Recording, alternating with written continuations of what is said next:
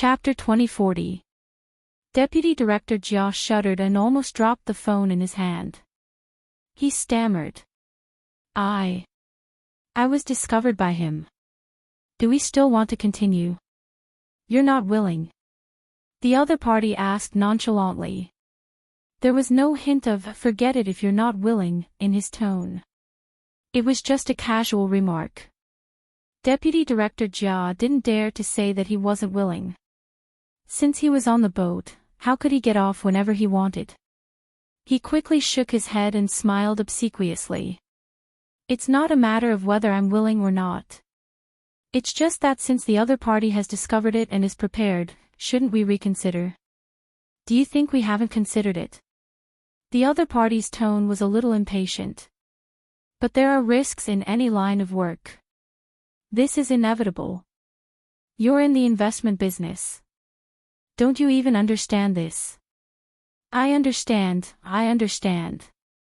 Deputy Director Jia nodded quickly and didn't dare to ask any more questions or refute.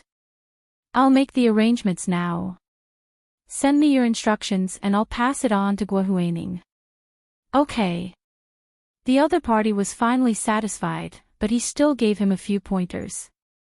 I said that Guohuaning's side is almost ready.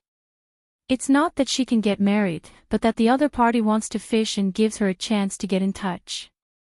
Otherwise, do you think it's so easy to get close to the Huo family? This time, we hit the right target by a fluke. Also, continue to hint to Guohuaning that Song Jining is her biggest obstacle. Deputy Director Jia understood. Got it. I'll make the arrangements.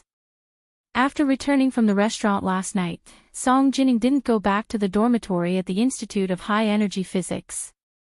Instead, she went back to her apartment. Her apartment was very spacious and had many rooms, so even if Lu Yuan and Lu Jin lived there, and Gunyanji came over from time to freeload, she could still live there. Lu Yuan knew that Song Jining was in a bad mood, so he asked a few questions. Seeing that she didn't want to talk about it, he didn't ask. Early the next morning, he prepared a sumptuous breakfast for Song Jining, which made Song Jining smile from ear to ear. In addition, Gunyanji was observing her expression and deliberately asked, Miss Song, wasn't the candlelight dinner last night good? I was thinking about when Major General Hua.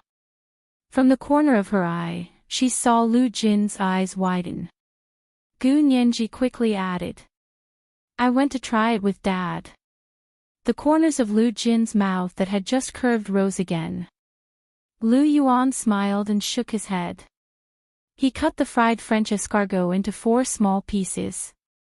One piece was placed on Song Jining's plate, one piece was given to Gunyanji, and the remaining 2 pieces were divided between himself and Lu Jin. Song Jining picked up a small piece with her fork and put it in her mouth to chew.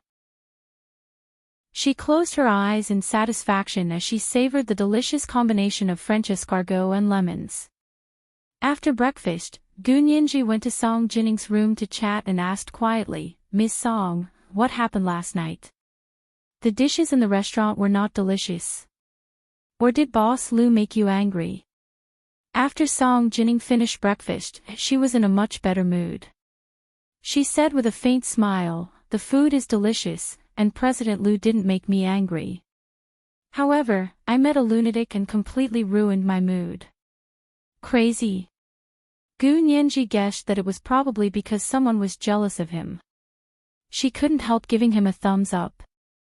President Lu is so amazing. He's only been back for a few days, and someone is already attacking you because of him. Song Jining giggled and walked into the cloakroom to find clothes to change into. She said, it has nothing to do with President Lu. It's my ex-husband's fault. I can't let President Lu take the blame. Gunyanji's mind raced and she understood. It's Guohuaning. She really went to stop you. She had thought that Guohuaning would go after Hu Guanchen's blind date. Song Jining was clearly not Hu Guanchen's blind date.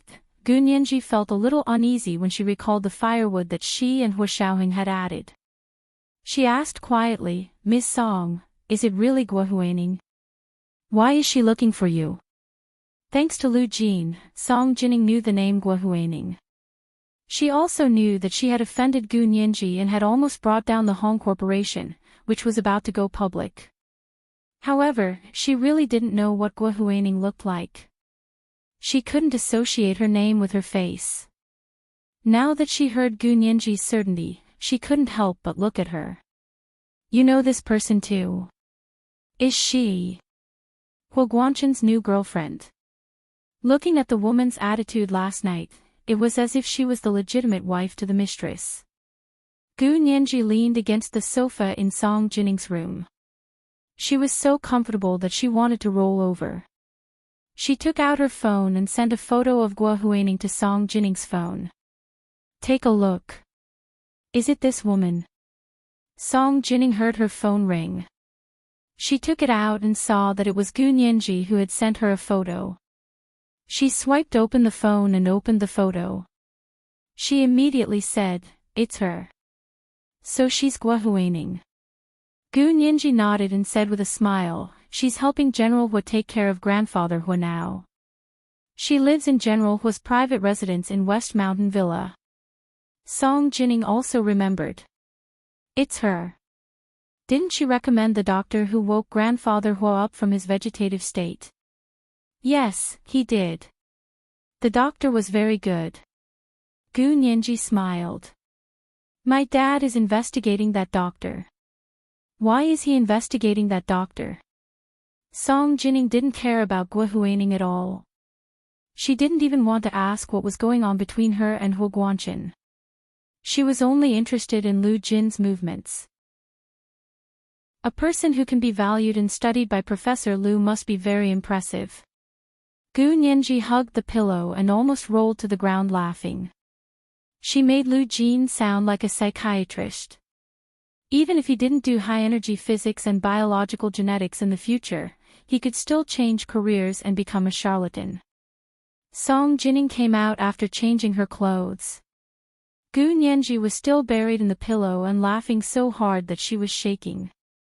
She walked over and patted her on the shoulder. How naughty. Why aren't you talking? Gu Nianji looked up with a smile on her face. Wait for me to finish laughing. She cleared her throat and said in a serious tone, because the way he operated on grandfather Huo was almost exactly the same as the demonstration surgery my father performed. That amazing. But why are you investigating? Did something go wrong with the surgery? Song Jining sat back in front of the dressing table and picked up a comb to comb her hair. Gu Nianji shook her head. There's no problem for the time being. It's precisely because there's no problem that I want to investigate. Song Jining's hand paused. I don't understand. My dad just thinks that no one here should know this kind of surgery. I don't agree with that. Song Jining put down the comb and turned around with a frown. Are we destined to be inferior in technology and can't compare to the other side in everything? That's not what I mean. Gu Nianji quickly shook her head and explained carefully, my dad is saying that the development of this kind of surgery method can't be achieved by relying on individual genius. It requires the combination of surgical instruments and medical concepts to have the soil for this kind of surgery method. Actually, I don't really understand it either. From what he means, surgery is different from genetic science. It requires technical accumulation and can't be achieved overnight. Song Jining understood what he meant. I see. Professor Lu means that this person's surgical method is too abrupt in this world. Without a major breakthrough in material technology and medical theory, it's impossible to have this kind of surgical method. That's right. Ms. Song is indeed a genius. You immediately understood. Gu Nianji smiled and gave him a thumbs up. Could it be that this doctor also came from the other side? Song Jining immediately thought of another possibility. Gu Nianji shook her head. This possibility has been ruled out. When my dad investigated this doctor, he first ruled out this aspect, but if he said no, then it definitely isn't. He didn't come from the other world, but he actually has an advanced surgical method. That's indeed quite strange. Song Jining thought about it for a while and then let it go. This wasn't within the scope of her research, so she didn't spend too much time thinking about it. After coming out of Song Jining's room, Gu Nianji saw Lu Yuan and Lu Jin waiting in the living room. She pursed her lips into a smile and said in a low voice, "President Lu, don't worry too much. It's nothing. It's just that someone was jealous and found the wrong person." Lu Yuan was worried and asked, "Really? Don't fool me. It's 100% real, absolutely true." Gu Nianji stretched out her finger and shook it. "You owe me 2 meals." Lu Yuan, she made it sound as if he had never cooked for her before. Seeing that everything was fine, Lu Jin smiled and teased Lu Yuan. "What are you worried about? Let me tell you, a genius like Director Song would never waste time on relationships. She's absolutely immune to jealousy and flirting. Besides, it's a waste of time, and she doesn't care to do it. Don't take the wrong path." Gu Nianji also smiled and said, "President Lu, although my dad isn't reliable when it comes to interpersonal relationships, he's still a genius. Only a genius can figure out a genius's mental state. Don't wait for Ms. Song to throw herself into your arms. It's impossible. It's impossible for Ms. Song to do it in this lifetime." Lu Yuan was slightly taken aback. "Really? Of course." Gu Nianji quickly nodded. "If you don't believe me, try another method. Be more proactive. Be more straightforward." This was the second update for today, Chapter 2029, Be Proactive, Be Straightforward. It's November. Please give me your monthly votes. And recommendation votes. Mwah, all the big shots and little angels. Chapter 2041. Lu Yuan's expression changed slightly, but his eyes darted past Gu Nianji and Lu Jin's faces. He wasn't sure if he should listen to them. After all, neither of them looked very reliable. Gu Nianji giggled, as if she was watching a show. Lu Jin stood by her side to support her. He didn't care what his girl said or did at all. He was a firm follower of the 2 whatevers. Everything his girl said was right. Anyone who disagreed with his girl was wrong. He could pick out the bones in an egg, let alone pick out other people's thorns. Was their advice really worth listening to? Lu Yuan said calmly, "I'll think about it." Gu Nianji shrugged. "That's all I can help you with." Lu Jin scoffed and patted Gu Nianji's head. "Girl, don't be discouraged. President Lu said he'll think about it, so he'll really think about it. He's definitely not trying to trick me." "Oh." Gu Nianji ended the topic with a syllable. After Song Jining's birthday, Guangchen began to have people investigate the situation at the Institute of High Energy Physics.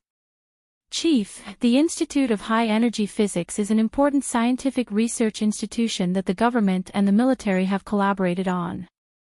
The security is too tight. What do you want to investigate? Guangchen's personal secretary asked with a headache. He knew that Guangchen's ex-wife, Song Jining, was the current director of the Institute of High Energy Physics. If there was anything, couldn't he just ask his ex-wife? What was the meaning of secretly investigating in secret? Guangchen looked at the photo that had been secretly taken on his phone and felt that the back view was too glaring.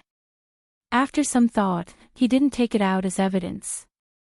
He just raised his eyelids and said with a smile, "You also know that the Institute of High Energy Physics is an important institution of the country. It's heavily guarded, so check the political background of all the members of the Institute of High Energy Physics. Including, but not limited to, the director of the Institute of High Energy Physics, professors, general scientific researchers, graduate students, administrative staff, security guards, and cleaners. Not a single one of them can be missing." As the director of the military's political department, it was the most justifiable move for him to check the political background of everyone in the Institute of High Energy Physics. That's doable. Huo Guanchen's personal secretary's eyes lit up and he almost gave him a thumbs up. Chief, you're so smart. He could tell that the chief still had lingering feelings for his ex-wife. Using this method to get rid of all the potential rivals in love near his ex-wife, it was really great. Huo Guanchen's personal secretary thought he understood the chief's state of mind and smiled mysteriously. Don't worry, Chief. We will definitely turn the Institute of High Energy Physics upside down. Even a male mouse has to be investigated 3 generations of his ancestors and 5 generations of collateral relatives. Huo Guanchen stopped smiling and said sternly, if that's how you feel, then don't investigate. I'll send someone else. Huo Guanchen. Huo Guanchen stopped smiling and said. Guang, Huo Guanchen nod. Guang, yes. Chen, Huo Guang. This is Huo I said. Guing I, song, hua, hua. Too long, the internet had the s had, comma, yang had, to, as, the chen long in. In the age of the internet, this information had long been scanned and entered into the database. Huo Guanchen's personal secretary, as the personal secretary of the director of the military's political department, had certain authority to access such a database. The personal secretary walked back and Huo Guanchen looked down at the photo on his phone. After a long time, he deleted it. But a few minutes after deleting it, he went to the folder where he stored the deleted photos in his phone's album and restored the photo. He couldn't bear to delete it. He looked at the photo with a deep gaze. The personal secretary didn't understand his thoughts, so he wouldn't explain further. It was good to let him misunderstand that he was doing this for Song Jining. And it wasn't a misunderstanding. After all, he was doing this for Song Jining. He wanted to remarry Song Jining and also wanted to find out the truth about the failed experiment. Sitting at his desk, Huo Guanchen opened an internal report on the accident that year. The person who represented the military in contacting Song Haichuan and Song Jining had always been his older brother, Huo Guanyuan. He knew about Song Jining from his older brother. At that time, he didn't know that this woman would become his wife and give birth to an outstanding son. When the accident happened 18 years ago, he was only a captain. His older brother, Huo Guanyuan, who was also Lu Yuan, was already a senior colonel. At that time, he was already married to Song Jining, and his child was already 12 years old. At first, he didn't know what project they were working on. It wasn't until Song Jining and his older brother, Huo Guanyuan, had an accident at the same time that he, as a family member, learned a little about it. He didn't believe that the accident was the natural result of the experiment's failure. Later, the higher his position climbed, the more facts he learned, and the more confused his goals became. The more he knew, the more it proved that the experiment's failure was indeed a natural result. Because such a major experimental accident, the military and the government would definitely not let it go. They would definitely investigate thoroughly. As his security level rose, those top-secret documents were placed in front of him one by one. The more he looked at them, the more he realized that he had indeed been overthinking back then. Now that even his older brother, who he thought had been sacrificed, had returned, his faith was almost shaken. Could it be that he was really worried for nothing? Or was that accident a trap to begin with? A trap to make his older brother disappear so that he could appear in another identity. However, Song Jining's biological father, once the most famous high-energy physicist in Huaxia, Song Haichuan, had really died in that experimental accident. He knew very well because he was the one who had buried Song Haichuan's body as his son-in-law and held a grand funeral for him. Apart from Song Haichuan, there were also many experimenters and soldiers from the military carrying out secret missions. All in all, there were hundreds of people. If the experimental accident at that time was really the natural result of the experiment's failure, then these people could still be said to have sacrificed their lives for science. The path of scientific development had always been a path filled with dangers and thorns. However, Guanchen thought about it for a long time and still didn't think that it was a trap. Because he knew the military very well. They wouldn't let so many people die just to hide one person's identity. He believed that the experiment had indeed failed. But the question was the experiment's failure a natural result or was it manipulated? If it was manipulated, then there must be a purpose. What was this person's purpose? Because in the past 18 years, if there really was a mastermind behind the scenes, there had been no movement from this mastermind. Guanchen's thoughts were on the road, which was after Guanyuan's return, and he had once walked into a dead end. It wasn't until some people began to use Guahuaning to get close to him and treat him like a fish that he discovered new clues. This was the first update of the day, Chapter 2030, The Two Whatevers. There were 2 updates today. At 8:30 p.m. on the second update. Moi, everyone, little angels. Chapter 2042. The Institute of High Energy Physics was bustling with activity. The master's students and doctoral students were concentrating on Lu Jin's class. Song Jining and her lab staff were having a meeting in the conference room to summarize their recent experimental results. Even the uncles and aunties sweeping the floor and the security guards guarding the entrance were all focused and meticulous. The place looked simple and unadorned.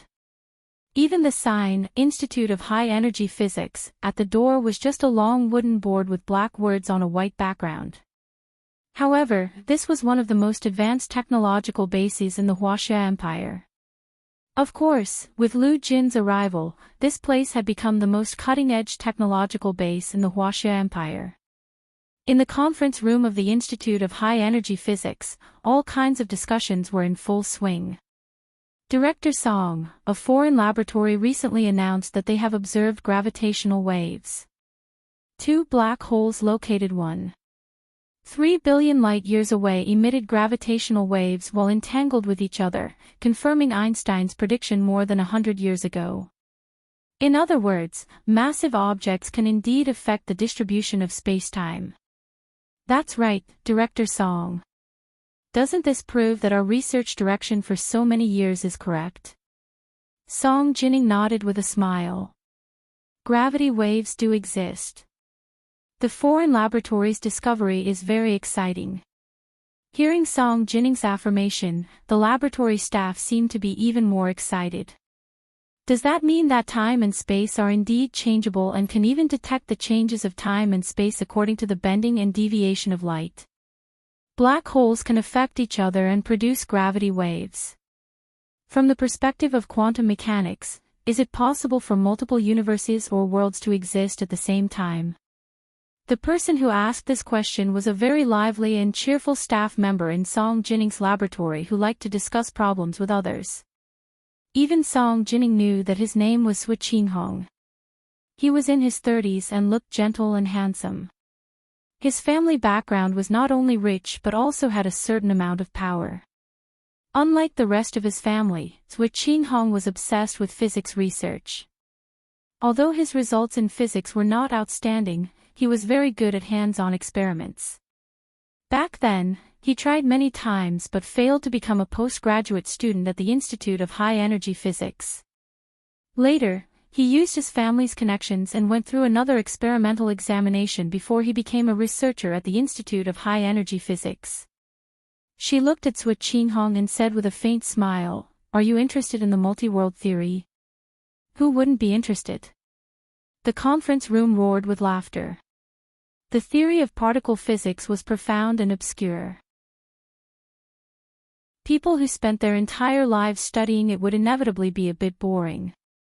However, most of the people in this conference room were middle-aged and young people.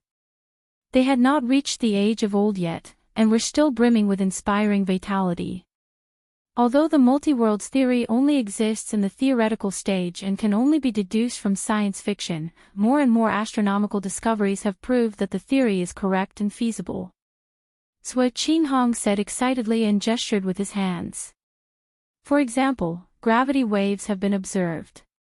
Then, can we use gravity waves as energy to break the barrier of time and space and detect the reality of multiple worlds? Ha ha ha. Little Zhou, you're too imaginative. We've only just observed the gravity wave, and you're already thinking of traveling to a parallel world. Yes, it's me. As long as I see the photo of my favorite idol, I can immediately imagine which kindergarten our children will go to in the future. Yeah, I haven't bought the lottery yet. I'm already thinking about how to write my will. Otherwise, if I win the lottery, my children will fight over the inheritance. That would be quite a tragedy. Forget it. If you want to have children fight over the inheritance, shouldn't you have a girlfriend first? If you don't even have a girlfriend, how can you have children fight over the inheritance? Shouldn't you ask him if he has a chance of winning the lottery first? Why are you talking about children fighting over the inheritance? Ha ha ha ha. I've been led astray by him. Song Jining pursed her lips and laughed as she listened to her subordinates jesting. The verification of the multi-worlds theory was top secret even in the Institute of High Energy Physics. It was not something that an ordinary researcher would know. In the past year, there had been a major breakthrough in magnetic field energy, but this breakthrough was based on the experimental notes left behind by Gu Xiangwen. And this Gu Xiangwen, of course, was not Lu Jin from the other world, but the Gu Xiangwen who was born and raised in this world and died in the submarine a few years ago. Therefore, only Song Jining and a few scientists from the military participated in the experimental verification. In the end, Song Jining was the only one who successfully used the magnetic field energy to activate the resonance of the magnetic field. However, now that she saw that her researchers were on the right track, Song Jining was still very pleased. Without Gu Xiangwen's research results, they would definitely have reached the right destination in the end. But she did not know how long it would take. It could be a few decades, a few hundred years, or even 1,000 years. This was because breakthroughs in cutting-edge scientific research relied on people, genius scholars. And the probability of such a genius scholar appearing was too low.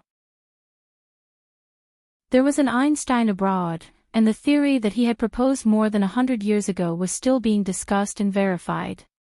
And Gu Xiangwen, the most powerful genius scientist of his generation in Huaxia, had been killed at the age when he was most likely to produce results. Song Jining's mood sank again when she thought of Gu Xiangwen, who had been hunted down by the Japanese and whose last family had died a violent death. She sat in the laboratory, listening to the heated discussion of the researchers, but she did not hear a single word.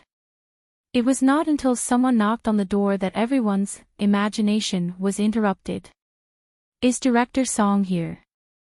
Song Jining came back to her senses and looked up to see Lu Jin standing at the door with an unhappy expression. Her mood immediately improved. The Gu Xiangwen on this side was gone, but the Gu Xiangwen in the other world was even more powerful. And he was willing to stay in Huaxia. She stood up. Professor Lu, is your class over? Do you have time to discuss it with everyone? Lu Jin scoffed. I'm afraid that discussing it with these people will lower my IQ. He pointed at the experimenters in the conference room and said disdainfully, their brains are a little smaller than those who write novels. Their logic is a little worse than that of real physicists. Director Song, if you deal with these people every day, it will affect your way of thinking. The people in the conference room were a little embarrassed, but they were used to Lu Jin's frequent mockery. In the entire Institute of High Energy Physics, Song Jining was the only one who had not been mocked by Lu Jin in person. Thinking of this, everyone calmed down and no one was particularly angry. Only Zhou Qinghong's eyes lit up. He went up to him and said, Professor Lu, do you know that the foreign laboratory has recently observed gravitational waves? Can you discuss it with everyone? Lu Jin glared at him. Gravitational waves exist to begin with. What's so strange about observing them? If you have the ability, simulate gravitational waves in the laboratory yourself. The conference room was instantly filled with researchers kneeling on the ground. Do you think our laboratory is space? You're still simulating gravitational waves in the laboratory. Are you going to create 2 black holes too? No one said anything, but the look in their eyes made it clear. Lu Jin glared at them. What? You don't believe me? Do you want me to? Okay, Professor Lu, I have something to tell you. It's about Nianji. Song Jining quickly stood up to smooth things over and pulled Lu Jin away. Lu Jin followed Song Jining into her office with a sullen expression. He muttered, "Humph. What's so great about a bunch of old men in their 70s and 80s observing gravitational waves? I observed it with my own telescope when I was less than 10 years old." This was the second update of the day, Chapter 2031, Young Geniuses Have Been Born Since Ancient Times. There were 2 updates today. Moi, all the big shots and little angels. Chapter 2043. After walking into Song Jining's office, Lu Jin closed the door behind her and immediately asked. What happened to Nianji? You want to talk to me alone? Did something happen to her? Song Jining turned around in surprise. No, why would Professor Lu think that? But you were the one who pulled me in just now and said you had something to tell me about Nianji. Lu Jin looked at her suspiciously. You know how nervous and important I am to my girl. I know.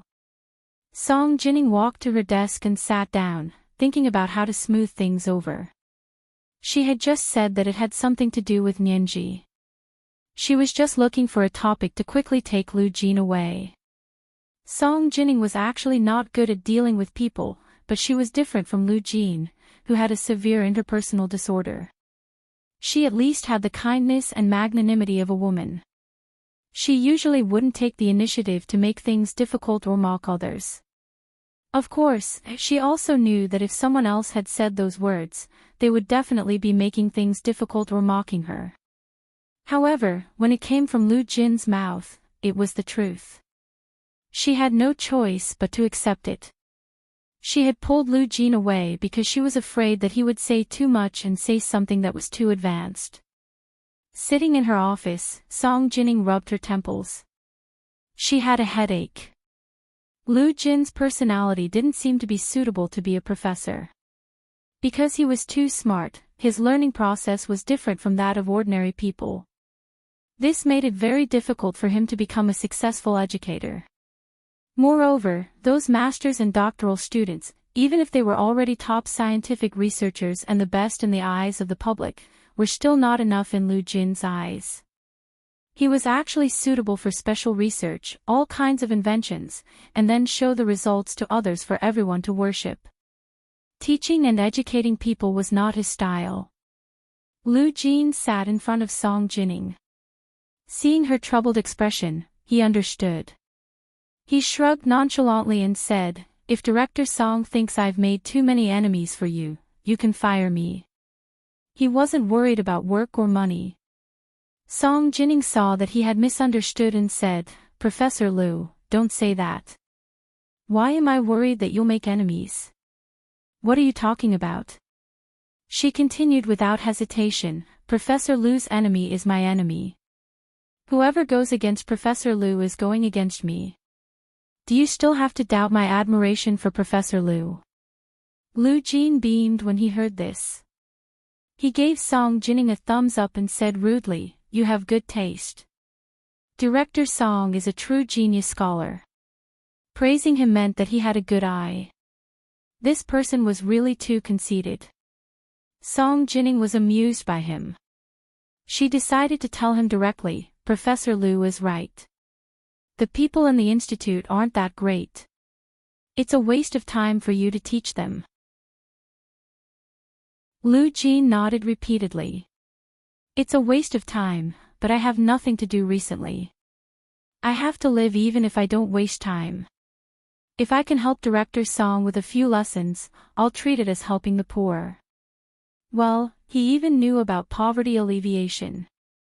It was obvious that he had too much time. Song Jining didn't know whether to laugh or cry.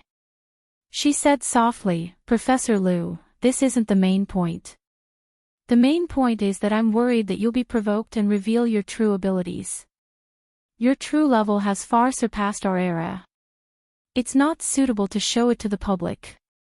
Lu Jin raised his head proudly. "My research is indeed not suitable to be shown to the public. They will be scared." "Yes, so why don't you be the chief scientist of our Institute of High Energy Physics in the future? I'll apply for an unlimited budget for you, and you can do whatever research you want." Lu Jin's eyes lit up. "Chief scientist. That's a good idea. I like it." He rubbed his chin happily. "My girl is the chief legal advisor of the Senate, and I'm her father. I can't be too bad. The father of the chief legal advisor has to be the chief scientist." Song Jining smiled and remembered. "Yes, that's what I wanted to tell you about Ninji's problem." Lu Jin quickly stopped smiling and sat up straight. "Go ahead. Ninji works in the upper house of parliament. She's currently the chief legal advisor of the upper house. If she wants to take a step forward in the Senate and really become Speaker Long's successor, then she has to pay attention to her image and social influence, because both the upper and lower houses of parliament are elected." Song Jining paused. Elections can't be said to be the best mechanism, but as representatives of the public, there's no other way but to elect. Lu Jin nodded. "Get to the point. I know what elections are about, and I also know about public representatives. This is what Ninji needs to consider, but does it have anything to do with me?" Song Jining continued to remind him, "You're Ninji's biological father. When she really runs for office, her background and identity will be known to the public. If you offend too many people and people find out that she's your biological daughter, do you think those people will come out to stir up trouble and create obstacles for Ninji?" Lu Jin was instantly furious. He slammed his hands on the desk. "Who would dare? Whoever creates obstacles for my girl, I'll teach them a lesson. Give them a taste of their own medicine. Whether it's stirring up trouble or spreading rumors, let those people try. If I don't overturn those people's assets, I'll break off my father-daughter relationship with my girl." Song Jining, it seemed like he was serious. He had even said break off their father-daughter relationship. Song Jining instantly had a better impression of Lu Jin. A person who loved his daughter so selflessly and was a genius scientist that no one could hope to reach. This kind of person was a true dragon among men. She regretted using such words to persuade Lu Jin, so she quickly said sincerely, "Professor Liu, I was wrong. I shouldn't have said that. Please forgive me." Song Jining didn't have any idle baggage. She would apologize when she needed to. She had never been vague, and she didn't care about face. Lu Jin especially appreciated this about her. Although Song Jining's IQ wasn't top-notch in Lu Jin's opinion, she was many times higher than the average smart person. Moreover, Song Jining had never been shy about taking the initiative to apologize. This was something that Lu Jin couldn't do. It was impossible for him to apologize, not in this lifetime. Unless he was facing Ninji, which was a different matter. In Lu Jin's heart, he was very clear about the difference between close and distant. "Director Song, you're too polite. I understand what you mean. I'll be careful in the future, but I really won't be provoked by others to reveal all my secrets." Lu Jin spread his hands. "Don't forget, my father is a top psychologist and is good at hypnosis. I'm not as good at it as he is, but I've learned a little. Reading people's expressions is an introductory course in psychology. I know all about it, but I don't want to use it." Lu Jin rolled his eyes. It's because I understand it that I find it ridiculous and boring. Song Jining pursed her lips and smiled. She turned on the computer and began to apply for a personal laboratory for Lu Jin. She asked, "Then if you become the chief scientist of our Institute of High Energy Physics and have your own laboratory, do you still need an assistant? You can't do some experiments alone, right? There are a few lab laborers." Lu Jin counted with his fingers. "I can't have a socialite butterfly who has great strength, can move, and is tight-lipped. Not only can I not have her, but as long as she gets within 3 meters of my laboratory, she will be shot down by a laser." Song Jining, had she come up with a bad idea? However, when she saw Lu Jin excitedly calculating what kind of equipment he wanted for his personal laboratory and what kind of laborers he needed, she held back. This was the most suitable research method for Lu Jin. Song Jining didn't want to force Lu Jin to do those time-wasting things. After the two of them finished discussing, they began to talk about the research project to start. Lu Jin said, "I'll be frank first. My own civilian project won't be given to your Institute of High Energy Physics. Those are for Boss Lu. He's the one who earns money for me. If those patents don't earn him money, he'll quit cooking for me and Ninji." "Song Jining," she said faintly. "President Lu also cooks for me." Lu Jin blinked slyly, his expression still stubborn. "I've known Boss Lu for so many years, and I know his bad habit. Whenever he sees a woman he likes, he'll take the initiative to cook for her. Actually, why bother? A woman likes a man, not a chef." Song Jining felt very uncomfortable and immediately said, "President Lu cooking is a good thing. How did he become a chef? Are you worthy of President Lu's cooking for you all these years?" "And it was especially delicious." Lu Jin laughed in his heart, but he still stiffened his neck and said, "If a chef doesn't cook well, can he still be called a chef? Not everyone who goes into the kitchen to cook is called a chef.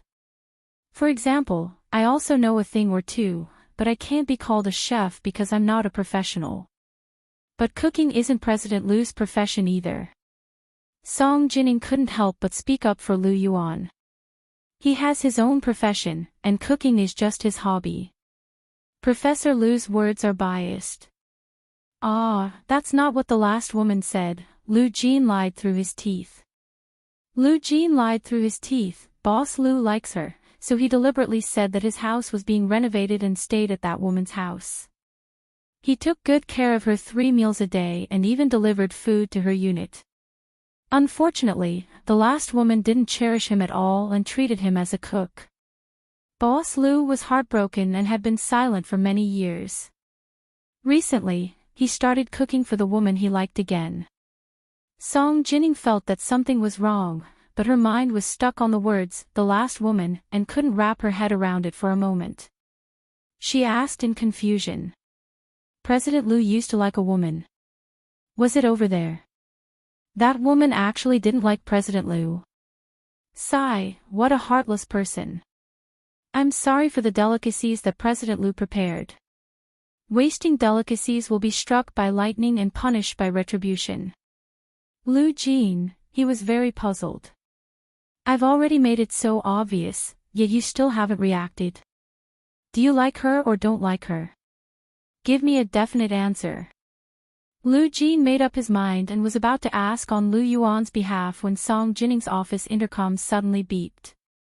Song Jining turned it on, and a woman's sweet voice rang out. "Director Song, Minister Shi from the Ministry of Education is here. Do you want to meet him?" The minister of the Ministry of Education was here, so how could Song Jining not see him? She immediately said, "I'll be right there. Please invite Minister Shi to the reception room." Lu Jin hated dealing with these bureaucrats the most. He also stood up. "Then I'll go back first." "You go ahead." Song Jining nodded. "I can mention the matter of applying for a budget to the Minister of Education in person. In theory, this is funded by the Ministry of Education, but the Senate can also play a big role. I'll talk to Nyenji when I get back tonight." Okay, it doesn't matter if you don't have money. Boss Lu will think of a way, Lu Jin said lightly and walked out first. When he opened the door, he saw a sweet-looking woman.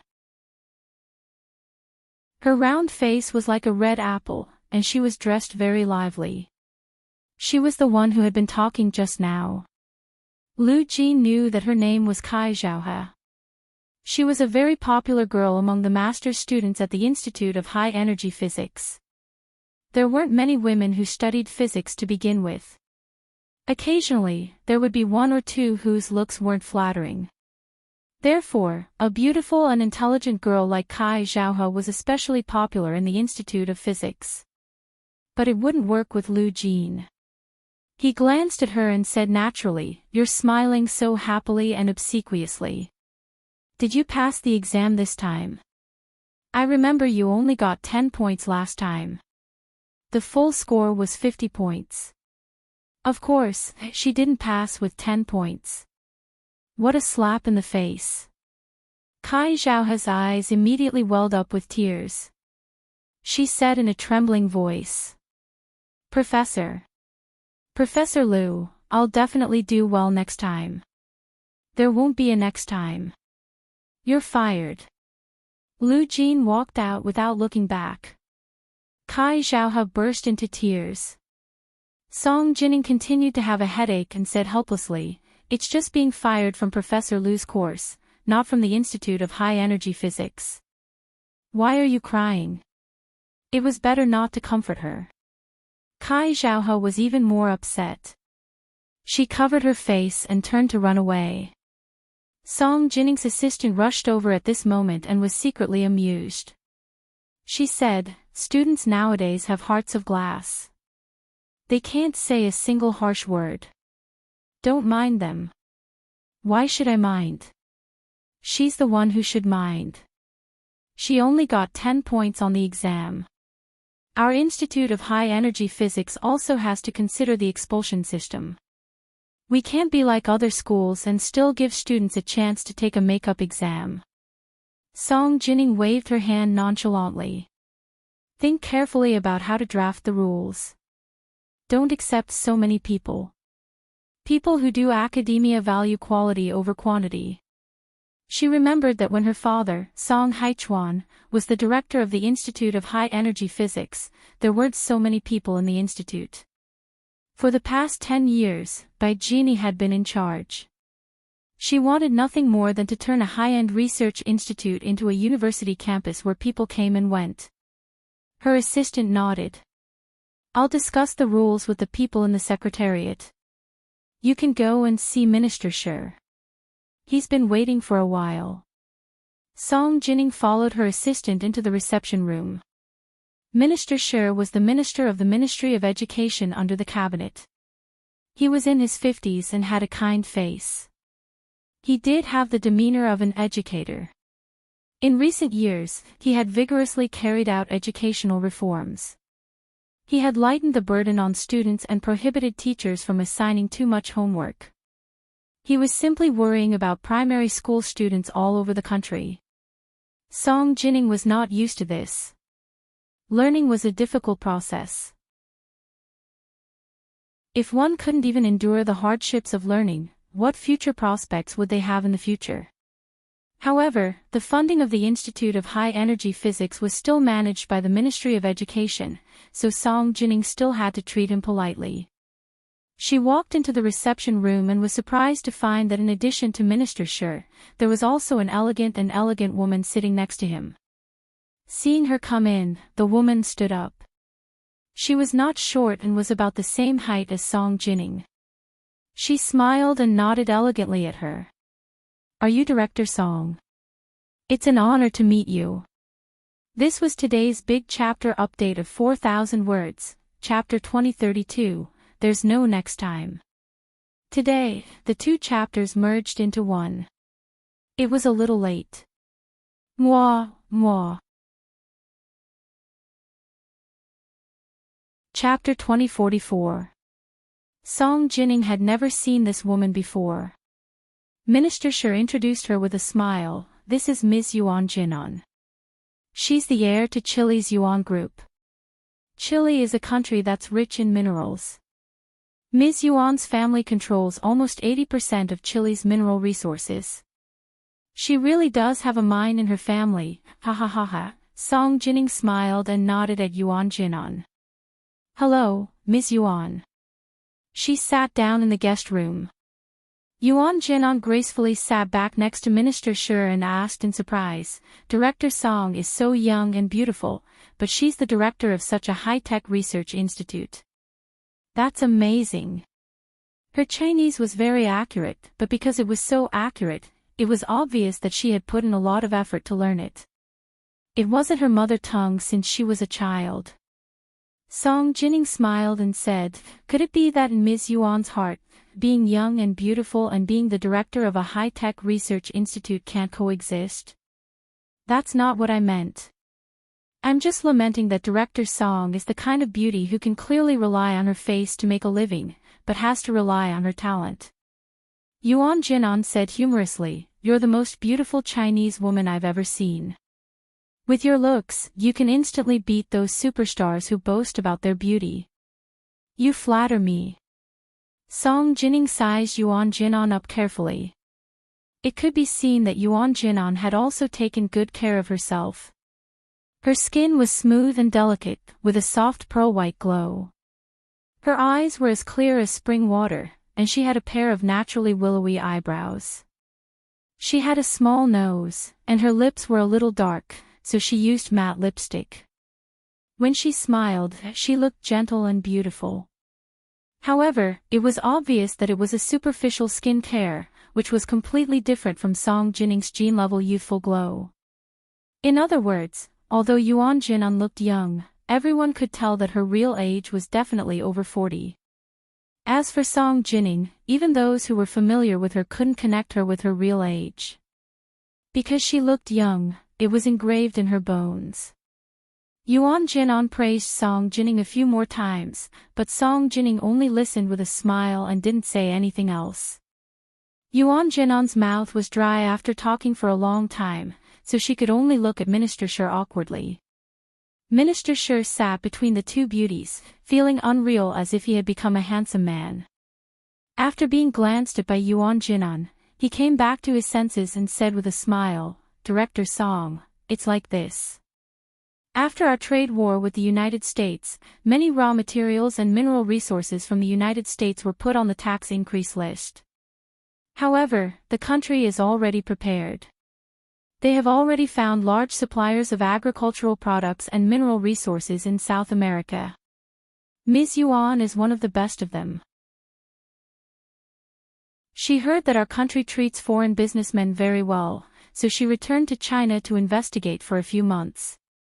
She felt that the domestic environment is very suitable for her family to expand into new fields, so she decided to invest in our country. She also wants to find a research institute to cooperate with. She wants to hand over some of the problems that require technological breakthroughs to our country's research institute. The Hara Corporation will provide the money, and we will provide the manpower. Song Jining shook her head. Minister Shi, our Institute of Physics doesn't lack money, and we don't do industrial-level technical research. Ms. Yuan has come to the wrong place. You can introduce our country's private enterprises to Ms. Yuan. She will definitely be able to find a good partner. Yuan Jinan didn't expect Song Jining to reject her outright. She said regretfully, I see. Actually, I also want to contribute to China's scientific research. Since Director Song isn't interested, Minister Shi was a little anxious. He quickly said, Director Song, aren't you applying to the cabinet for funding? Your Institute of High Energy Physics is a subordinate institution of our Ministry of Education. The Cabinet Budget Committee has transferred your funding application to our department. To tell you the truth, this year's budget is a little tight. Our policy now is to encourage subordinate institutions to mainly raise their own funds, and the department's funding is secondary. Song Jining looked disapproving. You can say this to other institutions, but you can't say it to our Institute of High Energy Physics. Even if your entire department's budget is cut, you still have to allocate funds to our Institute of Physics. This is not negotiable. She actually didn't give face to Minister Shi in front of a foreign guest. The gentle smile on Minister Shi's face couldn't hold on any longer. Director Song, you must be joking, right? Minister Shi blinked. The balding parted hair on his head was shiny. This year, the budget of all the cabinet departments has been cut. Are you making things difficult for me? Song Jining couldn't talk to Minister Shi about the budget in public. She raised an eyebrow. This is your problem, not mine. If there's nothing else, I'll be taking my leave. Her time was already very tight. Other than experiments, the only thing she could spare time to do was to apply for funding. Now this Minister of Education actually dared to tell her that the Institute of High Energy Physics funding would be cut. It was really the biggest joke in the world. Yuan Jianan saw how tough Song Jining was and didn't continue to insist. She smiled and nodded. I didn't think it through. Actually, I have also contacted several engineering universities. They are all very interested. Since Director Song's Institute of Physics doesn't need it, then forget it. She stood up gracefully and reached out to Song Jining again. Director Song, see you again if fate allows it. Song Jining raised her hand and said with a smile, I didn't wash my hands after the experiment.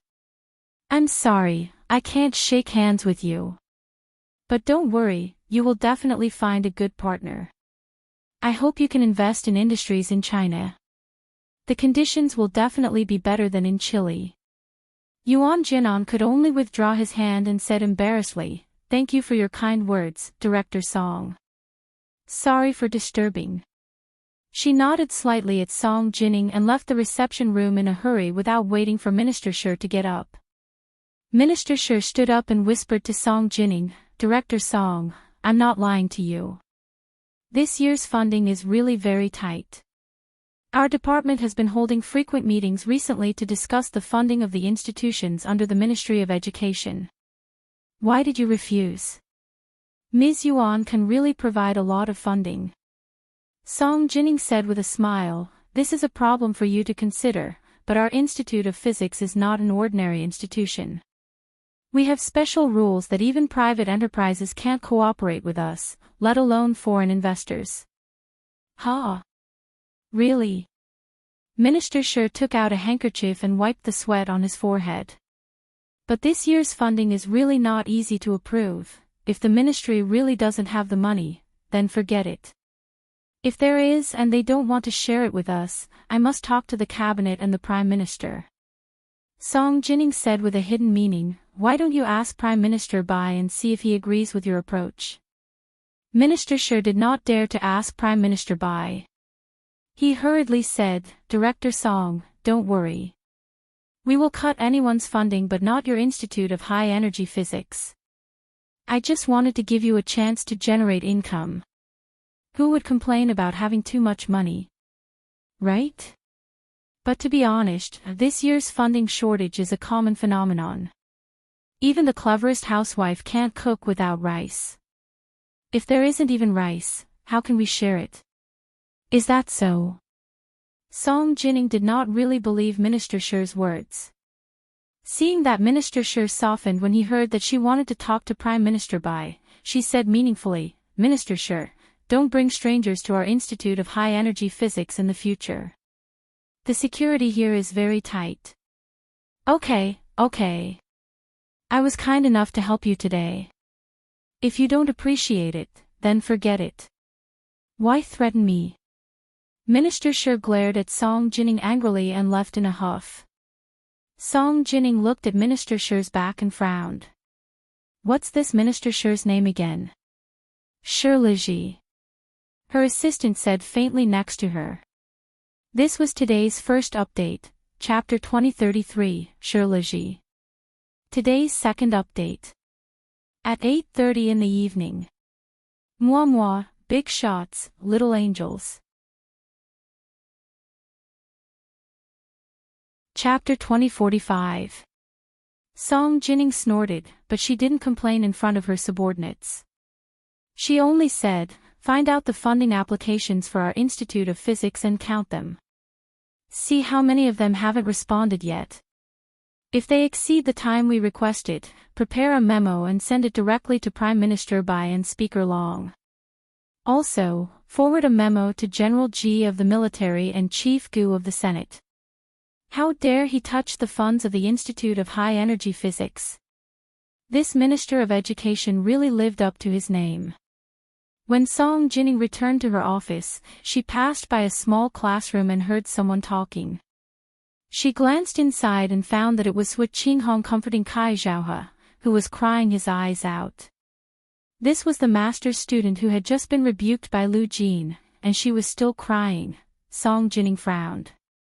She was seriously considering whether the Institute of High Energy Physics should cancel the enrollment of master's students and only recruit PhD students and postdocs. This way, he would be older, more mature, and more resistant to pressure. Only exceptional geniuses would be accepted as an exception. With this thought in mind, Song Jining returned to her office and began to draft new articles and documents. Sui Qinghong caught a glimpse of Song Jining's figure walking past the door from the corner of his eye. He knocked on the desk with a headache. "Zhaohe, what problem can you solve by crying like this? Why don't you think about how to make up for your grades?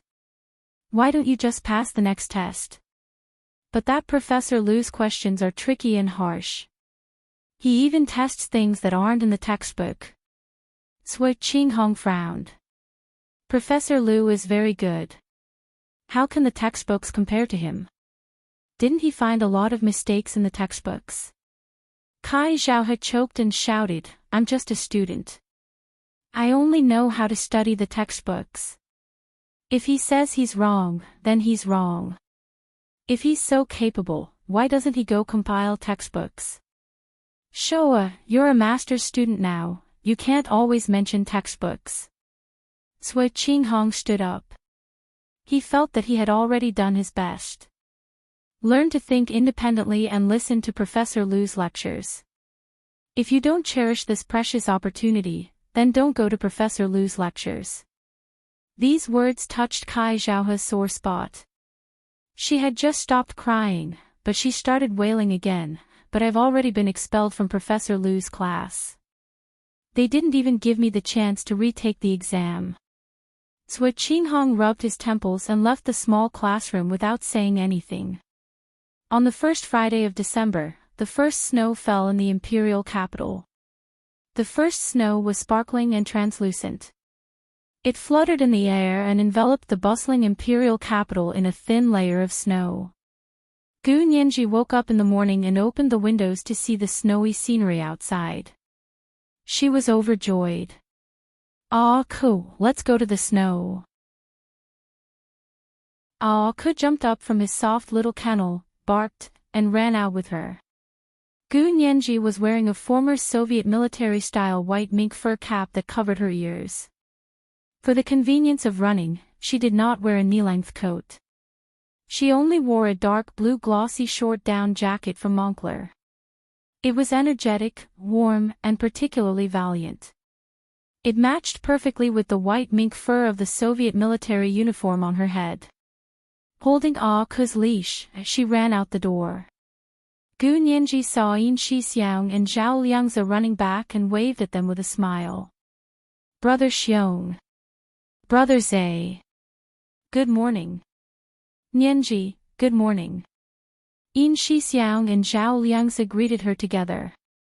Zhao Liangzi also greeted the short-legged little corgi, "Ah Ku.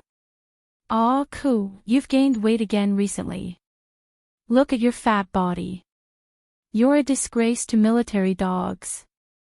Ah Ku seemed to understand what he said and pounced on him to bite him. Gu Nianji quickly pulled the leash and shouted, "Ku.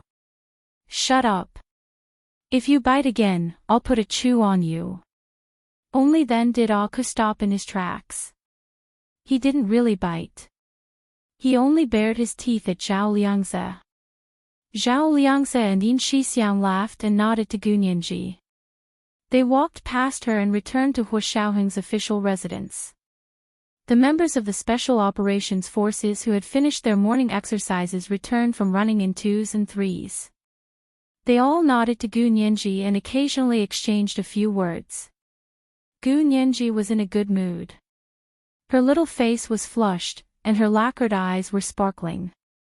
It was becoming more and more difficult to look away. The morning at the Special Operations Forces headquarters was so lively and bustling. After Hu Guangchen woke up in the morning, he went to the study to familiarize himself with the information for today's meeting. It was all prepared by the personal secretary for him and placed in the study. He only needed to look through it once. It was originally just a daily operation, but when he saw that the secretary had mixed in a report on the military budget, he raised his eyebrows in surprise. The political department didn't care about the budget, but the military's budget was also subject to political review. Therefore, before the final approval, all the application reports that had passed the budget review would be sent to the political department for final political review. He actually saw an application from the Institute of High Energy Physics among the application reports from the various military agencies. He quickly pulled out the application and read it. It turned out that Song Jining had applied for funding for Lu Jin's personal laboratory. This was because Lu Jin had made it very clear that his civilian project was intended to be patented and earn money for Lu Yuan's company. He would not give it to the Institute of High Energy Physics. His research projects at the Institute of High Energy Physics were all in cooperation with the military and were biased towards the development of cutting-edge weapons. Therefore, it was normal and reasonable for Song Jining to apply for funding from the military. Especially since the cabinet's budget was tight at the moment, it made sense for her to report directly to the military. But this wasn't how things worked in the past. Hu Guangchen checked the previous information. Sure enough, in the past, the military had transferred the money for the cooperation project to the cabinet, and then the Cabinet Budget Committee would allocate it to the Institute of High Energy Physics. In theory, the military couldn't directly give money to the Cabinet's subordinate agencies. This was considered overstepping their authority. Just like the Cabinet's subordinate agencies couldn't directly ask the military for money. This was considered overstepping their authority. Song Jining had never been someone who could be unconventional in this regard. Hu Guangchen was sensitive enough to sense that there was a conflict between the Institute of High Energy Physics and the cabinet. Hu Guangchen tapped his fingers on the desk twice and called his personal secretary over to ask, "How's the political review of all the personnel at the Institute of High Energy Physics going?" "Reporting, sir, it's still under investigation." His personal secretary quickly stood at attention and said, "We've divided everyone in the Institute of High Energy Physics into several categories and marked them with different levels of importance. First, there's the management and teachers.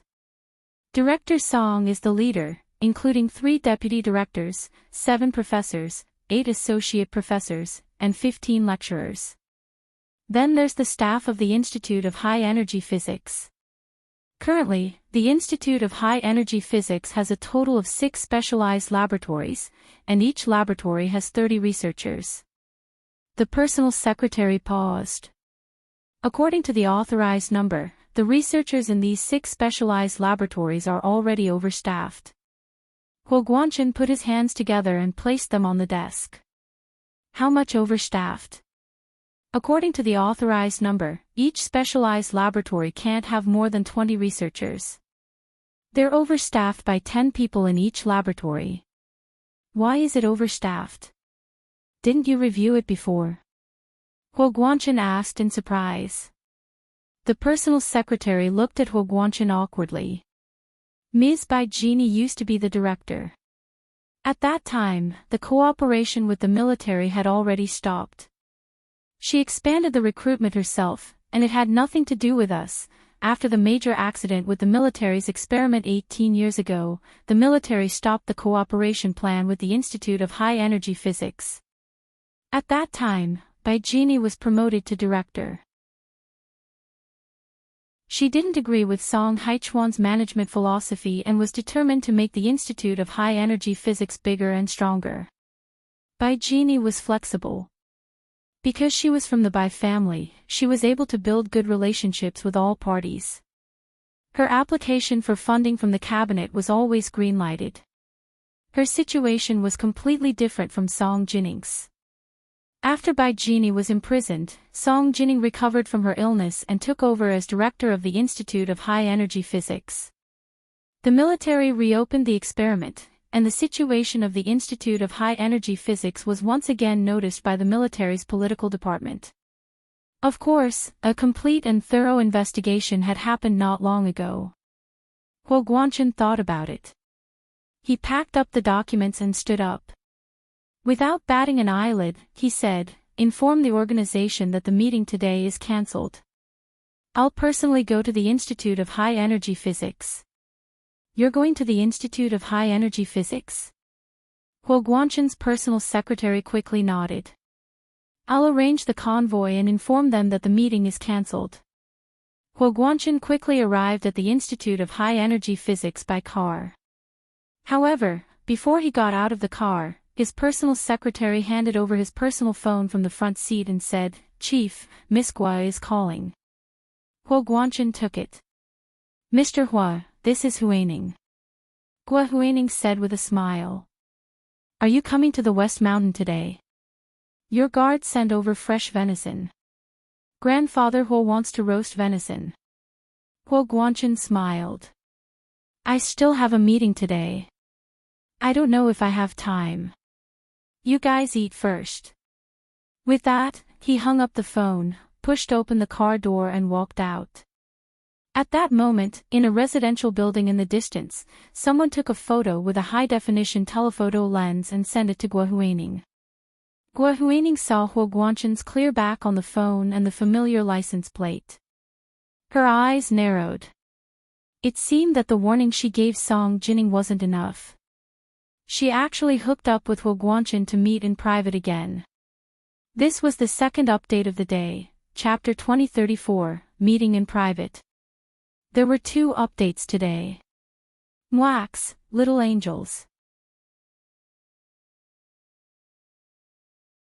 Chapter 2046. Gua Huining stared at the photo on her phone for a long time. She didn't even realize that it was already dark outside. The servants turned on the lights in the villa. Gua Huining was shocked and instinctively looked out the window. It was already snowy.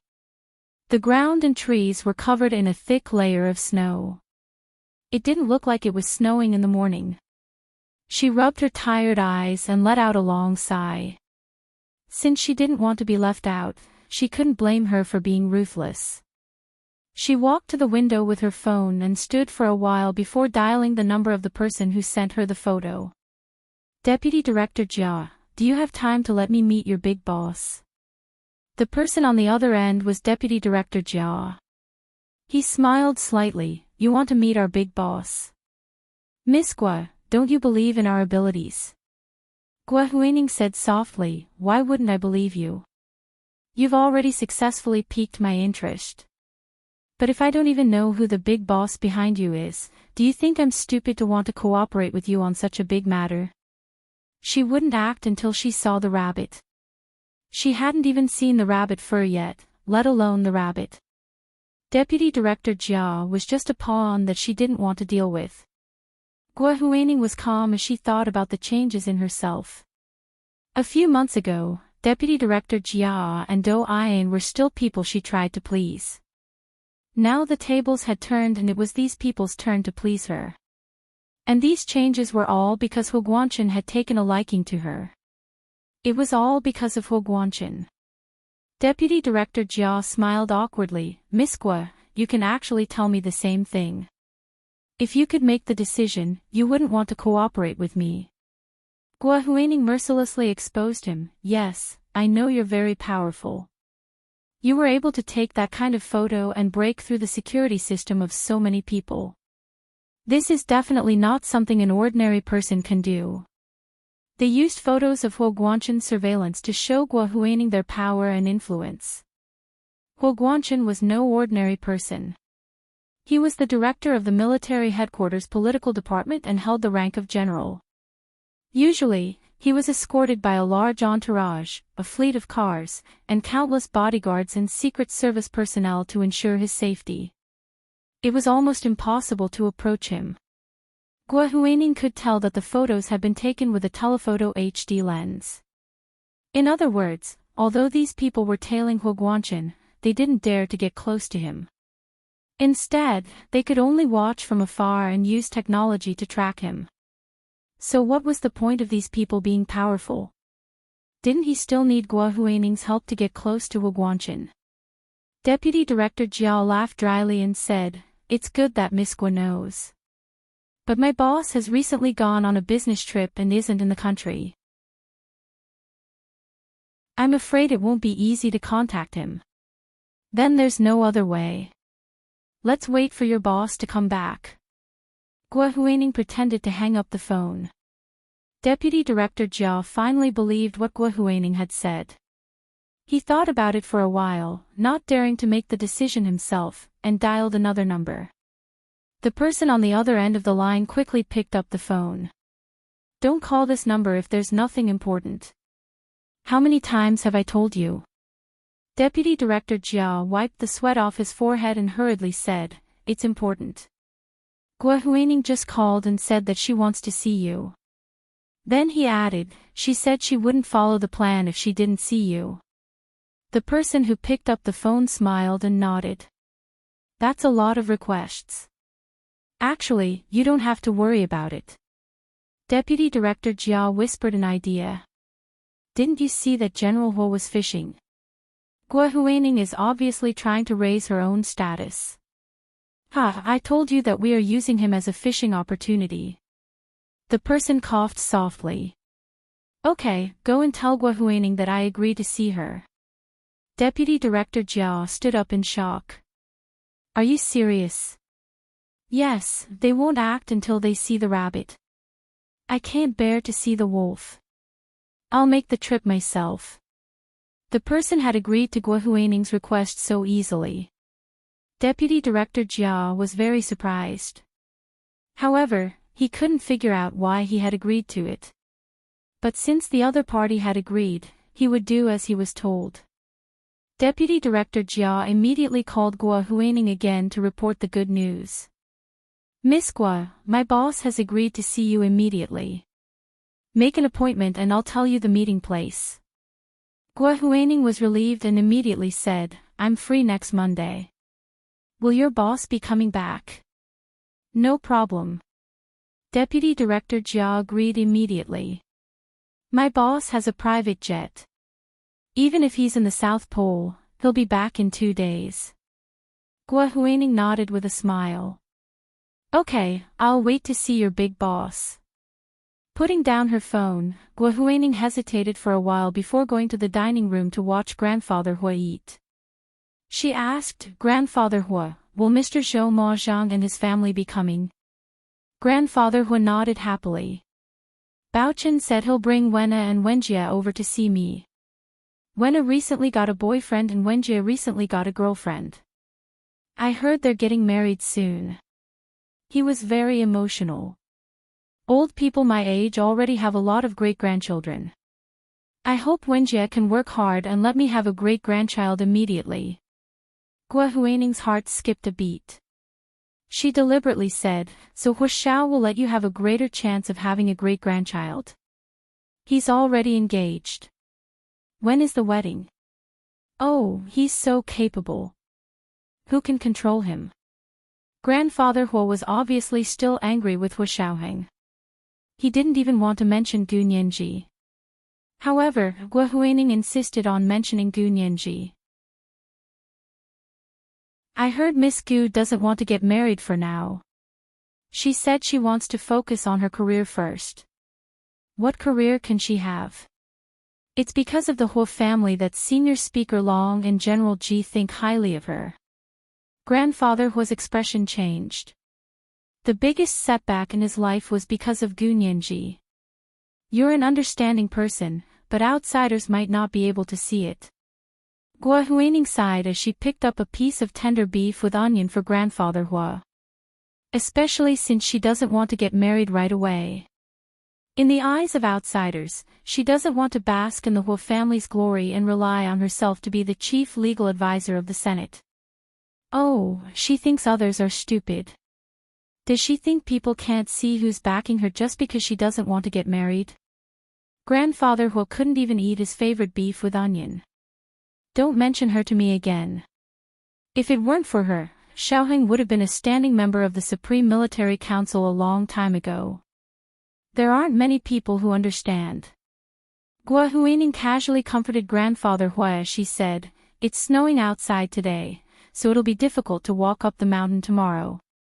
When Mr. Zhang's family arrives tomorrow, let them stay for a few more days and wait for the snow to melt before leaving." Yes, that's a good idea. You make the arrangements. After Grandfather Hua finished dinner, he returned to his room to video chat with Zhang Baoqin. He talked about the family going up the mountain tomorrow and staying for a few days. Of course, Zhang Baoqin agreed readily. I'm fine with it. It's just that Wenna and Wenjie have to work on Monday. That's fine. Let Gua Huining send them down the mountain to work. The father and son arranged the errands with Gua Huining in the video chat. Gua Huining called Hua Guanchen again. This time, she didn't have to wait long before Hua Guanchen answered.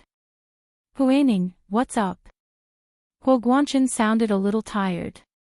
Gua Huining was very worried and whispered, Mr. Hua, are you done with your meeting? The venison here is getting old. Hua Guanchen chuckled quietly. You guys eat first. I'll see if I'm free to go up the mountain tomorrow. Okay, I'll wait for you. Gua Huining said gently and immediately hung up. She seemed worried that Hua Guanchen would reject her. Hua Guanchen watched her hang up before asking his personal secretary, Are you sure? Gua Huining has an appointment with the big boss over there. This is today's first chapter, chapter 2035, Don't Release the Falcon Without Seeing the Hare. Today is Monday again, my dear friend's recommendation votes it's 2 o'clock today. At 8:30 p.m. the next night. Moi moi, everyone, little angels. Chapter 2047. Hua Guanchen's personal secretary nodded seriously, yes, the surveillance found out. They called to confirm and asked Miss Gua to pick the time and place. Then what time did she pick? Hua Guanchen asked calmly. The other party said that their big boss would be returning immediately, so Miss Gua picked next Monday. Mondays were usually Hua Guanchen's busiest time. Besides, he had already promised to visit Grandfather Hua this weekend, so he definitely wouldn't be going back on Monday. Hua Guanchen smiled sarcastically, okay, Monday it is. Send more people to keep an eye on them, and remember not to alert them. It snowed for an entire day and night in the imperial capital. Hua Guanchen had planned to visit Grandfather Hua at the West Mountain Villa the next day, but because of the heavy snow, his motorcade couldn't go. He could only call to ask. Gua Huining wasn't disappointed, but when Hua Guanchen said sorry, she immediately felt better. She smiled and said it was fine, then set up a time to meet again. Although Hua Guanchen said it was the time to visit Grandfather Hua, in Gua Huining's heart, it had already become a date with her. At noon, Zhang Baoqin actually brought Zhang Wenna and Zhang Wenjie to the West Mountain Villa. Looking at the snow stains on their legs that almost reached their knees, Gua Huining was both emotional and gratified. She smiled and said, You're finally here. Grandfather Hua has been talking about you all morning, and I thought you wouldn't come. Zhang Baoqin smiled and changed his shoes at the entrance. How could I not come? I said I would come, so I will definitely come. When he saw Grandfather Hua, he was even more touched and happy than Gua Huining. He said loudly, They said the snow was too heavy to come, but how could you come? It all depends on whether you have the heart or not. Zhang Baoqin knew Grandfather Hua very well, and smiled when he heard this. Dad, who are you talking about? Who else? It's your second brother, Grandfather Hua laughed. He actually called me this morning and said he couldn't come because the snow was too heavy. Gua Huaining quickly explained on Hua Guanchen's behalf. Sir, it's not that General Hua doesn't want to come, but it's inconvenient for him to travel. He can't come like Mr. Zhang, the entire motorcade. As she spoke, she looked at Zhang Baochen and gestured. What do you think, Mr. Zhang? Zhang Baochen laughed awkwardly and said sourly, that makes sense. Second brother's status is different. He's a general, so of course he'll be surrounded by people when he goes out. Unlike us, who parked our cars at the temporary parking lot at the foot of the mountain and climbed up on our own two legs. On the side, Zhang Wenjie said in a daze, actually, the mountain road has already been swept. It's really not easy to have snow-sweeping workers on such a remote mountain so early in the morning.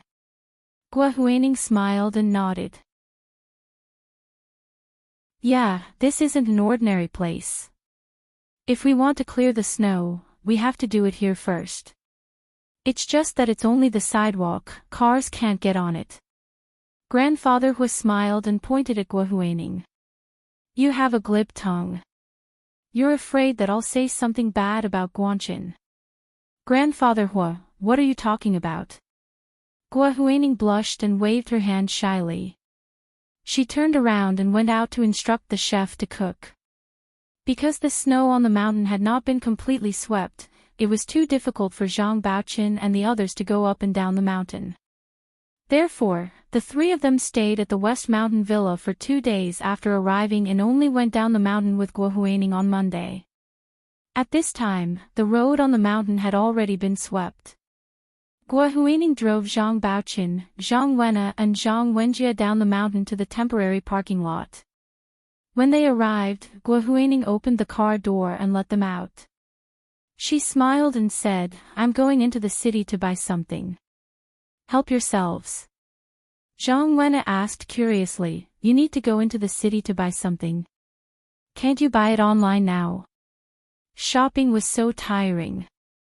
As an otaku, she had long since disliked crowded shopping malls. Gua Huaining was stunned, but quickly said, there are too many fake goods online. It's better to go to a real store to compare the goods. Okay. Zhang Wenna could only nod. Sister Huaining, you're a rich person. You can't compare to us. Gua Huaining smiled and drove into the city. After a weekend, the snow in the imperial capital had been swept clean. However, there were still many piles of snow on the roadside, waiting for the snowplows to be taken away. On Monday morning, the working hours had already passed. The imperial capital was not crowded. However, because the road was still slippery, it took her half an hour to reach the place where they had agreed to meet. Surprisingly, this person did not arrange to meet her at some high-end private place. Instead, they arranged to meet at the food stalls on the rooftop of an ordinary shopping mall. There were too many people here. Gua Huaining could not figure out why the other party would do this. However, the other party was a big boss with a private jet. If he didn't mind, why would she mind? Gua Huaining walked in with a Hermes platinum bag. The LV cashmere coat she was wearing did not fit in with the atmosphere here. She frowned and looked around. Suddenly, she saw a person who looked familiar. He was wearing a short gray cashmere coat. The coat was open, revealing a collared cashmere sweater. He wore a silver gray striped tie. He looked extremely elegant and handsome. Just like her, he also did not fit in with the environment here. Gua Huaining was very surprised. She did not expect the big boss behind the greasy middle-aged man, Deputy Director Jia, to be so young and so good-looking. Moreover, he could lower himself to sit at a place where the general public ate. He was like a bouquet of lilies that bloomed in the dust, untainted by even a speck of dust. However, seeing his calm demeanor and Duan Ning's behavior, Gua Huaining immediately recognized that this was the big boss. This feeling was not something that Deputy Director Jia, who deliberately pretended to be mysterious, could give her. She walked over with a smile and sat down in front of the man. She tapped her fingers on the plastic dining table twice. Sir, I don't think this is the first time we've met.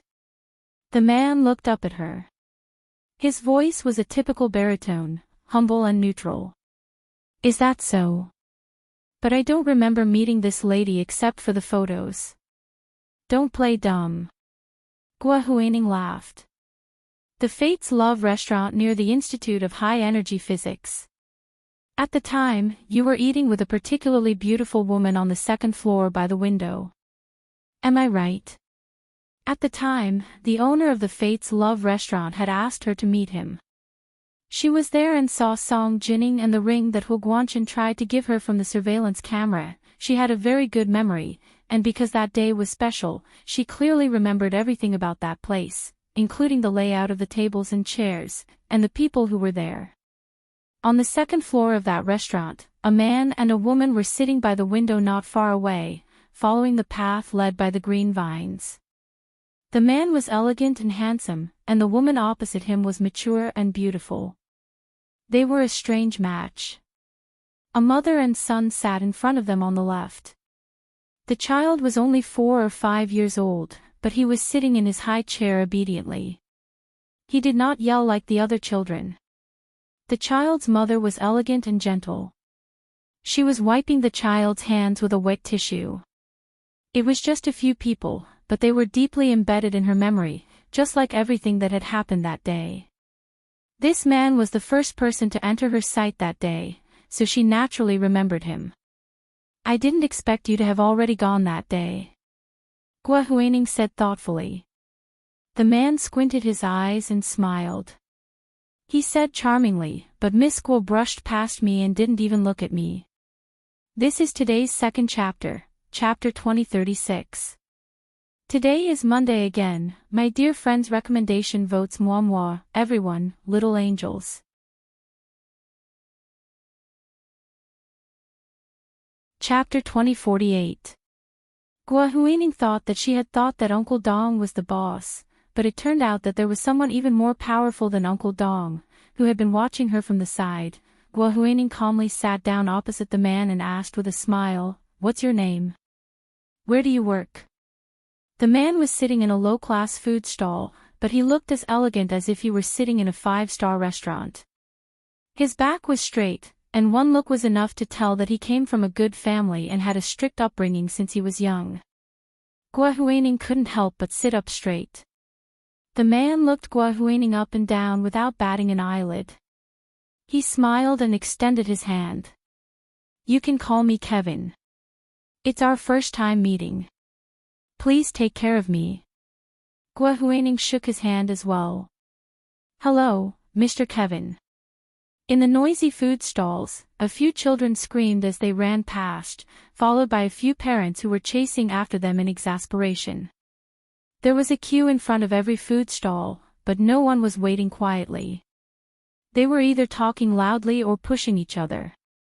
The dining environment couldn't be considered good, but it had a lively atmosphere. Kevin nodded. "Miss Guo wants to see me." "What's the matter?" Gua Huining picked up her phone and played with it. She said thoughtfully. "You guys are the ones who want me to join you. You don't have to pretend like nothing happened, right?" Kevin curled his lips, and his slender eyes formed a charming arc. He said, "Miss Gua, do you agree to join us? Don't make it sound so bad." Gua Huining shifted on the chair uncomfortably. "It's not like I'm going to do anything illegal." Kevin put away his smile.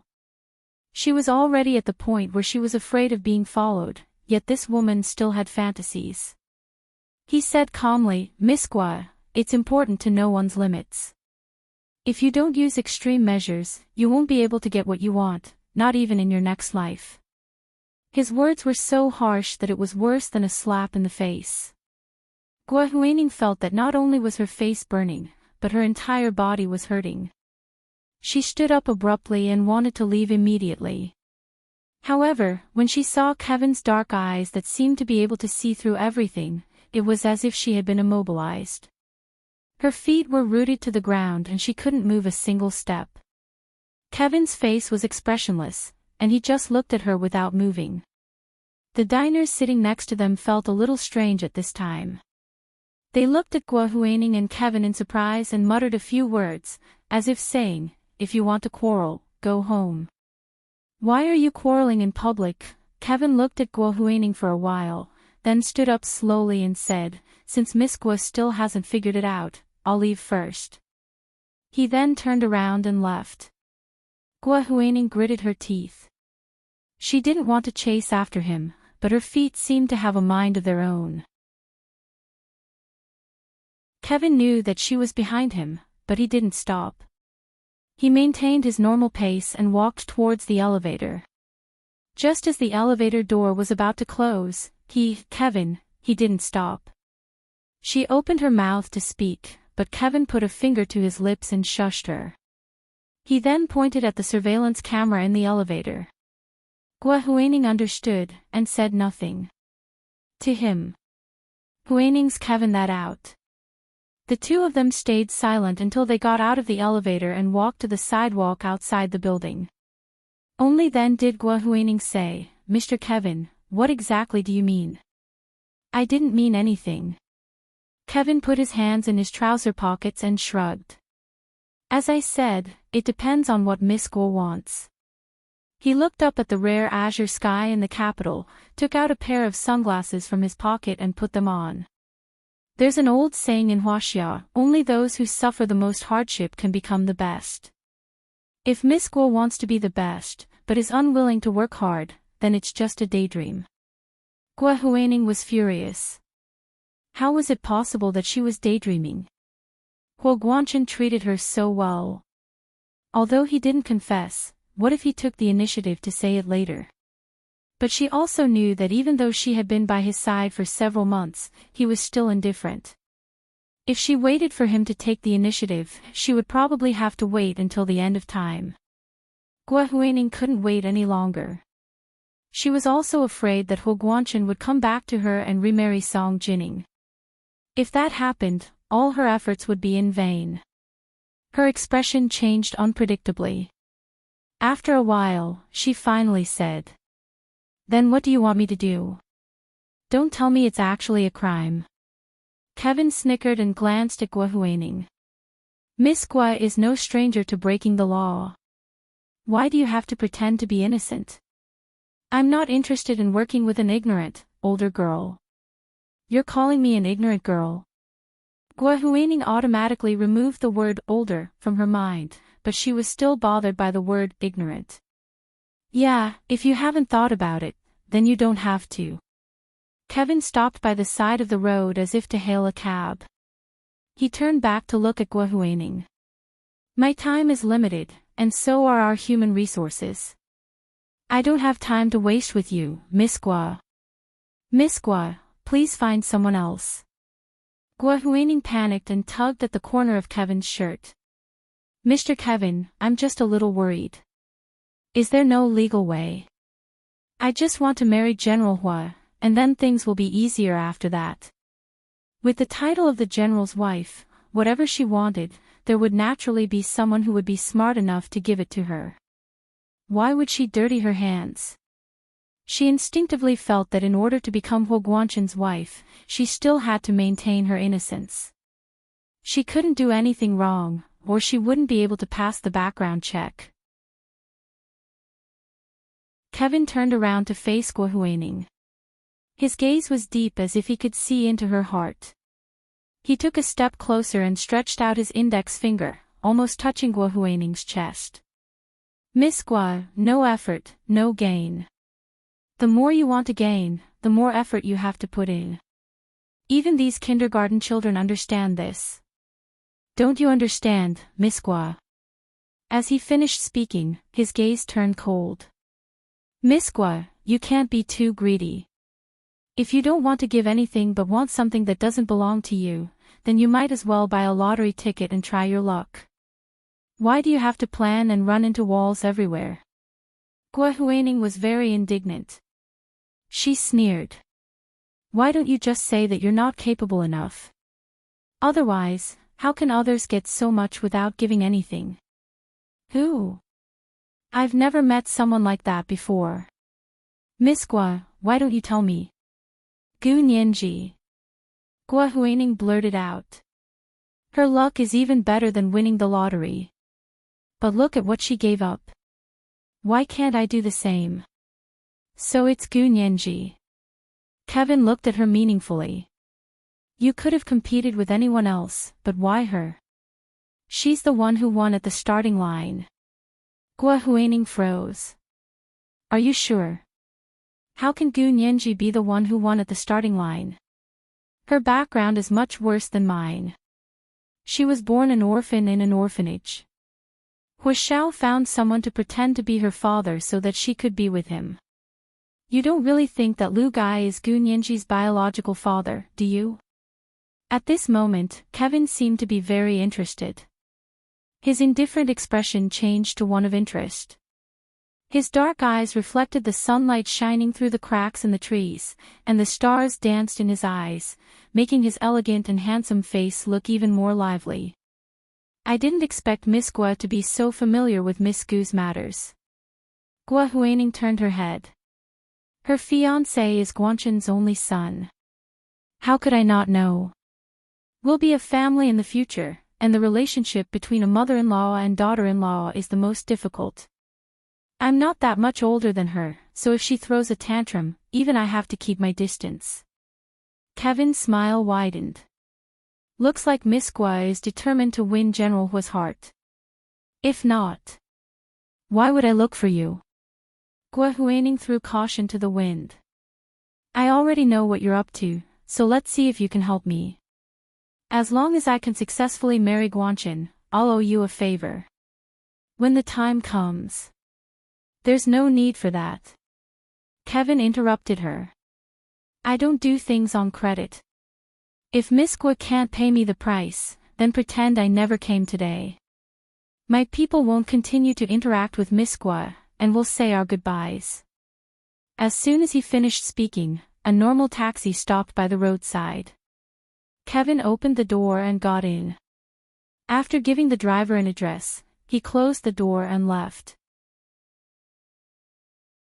Gua Huining didn't even have time to say a word before she watched him leave. She was extremely frustrated. She slapped the back of her head, thinking that she had been too indecisive. If she was indecisive, she would only get herself into trouble. Since she was already on board, why pretend to be innocent? It wasn't like she didn't know those photos were already an invasion of privacy. She was just pretending not to know. She clenched her fists and went to the parking lot to get her car. After getting in the car, she finally sent another text to Kevin. I'm on board. Kevin sat in the taxi and read Gua Huining's text on his phone. His lips curled into a smile. The driver in front was actually Uncle Dong. He gripped the steering wheel with both hands and whispered, Sir, how did it go? Kevin didn't reply to Gua Huining immediately. Instead, he put away his phone and said with a half-smile, When I met up with Gua Huining, there were at least 5 people secretly watching us. That General Hua really thinks highly of Gua Huining. Uncle Dong laughed heartily. Sir, you're still the smart one. You walked into the tiger's den and still managed to escape unscathed. Kevin looked out the window and snorted. Gua Huining is hesitant. Her personality is really not likable. She's also jealous of Gu Nianji and can't stand her. Her heart is higher than the sky, but her life is thinner than paper. She has the body of a servant and the life of a servant. She insisted on tiptoeing to be the daughter of a wealthy family.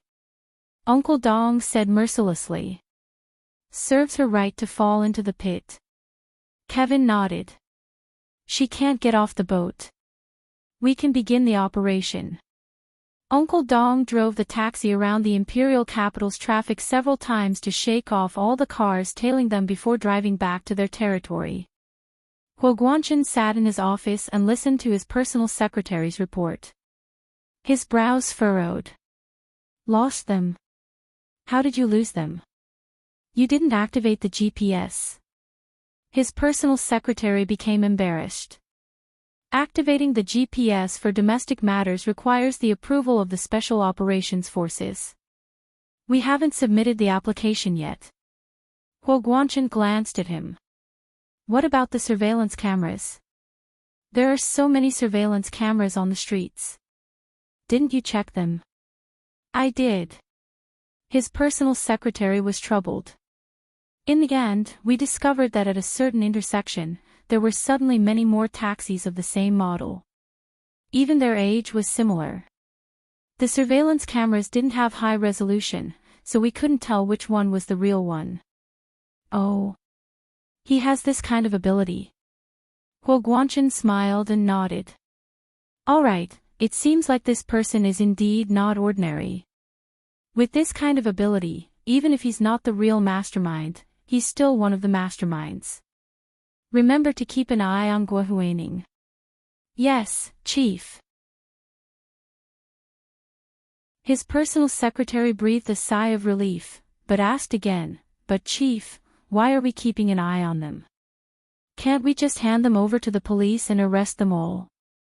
The police need evidence to arrest people. Huo Guangchen avoided talking about his true motives. They secretly took pictures of the chief's whereabouts. They're already suspected of a felony. Huo Guangchen's personal secretary said quietly. Let them. Huo Guangchen raised his hand nonchalantly. What's there to be afraid of when they're so far away? Otherwise, why would they take the bait? You can leave. Huo Guangchen's personal secretary sighed and turned to leave Huo Guangchen's office. After he left, Huo Guangchen looked up and stared blankly at the sofa area in the office. December was a holiday in the West. The days seemed to pass especially quickly. It was going to be Christmas soon. The Huaxia imperial capital was also decorated. Jingle bells, Christmas songs were played everywhere, and all kinds of Christmas decorations were sold like wildfire. Santa Claus waved and smiled at passers-by at the entrance of the shops. The children couldn't help but come up to take photos. Guohuaning had more photos in her hands. She stood in front of the floor-to-ceiling window of the West Mountain Villa and looked at the photos of Song Jining and a tall man going in and out of various shops to buy Christmas decorations. Her face was expressionless. She only saw the man's back, and she knew who it was with a single glance. It wasn't the first time. She realized that as long as Huo Guangchen was with Song Jining, he would be perfunctory and lie to her. However, if he wasn't with Song Jining, Huo Guangchen was still quite good to her. He would pick up her call immediately. A while ago, she had something on her mind and was sick. In the end, Huo Guangchen put down his work and came to the West Mountain Villa to accompany her for 2 days. Those 2 days were like a dream to her. However, as soon as she left, Huo Guangchen reverted to his old ways and frequently interacted with Song Jining. Guohuaning was so angry that her teeth itched. However, this kind of good and bad behavior made her unable to let go. Her feelings for Huo Guangchen grew deeper and deeper. She knew she had no other choice. After standing in front of the floor-to-ceiling window for a long time, Guohuaning put on her coat and left the villa. She walked up the tree-lined path on the mountain. As she walked, she turned on the Bluetooth headset connected to her phone. Guohuaning heard herself say, Mr. Kevin, I agree to your conditions as long as you can make Song Jining disappear. This is today's big chapter update of 4,000 words, chapter 2037, Make Her Disappear. Today, the 2 chapters are 1. It's a little late. If there are any changes in the future updates, I will ask my administrator to post a message on Chidian and Shuku's reading comment section. I will also try to notify you on Weibo. P.S. Thank you to Lu Mingshu for tipping 100,000 Chidian coins. Congratulations to Lu Mingshu for becoming the 37th leader of Hello, Major General. Thank you to the leader of Only Reading Makes You Happy in Life for tipping 50,000 Chidian coins. Thank you to the leaders of Millions Chasing You, Meow Little Meow, Helen 3500 Meatballs, and of Beth 1211 for tipping 10,000 Chidian coins each. Thank you all for your birthday wishes __.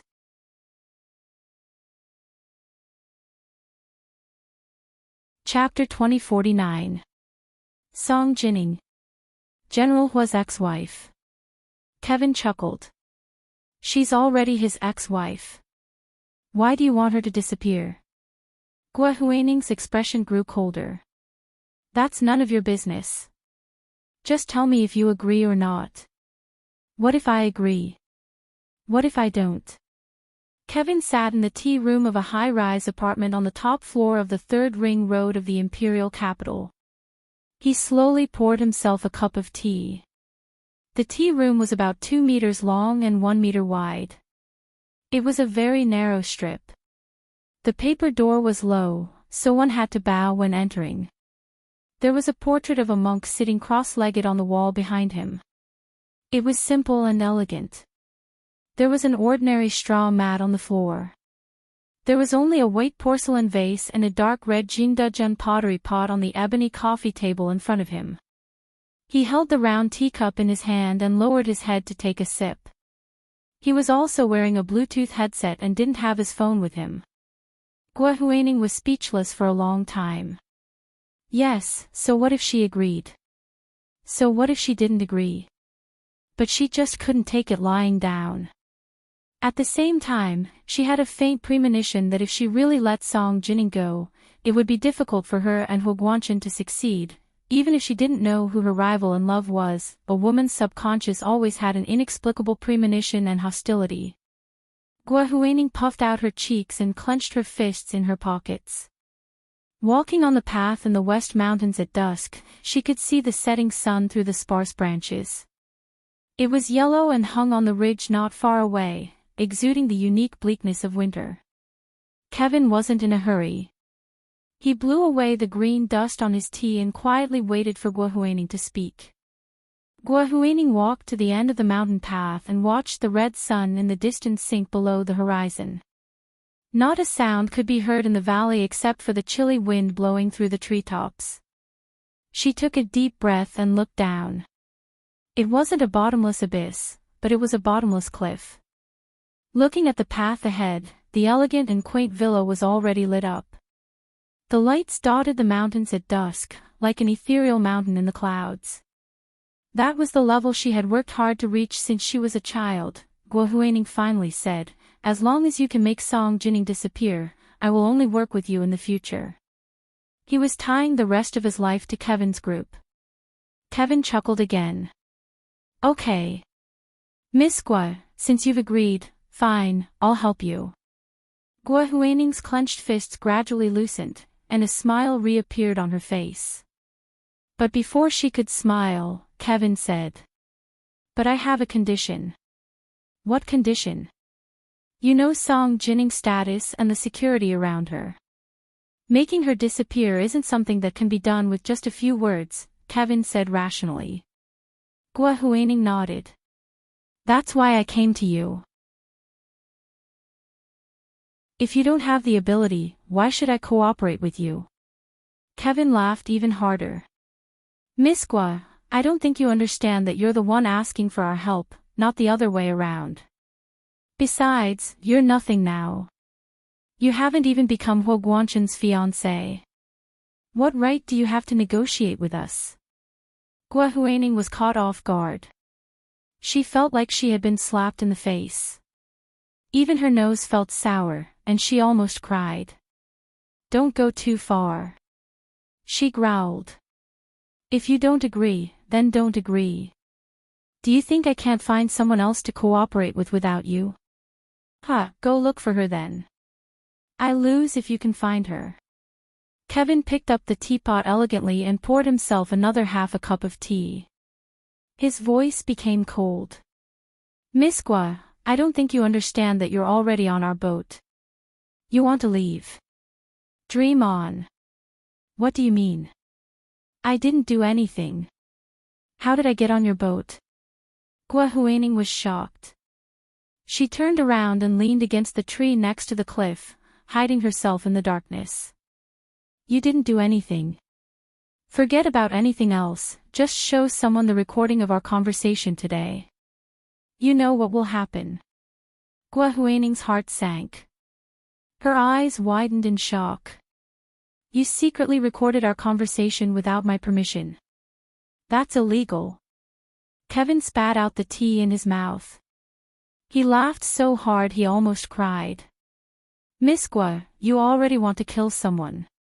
Why would you care if someone illegally recorded your phone call? You have a serious double standard.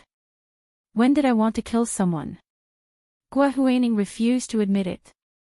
I just want her to disappear in front of me. You have so many tricks up your sleeve.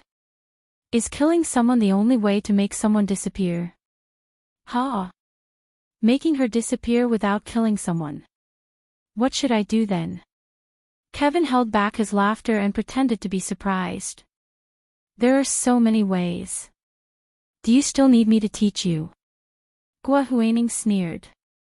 Sell her to Southeast Asia. Although she's old, her beauty is incomparable to ordinary beauties. She'll definitely make a lot of money for you in Southeast Asia. Human smuggling. Kevin pretended to think for a while. It doesn't seem impossible. We have smugglers who do this, but what price can you afford? Price? Gua Huining frowned. I said I'll only work with you in the future.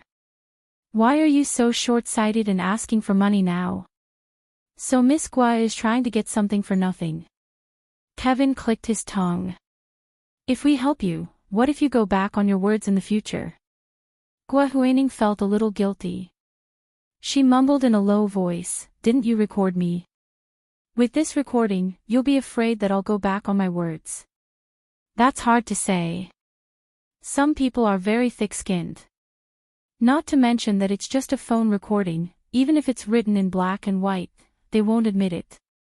So, Miss Gua, why do you want us to take the risk to help you?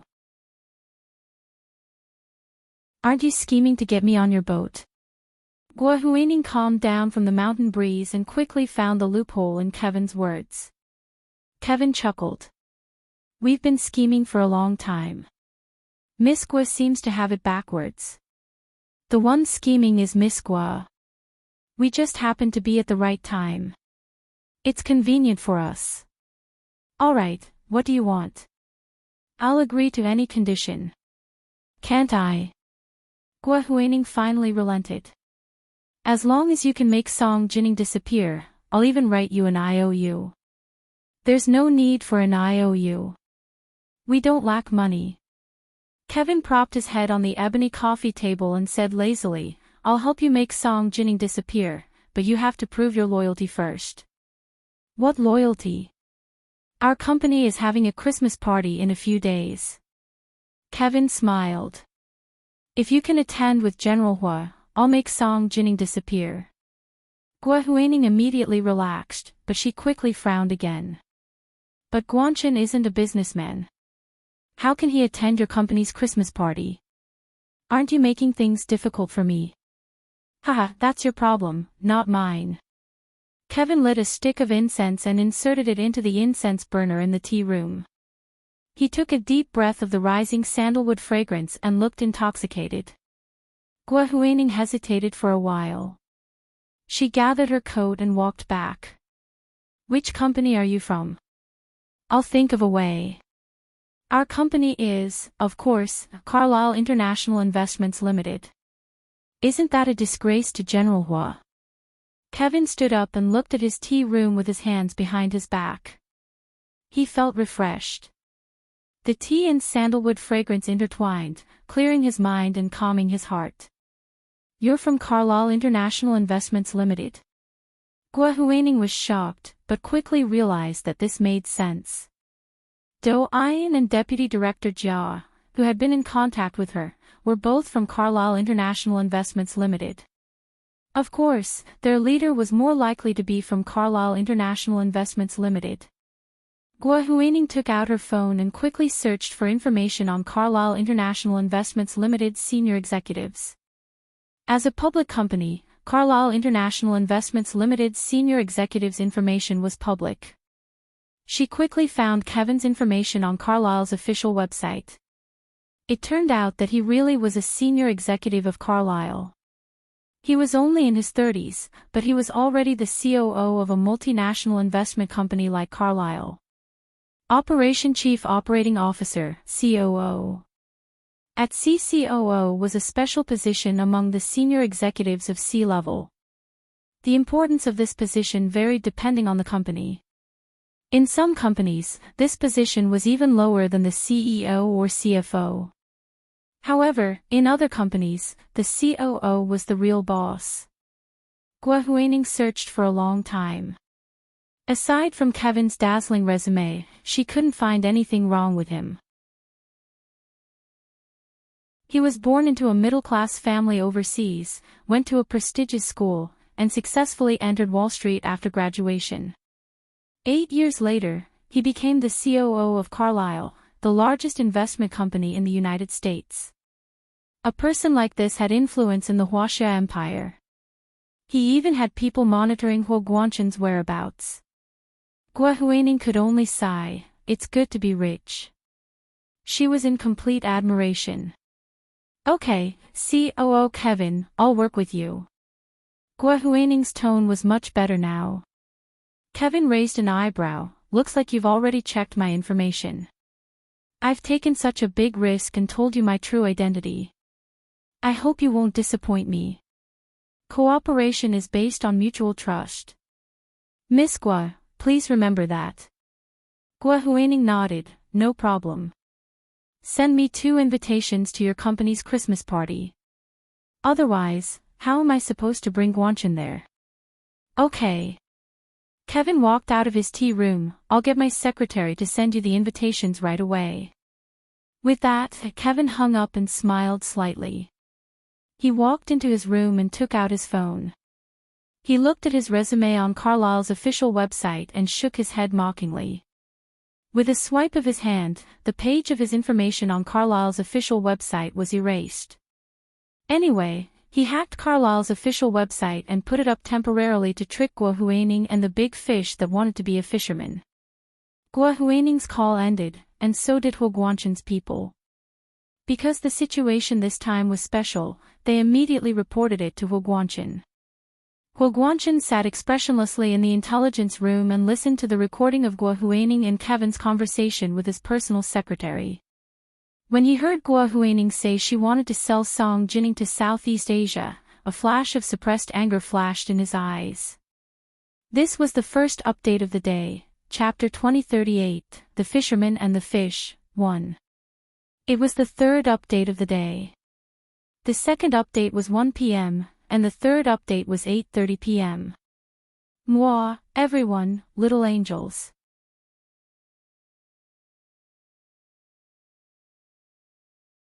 Chapter 2050. Chief, what do you think we should do? Huo Guangchen's personal secretary said worriedly, the other party might really want to make a move on Director Song. Huo Guangchen was silent for a moment, then said, "Send more people to the Institute of High Energy Physics, especially the security personnel around Director Song. However, we can't do it openly. We can't alert them. If the other party knew that they were already aware, then all their efforts would go to waste. But it's already like this. Why don't we just arrest Gua Huining and be done with it?" One of Huo Guangchen's personal secretaries couldn't help but rub his temples. "She's done enough dirty tricks, it's already at this point that we can't arrest Gua Huining immediately. If we arrest her, all our efforts will go to waste." Without needing Huo Guangchen to say anything, Huo Guangchen's other personal secretary immediately objected. "Also, they're under our strict surveillance, and they're on our country's territory. If anything happens to Director Song, then we don't have to work anymore. The person behind Gua Huining has already shown up. Can't we just arrest them?" The personal secretary who wanted to arrest Gua Huining retorted. "What are we waiting for? Do we have to wait for them to actually make a move before we can arrest them? Theoretically, we can only notify the police to arrest them if they really do something bad." Huo Guangchen's personal secretary who objected was calmer and knew that Huo Guangchen had other plans. "Stop arguing." Huo Guangchen had no intention of explaining. "Continue to monitor Gua Huining. He paused and clicked on the Carlisle official website with his fingers. Didn't we have this person's information just now? Why is it gone now? The network staff in the intelligence room quickly checked the website and finally used the cache function to bring up the original web page. He said regretfully, this person's information was deleted by the Carlisle official website a few minutes ago. Why was it deleted? Guo Guanchen's two personal secretaries looked at each other. We checked just now. Maybe they're afraid of being exposed. Guo Guanchen mused. Maybe there's another reason. Can you get someone to investigate this person? Or investigate the Carlisle company? Guo Guanchen's personal secretary scratched his head. Chief, this Kevin is a foreigner, and the Carlisle company is also headquartered overseas. We don't have enough manpower and resources to investigate Kevin and Carlisle company. Of course, they had no problem investigating domestic affairs, but to investigate foreign affairs, Guo Guanchen's other personal secretary glanced at him and whispered, why don't we ask the special forces to step in? Hua Xiao is Director Song's son. No need. Guo Guanchen objected. I know what I'm doing. He went back to his office and thought about it. He looked at his schedule and found that the Carlisle company's Christmas party was in 2 weeks. Carlisle's branch in China will hold their Christmas party 1 week earlier than the U.S. branch. He frowned and thought for a bit. He called over his most capable personal secretary and said, prepare some people for me. There will be a big operation in a week. Chief, who do you think the other party's target is? His personal secretary asked cautiously.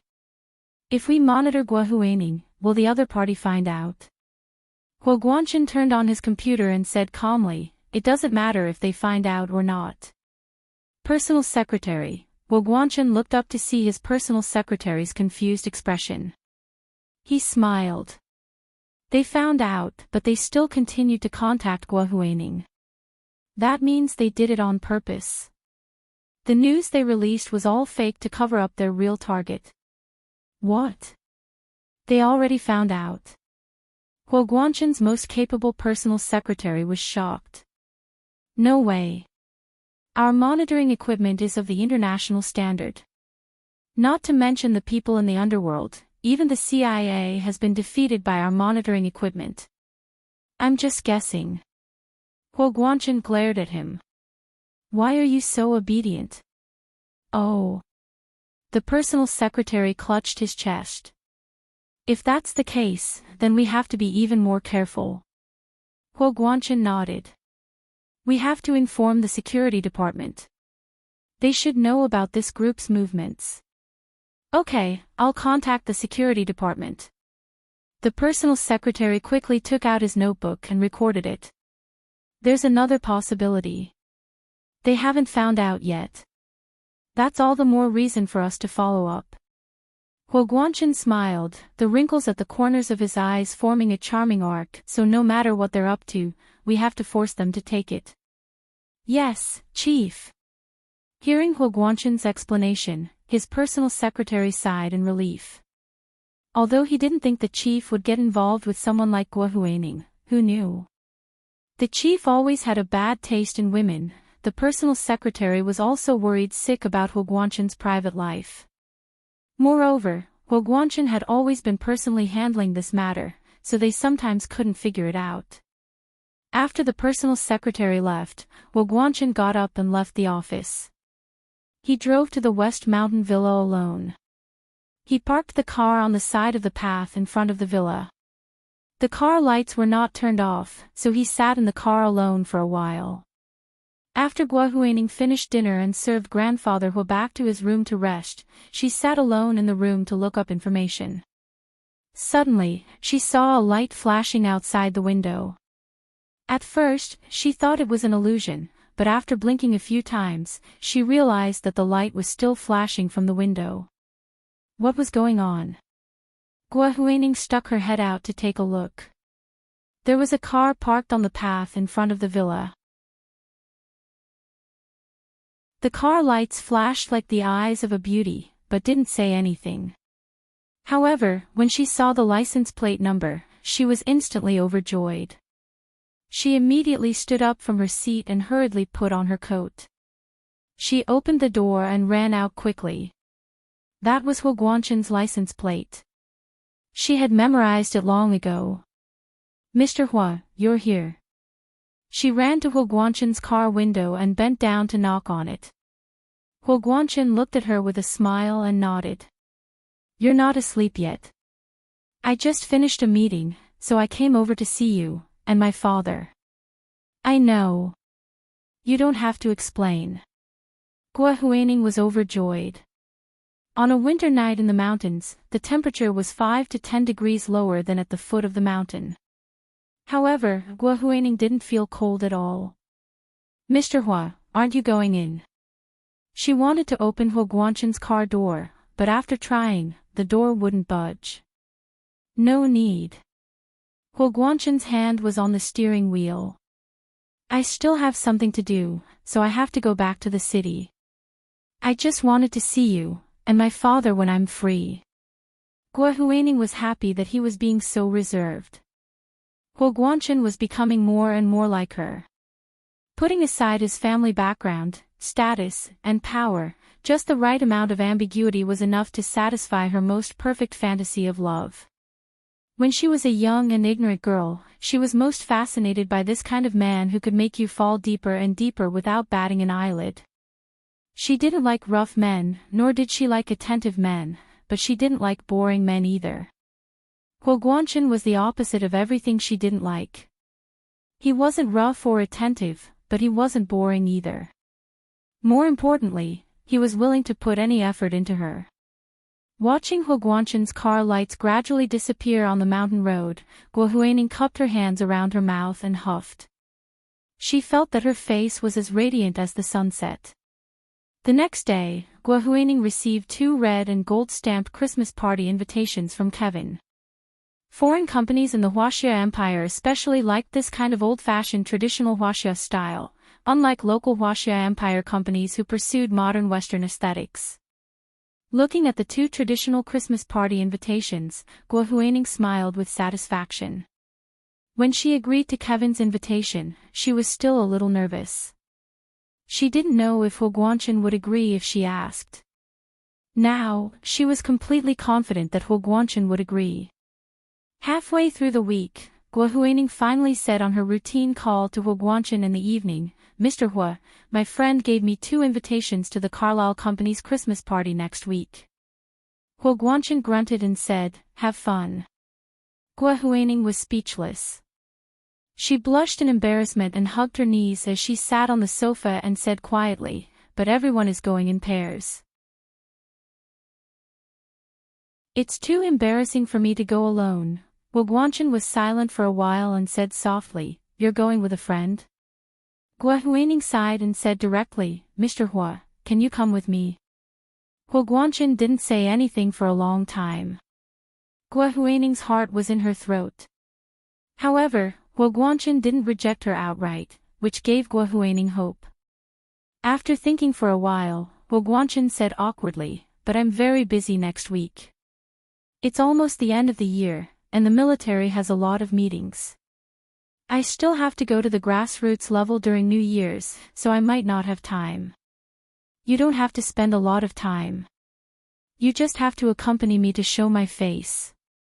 Guo Huaining was overjoyed and nagged, "Something happened to me recently, and my old friends and classmates all pity me. I can't stand their pity. If Mr. Hua can come with me, those people won't look down on me." Huo Guanchen seemed surprised. "They look down on you. Huaining, you're outstanding and capable. You don't have to care about what other people think." "Of course I won't, but I have a pillar like Mr. Hua. I also want my friends to know so they won't worry about me." Guo Huaining hinted that she wanted to bring Huo Guanchen to meet her friends. Huo Guanchen seemed to understand what she meant. He hesitated for a long time before sighing softly and saying, "Huaining, have you really thought it through?" "What do you mean?" Guo Huaining became nervous and gripped her phone tightly. She couldn't help sitting up straight and stammering, "Mr. Mr. Hua, I don't understand what you mean. I mean, are you ready to be with an old man like me? This was the second watch of the day, chapter 2039, The Fisherman and the Fish, 2. It was the third watch of the day. It was 8:30 p.m. on the third watch. Mwax, little angels.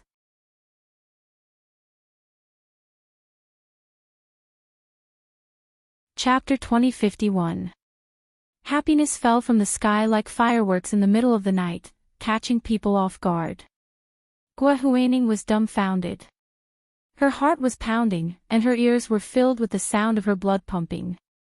For a moment, she could barely see or hear anything. She was completely immersed in Huo Guanchen's deep question. Until Huo Guanchen's voice rang in her ears again. You haven't spoken for so long. It seems like I was thinking too much. No. You didn't. Gua Huaining snapped back to reality and quickly said loudly, I do.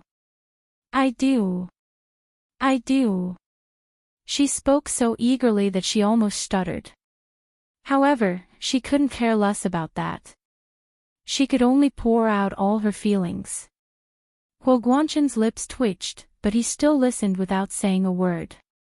Finally, he said gently, as long as you don't think I'm old. Why would I think you're old? Gua Huaining was excited. I'm already in my 30s, and you're only in your 50s. You're not old at all. Now, even old men in their 60s, 70s, or even 80s still want to find young girls in their 20s. Huo Guanchen smiled and nodded. Okay, then I'll go with you next week, but I only have about 20 minutes. 20 minutes is enough. Gua Huaining was overjoyed. She held her phone and almost spun around the room. Then we'll agree to go together next Friday evening. Okay. Huo Guanchen said briefly, I'll get my secretary to record the time and pick you up at the West Mountain Villa. Okay. Gua Huaining's voice was so gentle that water could flow out of it. After hanging up, she glanced at the mirror on the dressing table and was stunned by her sparkling eyes and rosy skin. Sure enough, love was a woman's best skin care product. Time passed especially quickly when she was in a good mood. In the blink of an eye, it was next Friday. Gua Huaining had been busy shopping for the past week and a half. It took her a long time to pick out a suitable evening dress. If it weren't for the fact that she was pressed for time, she would have flown to Europe to have an evening dress custom made. Because this Christmas party was special to her. It was the night she officially confirmed her relationship with Huo Guanchen, and it was also the turning point in her life. It didn't matter if it was expensive. She got up early in the morning and drove into the city. She found the beauty salon she was most familiar with and started her body care routine. She had to appear in front of everyone in her best condition. In the evening, Huo Guanchen's car stopped on time in front of his West Mountain Villa and waited for Gua Huaining to come out. Gua Huaining didn't let him wait too long. She quickly walked out of the villa wearing her favorite sapphire blue LV evening gown and a cashmere coat. Arriving at Huo Guanchen's car, she bent down to knock on the window and nodded with a smile. Huo Guanchen's chauffeur lowered the window, and Huo Guanchen's handsome face appeared from the rear window.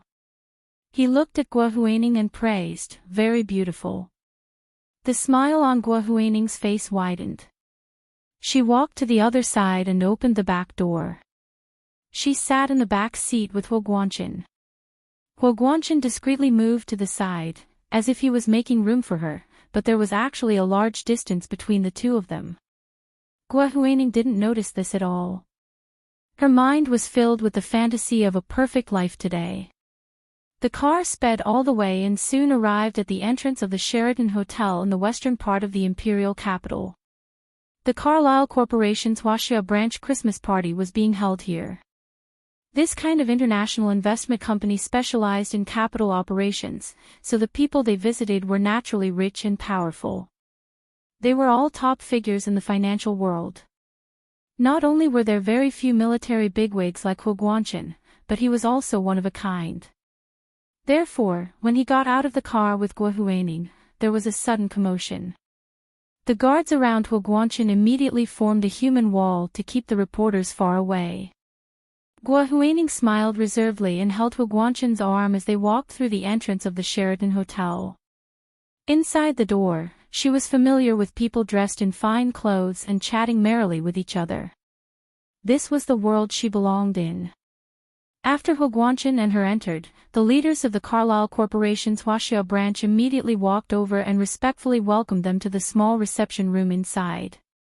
Compared to the hall outside, the decoration was more luxurious and there were fewer people inside. Kevin sat at the head of the table and was surrounded by a few young and beautiful female models. They were like fish in water in this kind of setting. As soon as they saw Huoguanshan enter in his military uniform, the female model's eyes lit up and rushed over to surround him. However, they couldn't get close to Huoguanshan and Guohuaning and could only stare at Guohuaning indignantly. Guohuaning's mood couldn't be better. She led Huoguanshan directly to Kevin and smiled, "Mr. Kevin, thank you for your help in the past few days." Kevin stood up and reached out to shake Guohuaning's hand before smiling at Huoguanshan. "This is." Guohuaning secretly glanced at Huoguanshan and took the initiative to say, "This is Mr. Hua, my boyfriend. The last time I asked Mr. Kevin to find Dr. Tony, it was to save Mr. Hua's father. Otherwise, with Do Ayan and Deputy Director Jia's status, they wouldn't have been able to invite Dr. Tony." At first, Guohuaning thought it was Do Ayan's influence but later found out that it was actually Kevin who pulled the strings. However, he hadn't shown his face yet at the time and it was Do Ayan and Deputy Director Jia who were in charge. Huoguanshan smiled and took the initiative to shake Kevin's hand. "Thank you Mr. Kevin for your help, otherwise my father would still be in a vegetative state."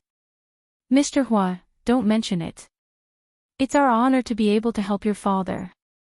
Kevin was still elegant and handsome but his eyes were more attentive. This coincided with Guohuaning's suspicions. Even the wealthiest person had to bow down to power. She hugged Huoguanshan's arm even tighter. However, Huoguanshan had said he could only stay for 20 minutes. 5 minutes to go, his personal secretary reminded him, "Chief, we have to go, we still have a meeting in the military." "The military still has a meeting in the middle of the night?" Kevin asked casually, but also curiously. "I'm sorry, this is our job. Please forgive me for not being able to comment." Huoguanshan's personal secretary didn't let anything slip and didn't want to gossip with Kevin. Huoguanshan didn't say anything else and nodded to Guohuaning, "I'm leaving now, you can have some fun.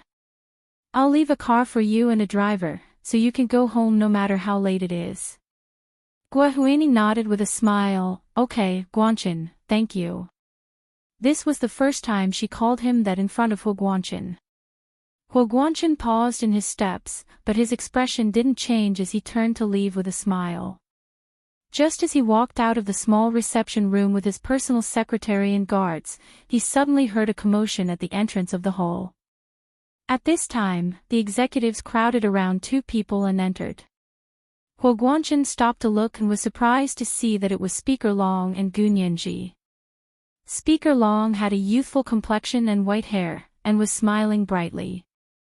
Gu Nianji didn't wear an evening gown like the other women, but a custom-made professional pantsuit. She didn't have any other accessories on her, only the watch on her left wrist was unique, showing off her wealth and heritage. Huoguanshan's brows furrowed almost imperceptibly. Kevin smiled as he walked out with Guohuaning.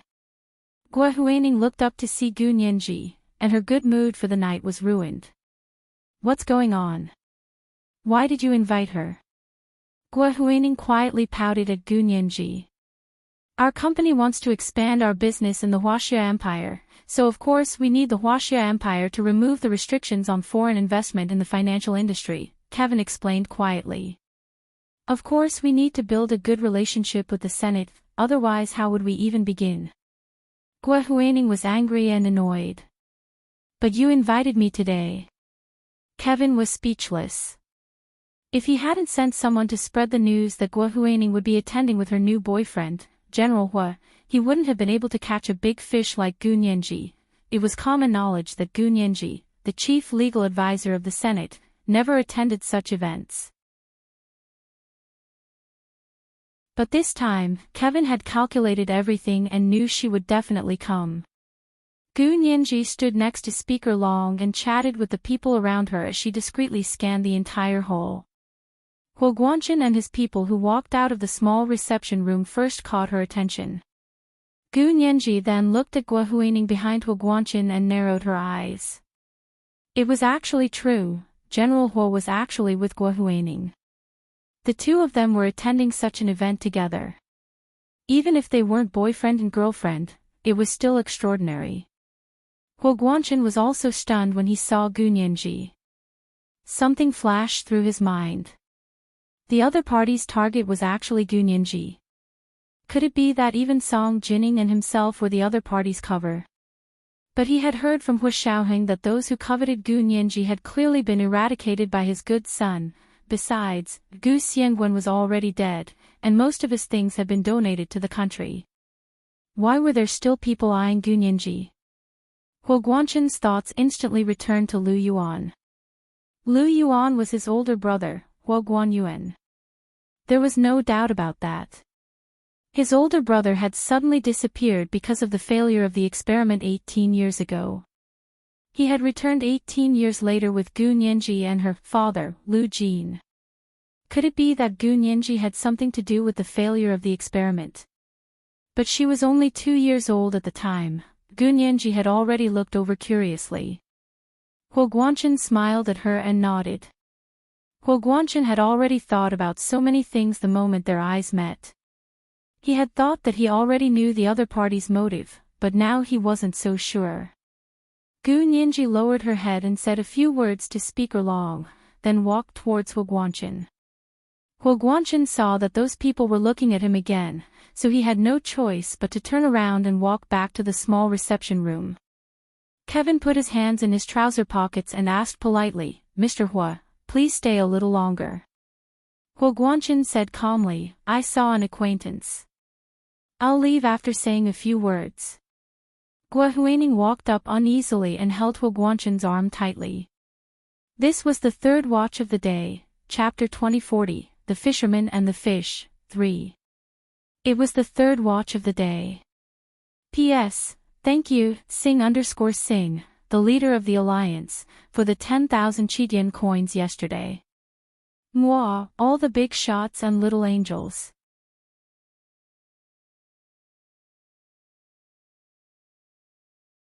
Chapter 2052. Gu Nianji lowered her head and whispered to Speaker Long, "Speaker Long, General Hua is also here. I'll go greet him." Speaker Long frowned. "General Hua? You mean Xiaoheng's father?" Gu Nianji nodded. "I think he came with a friend. I'll go ask what's going on." It was rare for soldiers to appear at such an occasion, so Huo Guanchen's military uniform and the gold star on his shoulder were particularly eye-catching. Speaker Long had been talking to someone and didn't see it with his own eyes. When he turned back, Huo Guanchen had already walked back to the small reception room. "Then go see." Speaker Long raised his hand and said helplessly, "I told you that you didn't have to come, but you insisted on coming. Look, you've made yourself unhappy. Come over after you finish talking. I saw a few friends, and I'll introduce them to you."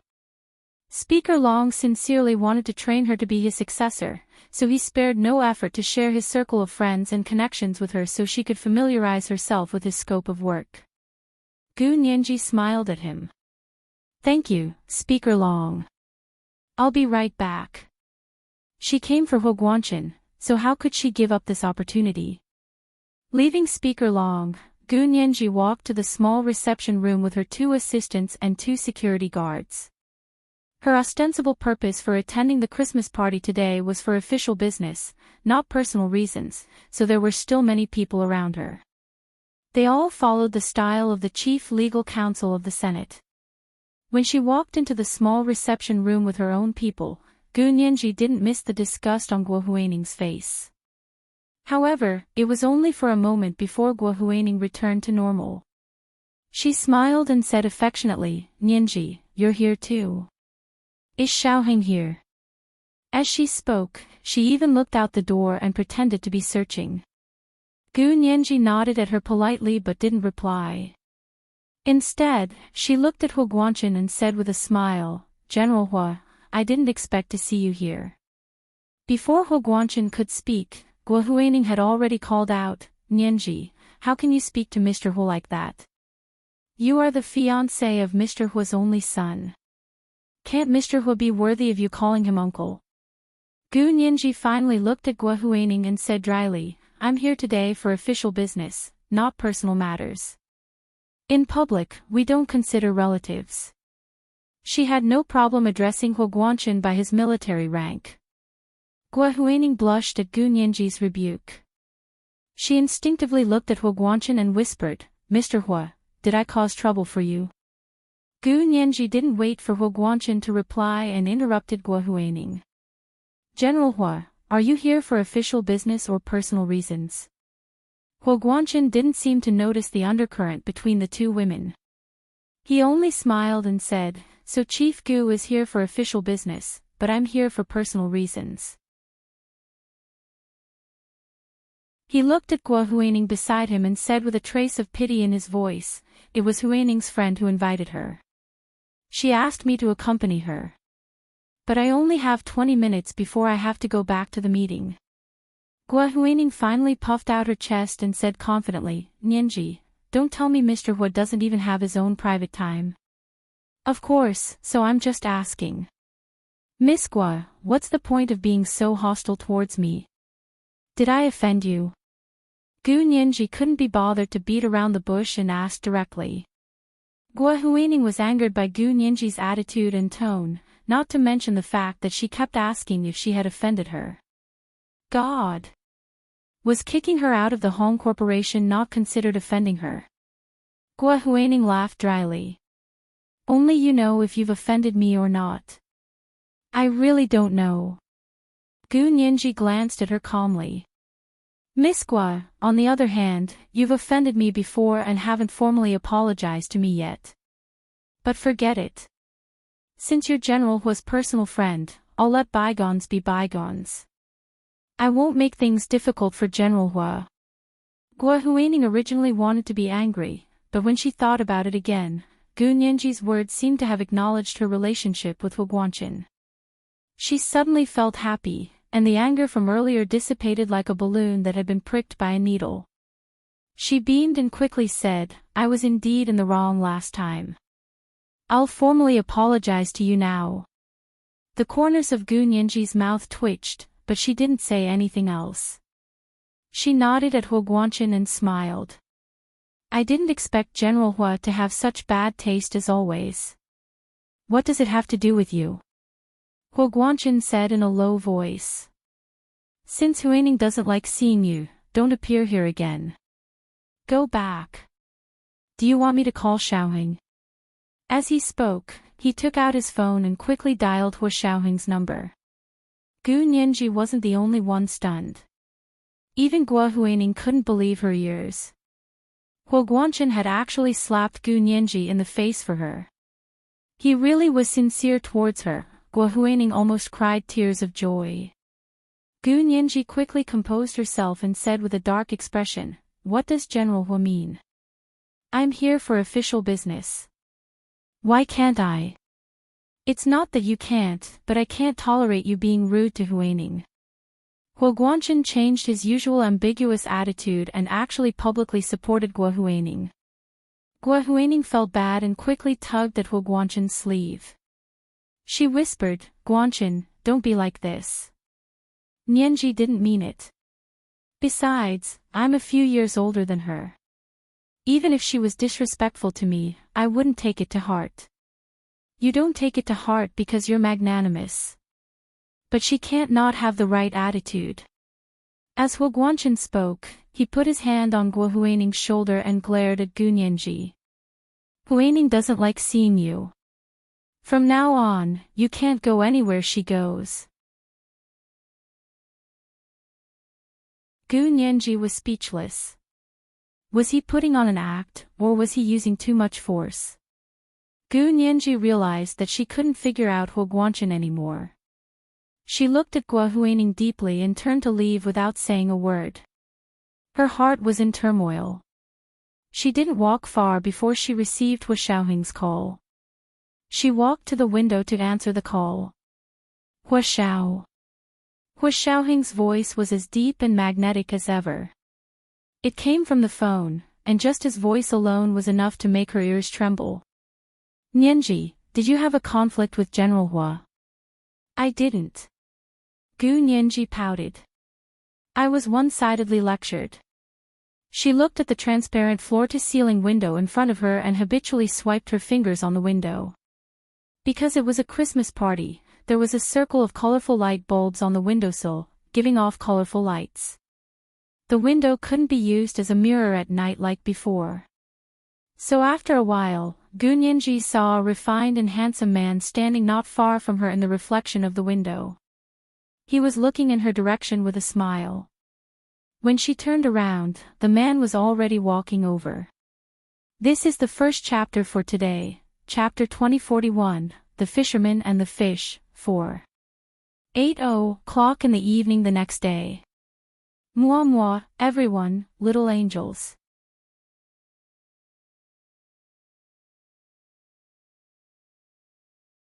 Chapter 2053.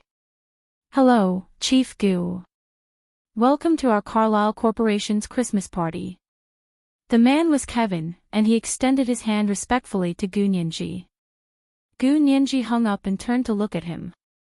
She nodded calmly. Hello, I have something to do. Excuse me. She had no intention of chatting with him. Kevin wasn't angry. He smiled. Are you familiar with Miss Gua? Gu Nianji paused. Not really, just acquaintances. Then we'll have to get to know each other in the future. Kevin spoke one sentence after another. His attitude was much more cautious than when he talked to Gua Huining. Gu Nianji turned to look at him. May I ask your name? Do I know you? They had been talking for so long, but he hadn't even introduced himself. Was she familiar with him? Gu Nianji pretended not to see the badge on Kevin's chest. Kevin raised a brow. Chief Gu doesn't know me. Why would I know you? Gu Nianji was annoyed by this kind of meaningless conversation. However, having been in the Senate for so long, she understood that small talk was inevitable. Talking was unavoidable. It was a way to get closer to each other. S3, oh, my bad. Let me introduce myself. I'm the COO of the Carlyle Corporation. My name is Kevin. He winked at Gu Nianji and pointed to his badge. I'm here to inspect the work of the Carlyle Huaxia branch. I didn't expect to speak to Chief Gu. It's my honor. Gu Nianji looked Kevin up and down. You're welcome. Your company's Christmas party is very interesting. Really? I was worried Chief Gu would find it boring. Kevin pretended not to hear the teasing in Gu Nianji's tone. Gu Nianji had gone to the French windows alone to make a call. Her two assistants and security guards were scattered around. They could see her but wouldn't disturb her privacy. Kevin was able to get past these people to Gu Nianji's side because of his badge. He stood not too far from Gu Nianji and said with a smile, to tell you the truth, I've heard a lot about Chief Gu when I was in the United States. But at that time, I thought Chief Gu would show off her skills in the law firm. I didn't expect you to enter the Senate after graduation. Oh. How do you know me? A waiter walked over with a tray. There were cocktails and snacks on the tray for the guests to enjoy. Gu Nianji casually took a cocktail, not to drink it, but to put on an act. That way, she wouldn't look too out of place like everyone else. Kevin also took a glass and raised it to Gu Nianji. He took a sip first and said, "Let's go to the garden in the back and talk." "Is there something?" Gu Nianji smiled and said, "I'm here to attend the Christmas party, not to participate in business negotiations." "That's a pity. I wanted to talk to you about the legislation on foreign investment access in the financial industry," Kevin said, pretending to be regretful. "Don't you want to hear our opinion? It's best if you discuss this with Speaker Long." "I'm just a legal advisor, not even a senator. I can't help you much." At that moment, Gu Nianji felt that someone was sizing her up. The gaze was neither light nor heavy, but it carried a sense of inquiry. However, when she looked up slightly, the gaze shifted away. Gu Nianji looked down and thought about it. She strolled in the direction of the garden Kevin had indicated. It was exactly what Kevin wanted. He smiled and walked quickly to keep up with her. Gu Nianji's assistant and security guards quickly followed and walked in the direction of the garden Kevin had indicated. Of course, Gu Nianji's assistant and security guards caught up to them. They walked not too far from them. Gua Huaning stood next to Huo Guanchen. She bit her lip and looked at him. Then she looked in the direction Gu Nianji and Kevin had disappeared. She smiled and said, "Guanchen, should we go to the garden in the back? I haven't been to the Sheraton Hotel often, but I've heard that the garden is very exquisite. It's all tropical rainforest style. I heard it's very similar to the natural landscape in Florida." She was actually very uncomfortable. She didn't want to be with Gu Nianji. Huo Guanchen had spoken up for her just now, which gave her endless hope. But in the blink of an eye, Huo Guanchen's attention was no longer on her. Although he was still standing next to her, she could see that his heart had already flown to Gu Nianji. She really didn't know what was so good about this woman. Everyone was so infatuated with her. But although she was uncomfortable, Gua Huaning knew how to make a man feel good. That was to figure out what they were thinking and then speak and act according to their wishes. Since she could see that Huo Guanchen's heart was on Gu Nianji's side, she brought it up at the right time. Huo Guanchen actually said he only had 20 minutes. But it had already been almost 20 minutes, and he had no intention of leaving. Gua Huaning was even more upset. Huo Guanchen had just watched Gu Nianji and Kevin's backs disappear in the direction of the left back door of the lobby. He put the wine glass on the table unhappily and said, "Then let's go take a look." Gua Huaning suppressed her curiosity and finally stopped herself from asking. "You're not going back for the meeting?" If Huo Guanchen hadn't mentioned it, she wouldn't have made him feel awkward. The two of them walked through the left back door of the lobby and discovered that it was actually a T-shaped corridor with a fork. S3, he happened to see Gu Nianji and Kevin's backs turn left. Huo Guanchen quickly followed. Gua Huaning was about to follow when she suddenly felt her phone vibrate in her handbag. Her heart skipped a beat and she stopped in her tracks to take a look at her phone. It was Deputy Director Jia who had sent her a photo and a text message, forwarded to Song. Gua Huaning hurriedly clicked open the photo and took a look. Her pupils suddenly widened. In the photo, Gu Nianji was tiptoeing and kissing a man's back. The man's head was lowered and his face couldn't be seen clearly, but it looked like it was Kevin. Although Gu Nianji was tall, she was like a little bird in front of the man. It was surprisingly harmonious. Gua Huaning couldn't help secretly feeling that Gu Nianji didn't seem like such a casual person, but she also admired Kevin's ability. This was only their first meeting, right? How did Gu Nianji take the bait? She pouted. Who cared if the photo was real or fake, as long as it could annoy those people? She casually forwarded it to Song Jining. Song Jining had just come out of the lab. Today's experiment results were good, but it was still different from what they had expected. Song Jining planned to go back to the office and carefully calculate it, then refer to Gu Xiangwen's experiment notes to see if she could quantify it. Just then, she heard her phone ring. It was so late.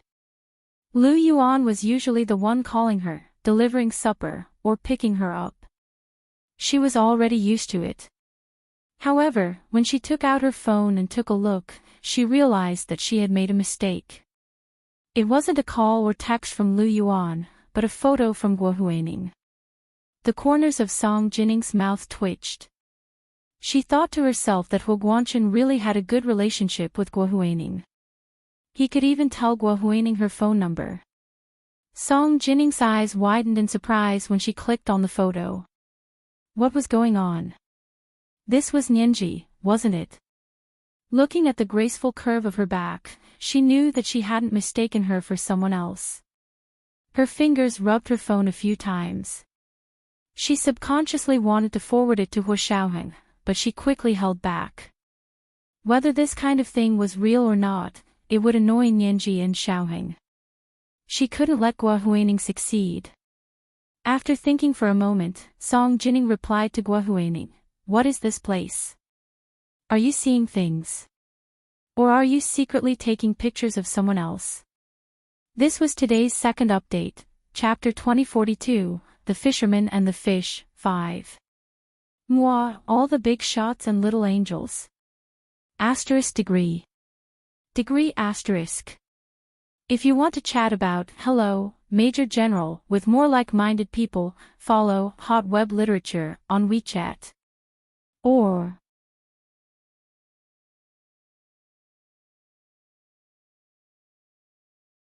Chapter 2054. Guo Huining looked down at the photo on her phone and smirked. Of course it was taken secretly, but how could it be wrong? She remembered very clearly that Gu Nianji had been wearing this custom-made business suit, as well as the red-soled leather shoes. Even the watch on her wrist was exactly the same. Everything else could be replicated, but could this watch be replicated? She had once heard from Hong Ziki that Gu Nianji's watch was a couple's watch that Huo Xiaoheng had specially ordered from a world-renowned watch manufacturer that never made custom orders. Just this detail alone was enough for Guo Huining to conclude that the person must be Gu Nianji. She smiled and texted Song Jining back. "Look at that watch, and you'll know if I'm seeing things." Song Jining had been scared out of her wits with just a quick glance, so she didn't have time to look at the details. Now that Guo Huining reminded her, she took a closer look. The woman in the photo was tall and had long legs. She had reached out with one hand to wrap around the man's neck, revealing the watch on her wrist. She clicked on the details to take a closer look. It really was Gu Nianji's watch. Song Jining felt even more uneasy. She also noticed the location tag on the photo. It was the Sheraton Hotel on the 3rd Ring Road. It wasn't far from her. Song Jining didn't want anyone to know about this, so she immediately had an idea. She replied to Guo Huining calmly, "Sorry, I can't tell if it's real or fake just by looking at the photo. You don't have to waste your time trying to drive a wedge between us. If you have time, spend it on Huo Guanchen. Don't stretch your hands too far. Hasn't he always been your target?" Guo Huining was both embarrassed and angry that Song Jining had pointed out her motive. This was her love rival, so what was with her nonchalant tone? She only knew how to be jealous. Guo Huining was about to reply when someone suddenly covered her face with a handkerchief from behind. The handkerchief was half wet and smelled of anesthetic. Guo Huining only took one breath before passing out. She was dragged to a small room on the side. Huo Guanchen didn't even notice that Guo Huining hadn't followed him. He followed the figures of the two people in front of him. His personal secretary and bodyguard stayed close to him, vigilantly watching the surroundings. At this moment, the sound of fireworks could be heard outside the hotel. Huo Guanchen stopped in his tracks and listened intently. He asked in confusion, "Can the Sheraton Hotel set off fireworks in private?" His personal secretary hurriedly said, "We can't." A few years ago, it was stipulated that fireworks and firecrackers are prohibited within the 5th ring of the imperial capital. However, when he looked out of the window, he could see brilliant fireworks blooming in the night sky. Some of them even had their own rumbling sounds. There were peonies of outstanding beauty, weeping willows with branches and leaves, and chrysanthemums with their flower whiskers stretched out. Then, there were bird-shaped fireworks of the rock spreading its wings. There were also phoenixes coming head-on, gathering together with the soaring flood dragon. It was a perfect demonstration of what it meant to be lively like a dragon and a phoenix. Even someone like Huoguanshan, who had seen much of the world, was stunned for a moment. However, he quickly came back to his senses and immediately felt that something was wrong. Hurry up and inform the police and fire departments to come and maintain order. Punish the Sheraton Hotel for their illegal behavior. Huoguanshan walked even faster as he spoke. This place was bustling with activity and explosions. What did this mean? He couldn't explain it, but the strings in his heart were stretched taut. Just as he reached the corner at the end of the corridor, he suddenly felt a strange gust of air coming towards him. There was a slight prickling sensation on his cheek. Before his brain could process what was happening, his body reacted even more quickly. Get down! Huoguanshan turned around and tackled the two personal secretaries walking behind him. The guards behind the personal secretaries quickly took out their guns, but a few bullets had already whizzed through the air and hit the chest of the guard in front. He grunted and was knocked down by the impact of the bullets. He slid backwards and only stopped when he reached the wall. The other guards immediately dropped to the ground, aiming and firing back at the same time. The bullets behind him poured down like rain. The firepower was so strong that Huoguanshan couldn't even lift his head. The two personal secretaries under his protection couldn't let the chief protect them. The two of them burst out at the same time with greater strength than usual. Finally, they flipped over and got up. One of them covered Huoguanshan as he retreated down the corridor, while the other began to call the police. At the same time, he informed the military special guards to quickly come and protect the chief. The special guards under the military headquarters were even more powerful than normal special forces. Simply put, the people who could enter the special guards were all elite soldiers who had been selected from the military's combat selections over the past 3 years. They only stayed in the special guards for 3 years and were rotated every 3 years. They were all elite soldiers among elite soldiers. The targets of their protection were only people of Huoguanshan's level and above in the most critical situations. Once they were called, any enemy who dared to resist or even provoke them would die a horrible death. Chief, the special guards are already on their way. The personal secretary used his body to shield Huoguanshan. His eyes were filled with tears. How could you use your body to shield us just now? If you're injured, it'll be our fault. We'd rather be executed by the military court than let you be injured in the slightest. Huoguanshan replied calmly, It's fine. You didn't know what happened in the situation at the time. Since I found out, of course I had to protect you. The two personal secretaries had been with him for many years and were his right-hand men. He couldn't just watch them die because of his recklessness. He looked back at his guards and saw that the first guard who had been shot could still crawl over. He knew he should be fine. These people were all wearing bulletproof vests. If they were shot in the chest, they would usually be fine. Huoguanshan breathed a sigh of relief and continued. I think we fell into a trap. But I'm still worried about Nianji. He had seen Gu Nianji and Kevin disappear in that direction with his own eyes. At that moment, the hall was already in chaos. Speaker Long's face was ashen when he suddenly realized that Gu Nianji had disappeared. His eyes narrowed and he immediately took out his phone to call General G. Old G. Hurry and send your special guards over. Nianji is gone. After saying that, he sent his coordinates over. At that moment, in the headquarters of the Special Operations Forces, Wu Xiaoheng was staring intently at the photo Guo Huining had just forwarded. At that moment, the Secret Service personnel monitoring Guo Huining's phone sent it. Because it was related to Gu Nianji, they sent it to Wu Xiaoheng even though the Special Operations Forces couldn't intervene in domestic affairs. Everyone knew that Gu Nianji was Hu Xiaoheng's fiancé. In addition to being the commander of the Special Operations Forces, Hu Xiaoheng was also a member of the Supreme Military Council. Zhao Liangze and Yin Shixiang stood in front of him and said anxiously, "Hu Xiao, this photo must have been taken from a fake angle. Or maybe it was photoshopped." Hu Xiaoheng looked up at Zhao Liangze. "You're saying it was photoshopped?" Zhao Liangze choked. This photo was indeed not photoshopped, but how could he dare say that? Just as he was about to lower his professional standards and say, "It was indeed photoshopped," Hu Xiaoheng said himself. "This photo is real, but this back is not Nianji." "What?" Zhao Liangze and Yin Shixiang exclaimed in unison. "How could you tell?" Zhao Liangze had even used big data to analyze it. This was the data of Gu Nianji's back. Hu Xiaoheng placed the photo on his desk and tapped it lightly with his fingers. He said calmly, "I recognize her back. This woman is an imposter." He wasn't the kind of person who would be led by the nose just because he saw the back of someone. Moreover, this woman's back was indeed not Gu Nianji. Only someone like him, who was once closest to her, could tell this feeling.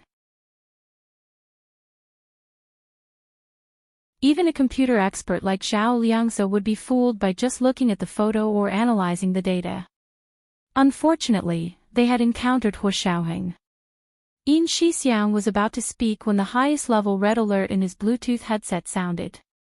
Yin Shixiang's body trembled as he heard the content of the red alert in his Bluetooth headset. His expression changed. "Hu Xiao. General Ji just sent an urgent message. Speaker Long has requested him to deploy the special forces to help because Nianji has gone missing from the Sheraton Hotel." He continued, "The Sheraton Hotel illegally set off fireworks, and there was a fierce gunfight at the same time. General Hu Guanchen is also in danger." This was the first update of the day, Chapter 2043, The Fisherman and the Fish, 6. 8:00 in the evening the next day. Update earlier today. Try to update later over the weekend. The tips and updates from the leaders were starting to pay off the debt moi, my little angels.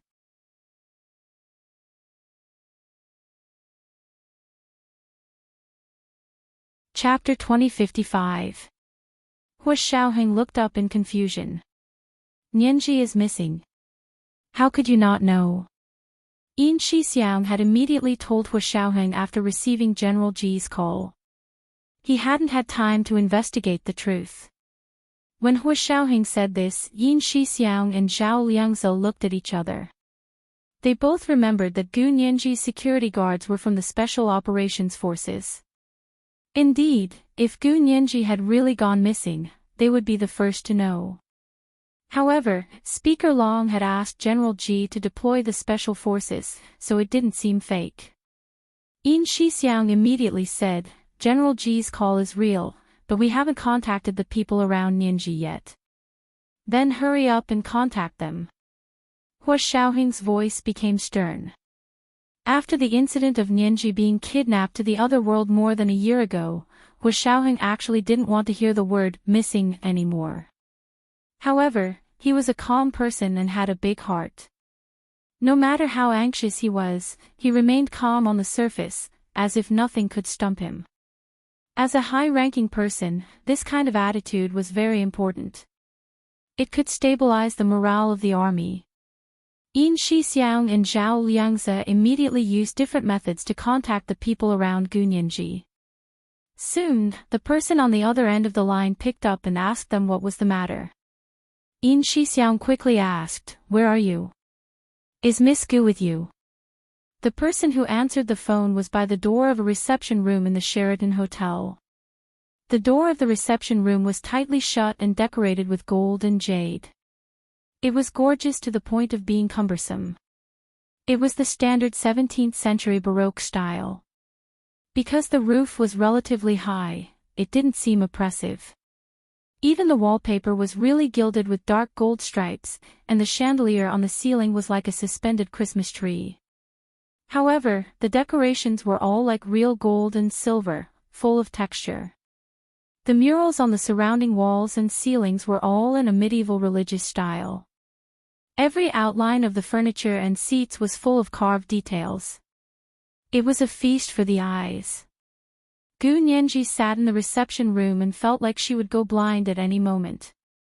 Therefore, she tried her best to keep her gaze on the COO, Kevin, opposite her.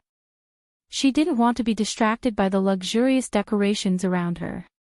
Her two assistants sat on her left and right, and 4 security guards stood behind her. There were also 2 security guards standing at the door of the small reception room with their hands behind their backs. Kevin only had 1 assistant standing behind him, and it was a woman.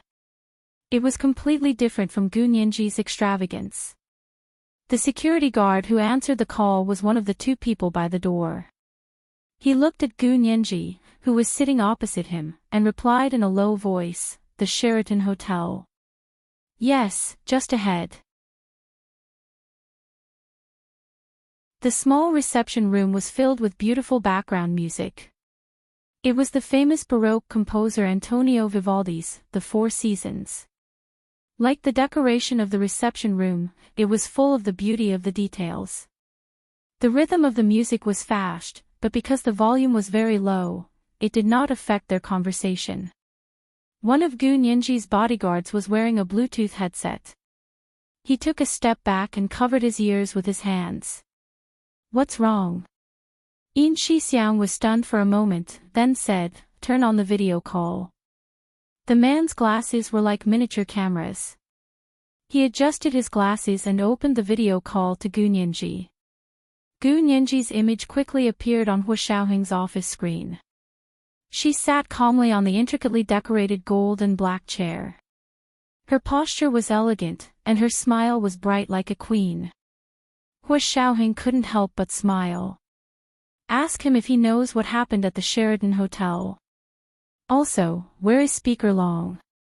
Yin Shixiang nodded and immediately asked. "The Sheraton Hotel is suspected of illegally setting off fireworks, and there was a gunfight. Do you know? Also, where is Speaker Long? Didn't he go to the Sheraton Christmas party with Nianji?" The security personnel over there looked around in surprise. Only then did he realize that the so-called window in the reception room was actually painted. It looked like the stained glass in the luxurious medieval churches, but it was not real glass at all. They could not see the situation outside at all from here. And it looked like the room was also very soundproof. If something really happened at the Sheraton Hotel as Yin Shixiang said, why couldn't they hear anything from here? He was about to open the door when the assistant standing behind Kevin suddenly bent down and said something in his ear. Kevin immediately stood up and said with a solemn expression, "Something happened at the hotel. I'll be back soon." Gu Nianji still didn't know what was going on. She only nodded politely. "Please help yourself." Just as Kevin stood up, Hua Xiaoheng's expression suddenly changed. His voice was especially low and hoarse. "Get Nianji to leave now. She can't stay here anymore." Yin Shixiang quickly informed the security guard. The security guard saw this and immediately gestured to his colleagues. The 4 security guards standing behind Gu Nianji suddenly sprang to life like statues. The 2 men standing on the side quickly rushed to Gu Nianji's side and lifted her arms to support her as they rushed out the door. The other 2 grabbed Gu Nianji's 2 assistants and ran out. The 2 security guards at the door blocked Kevin and his female assistant's path and waited for Gu Nianji to catch up. Kevin was still smiling, but his female assistant suddenly attacked. Her left elbow struck the chest of the security guard on the left and at the same time, her right leg kicked the lower body of the security guard on the right. The security guard standing on the left and right side of the door instinctively stepped aside. Kevin took advantage of this moment to open the heavy oak door of the reception room and quickly rushed out. His female assistant glared at Gu Nianji's security guards. "What are you doing? Something happened at the hotel. Our COO has to go deal with an emergency. You'll take responsibility if something happens? Gu Nianji couldn't figure out what they were up to. She watched Kevin's back quickly disappear around the corner of the corridor and immediately said, "Let's talk outside." As soon as she finished speaking, a muffled sound suddenly came from the complicated and luxurious reception room behind them. Two bursts of fire jumped from Gu Nianji's seat and Kevin's seat at the same time, followed by billowing black smoke. The fire was fierce and swift. If she was still sitting there, she would have been burned to a crisp by now. Gu Nianji was extremely shocked. When they entered, the security guards had clearly checked the entire reception room to make sure there were no listening devices or remote-controlled bombs. How did the remote-controlled bombs buried under her seat and Kevin's seat escape their detection? Hu Xiaoheng also saw the situation here through the instant video communication that hadn't been turned off. He didn't have time to investigate the truth at the moment, so he continued to order, "Meet up with Speaker Long." His side should be the safest. No matter which force it was, no one dared to touch Speaker Long. Hu Xiaoheng could see this very clearly. Gu Nianji's 6 security guards and 2 assistants immediately formed layers of human walls to protect Gu Nianji in the middle. They walked towards the hall just now. Only then did they hear the chaotic sounds in the hotel. Some people were shouting loudly, while others were crying. The whistling of fireworks was mixed with the sound of gunfire. It was the sound of guns with silencers. Gu Nianji's security guards were all wearing bulletproof vests. They cooperated closely and quickly escorted Gu Nianji to the hall. Speaker Long was also anxiously looking around under the protection of a group of security guards. He looked up to see Gu Nianji being surrounded by a group of people and sighed deeply. When she came to his side, he grabbed her arm and asked anxiously, "Nianji, are you okay?" "I'm fine. Don't worry, Speaker Long." Gu Nianji was touched to see the look on Speaker Long's face. This was someone who truly cared about her. What happened at the Sheraton Hotel was tightly sealed, and not a single word was released on social media or the internet. Police cars and fire trucks arrived, and the streets of the imperial capital became even more crowded.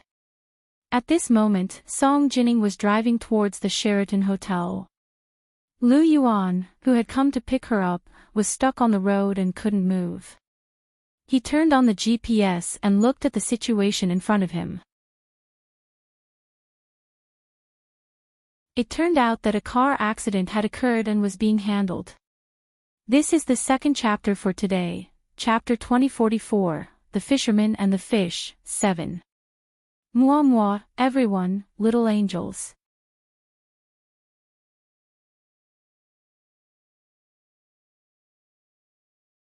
Chapter 2056. The traffic in front of them was so long that they couldn't see the end of it. They were moving forward at a snail's pace, and most of the time, they were parked on the road. Lu Yuan's fingers tapped on the steering wheel. For some reason, his usually calm heart was actually a little anxious. After thinking for a while, he took out his phone and called Song Jining.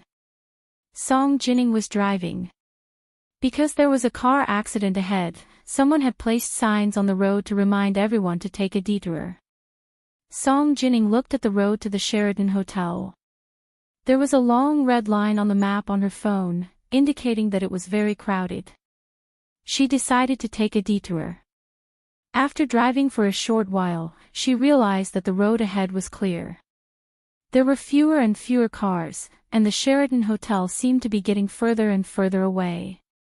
At first, Song Jining didn't pay much attention to it. After all, it was a detour. She would definitely take a longer detour to reach her destination. When she heard her phone ring, Song Jining glanced at the screen of her phone that was used as a navigation device. Seeing that it was Lu Yuan's number, she smiled and answered the phone with her voice. She asked with a smile, "President Lu, what's the matter?" When Lu Yuan heard Song Jining's voice, his slightly anxious heart immediately calmed down. He couldn't help but smile, and his voice was lower than before. "I'm going to pick you up, but there seems to be a car accident ahead. The traffic is very bad." Song Jining also laughed. It's quite serious. I even took a detour. Lu Yuan. Take a detour. Where are you going? Aren't you in the Institute of High Energy Physics? No. Song Jining subconsciously looked at the scenery around her. It was a place she was not familiar with. The floor was not high, and the street lights were dim. She could see that the floor was dilapidated. Occasionally, she would see a few flashing shop signs. Where is this? Song Jining mumbled, I took a detour.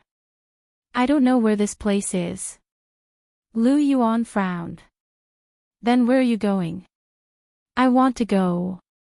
Song Jining was about to say the name of the Sheraton Hotel when she suddenly remembered that Lu Yuan was Hu Guanyuan.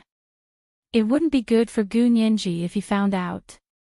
It was hard to tell who was closer to Lu Yuan, Hu Shaoheng or Gu Nianji. Song Jining collected her thoughts and said, I'm going to find my way. I'll talk to you later. As he spoke, he was about to hang up. Lu Yuan's extraordinary intuition, which he had developed over many years of career, made him feel that something was wrong. Don't hang up. Tell me where you are, Lu Yuan said as he took out his phone and unlocked it. Send me your location. Just now, he was wearing a Bluetooth headset to talk to Song Jining directly. Now, he needed to look at his phone. Song Jining thought about it. Wouldn't it be faster to find her location this way? She quickly shared her address with Lu Yuan. When Lu Yuan saw that place, his expression turned even uglier. Where are you going? You're now heading southwest. You've already left the imperial capital. Song Jining, no way. I just want to take a detour. Song Jining hurriedly stopped the car by the roadside and opened the map to check her location. I was going to the Sheraton Hotel, Sheraton Hotel. Lu Yuan felt that the name of this hotel was a little familiar, as if he had just heard it. He thought for a moment and his expression changed. Why are you going to the Sheraton Hotel? Do you know that an intense gunfight just took place at the Sheraton Hotel? What? Song Jining was also shocked. Oh no. Nianji was at the Sheraton Hotel. She must be in danger. As he spoke, he was about to call Gu Nianji. Just then, someone knocked on her window. Song Jining turned to look and saw a black muzzle pressed against the window.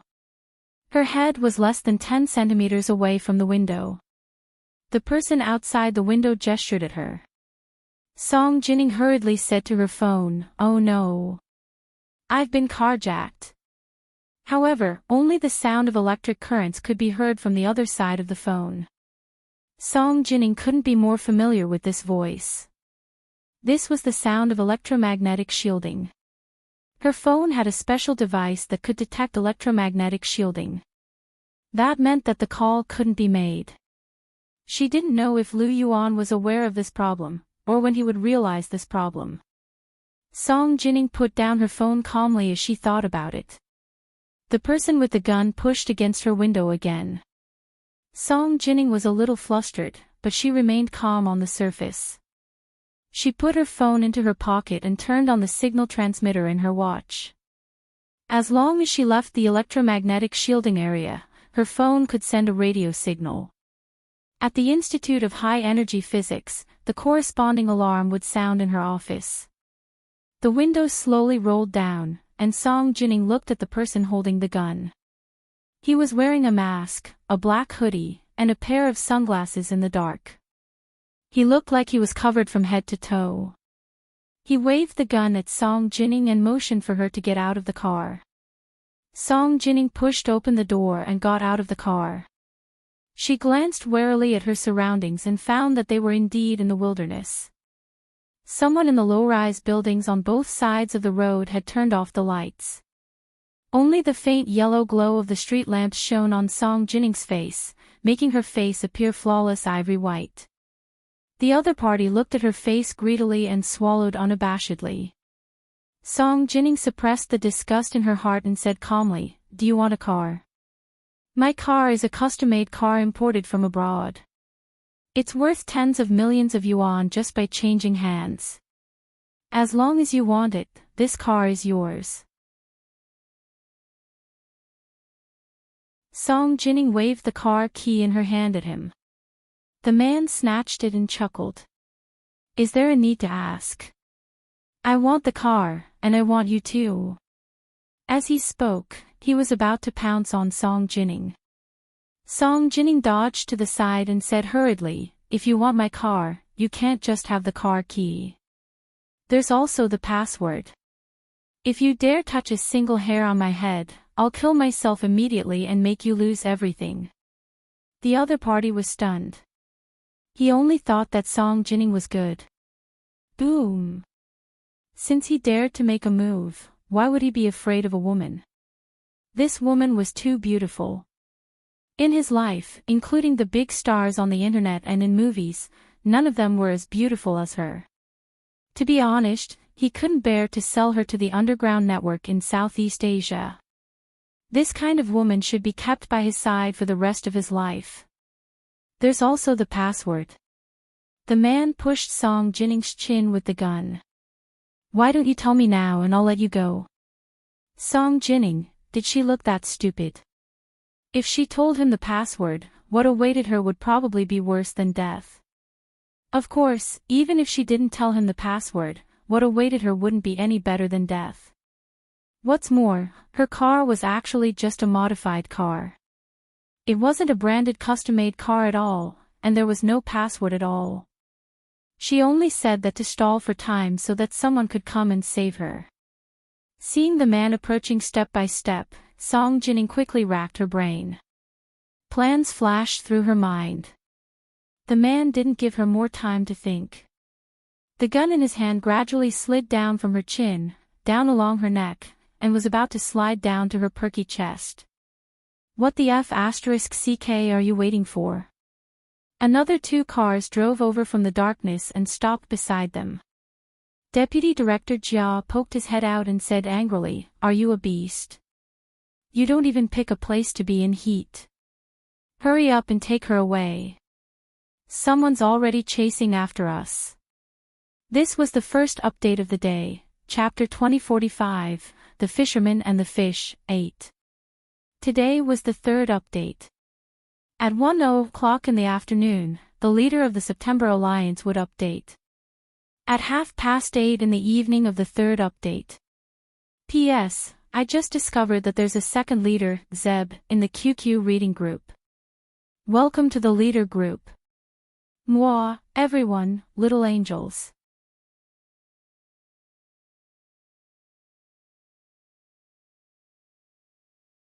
Chapter 2057. The man's hand that was holding the gun trembled. He looked around and asked in disbelief, "So fast?" Song Jining's car had long been surrounded by several cars that they had arranged in advance. It would be difficult for her to escape even if she had wings. They were just waiting to catch her. In the end, he didn't expect to be scolded in the face. The man smashed the butt of his gun at the back of Song Jining's neck, trying to knock her out. Unexpectedly, Song Jining was already prepared. She suddenly lowered her head and raised her leg, kicking the man's crotch. "Ah!" The man howled and dropped his gun to the ground. He covered his crotch and almost fainted on the spot. There was another whooshing sound as a car sped up from behind. Someone had already raised their gun and fired. A bullet was fired from behind and hit the back of the thug who had been crying while holding his crotch. His cries stopped abruptly, and he fell in front of Song Jining with a thud. Song Jining quickly covered her head and squatted down. The doors of the two cars behind them opened, and a dozen tall, muscular men rushed over with their guns raised. At the same time, they kept shooting at the cars surrounding Song Jining's car. The tires of those cars were all flattened. The people who had caught up were all well-trained and were obviously regular soldiers. Most of the people surrounding Song Jining were outlaws.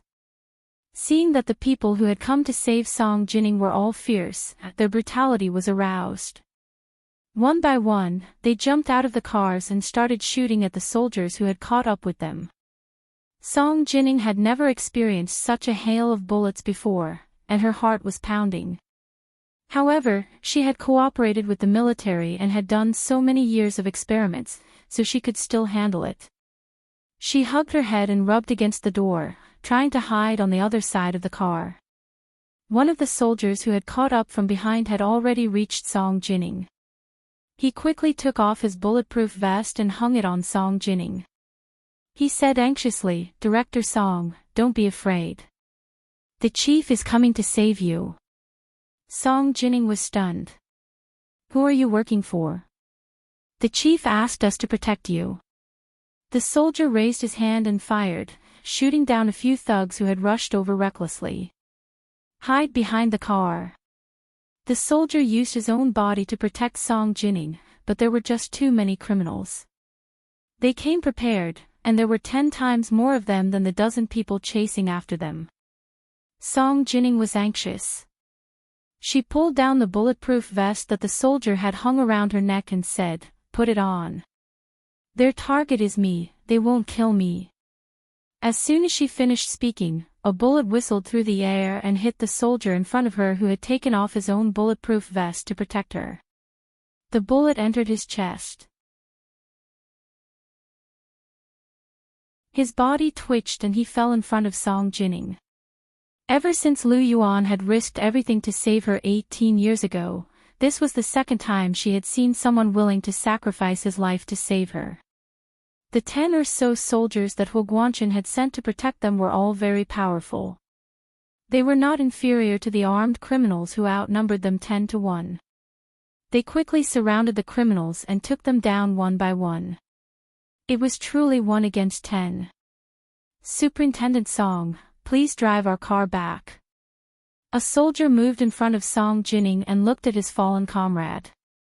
His eyes were a little red, and he hurriedly pulled Song Jining away. Song Jining pursed her lips. "Wait a minute."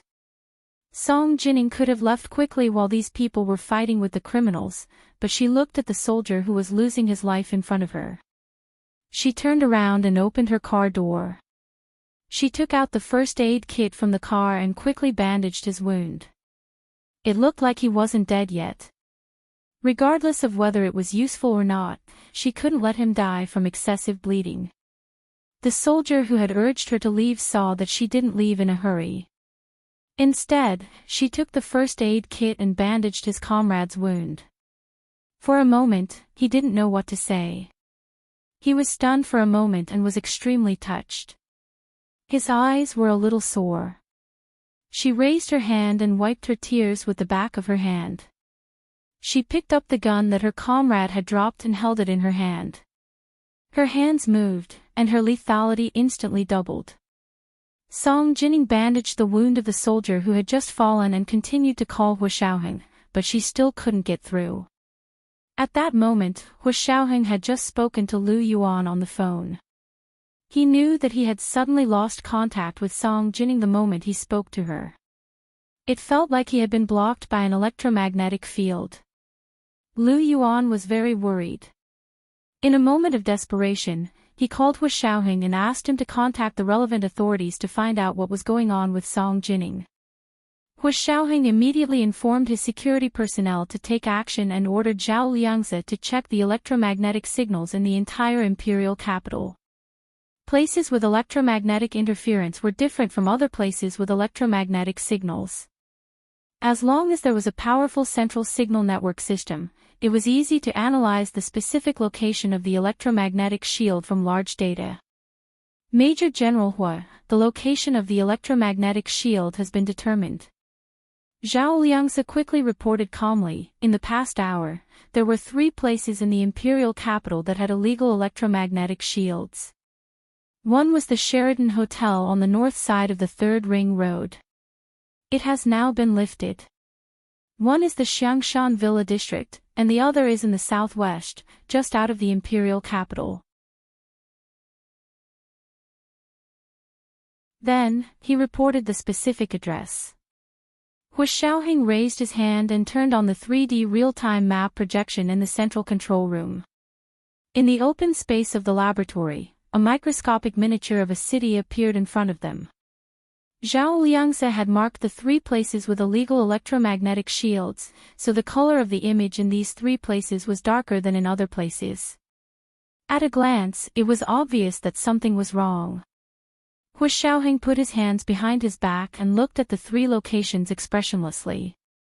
After only 3 seconds, he pointed to the southwest and said, "Here, quickly inform the special forces and ask them to send another group of people out of the imperial capital. At the same time, order the traffic police everywhere to block all the roads on the surface of the imperial capital."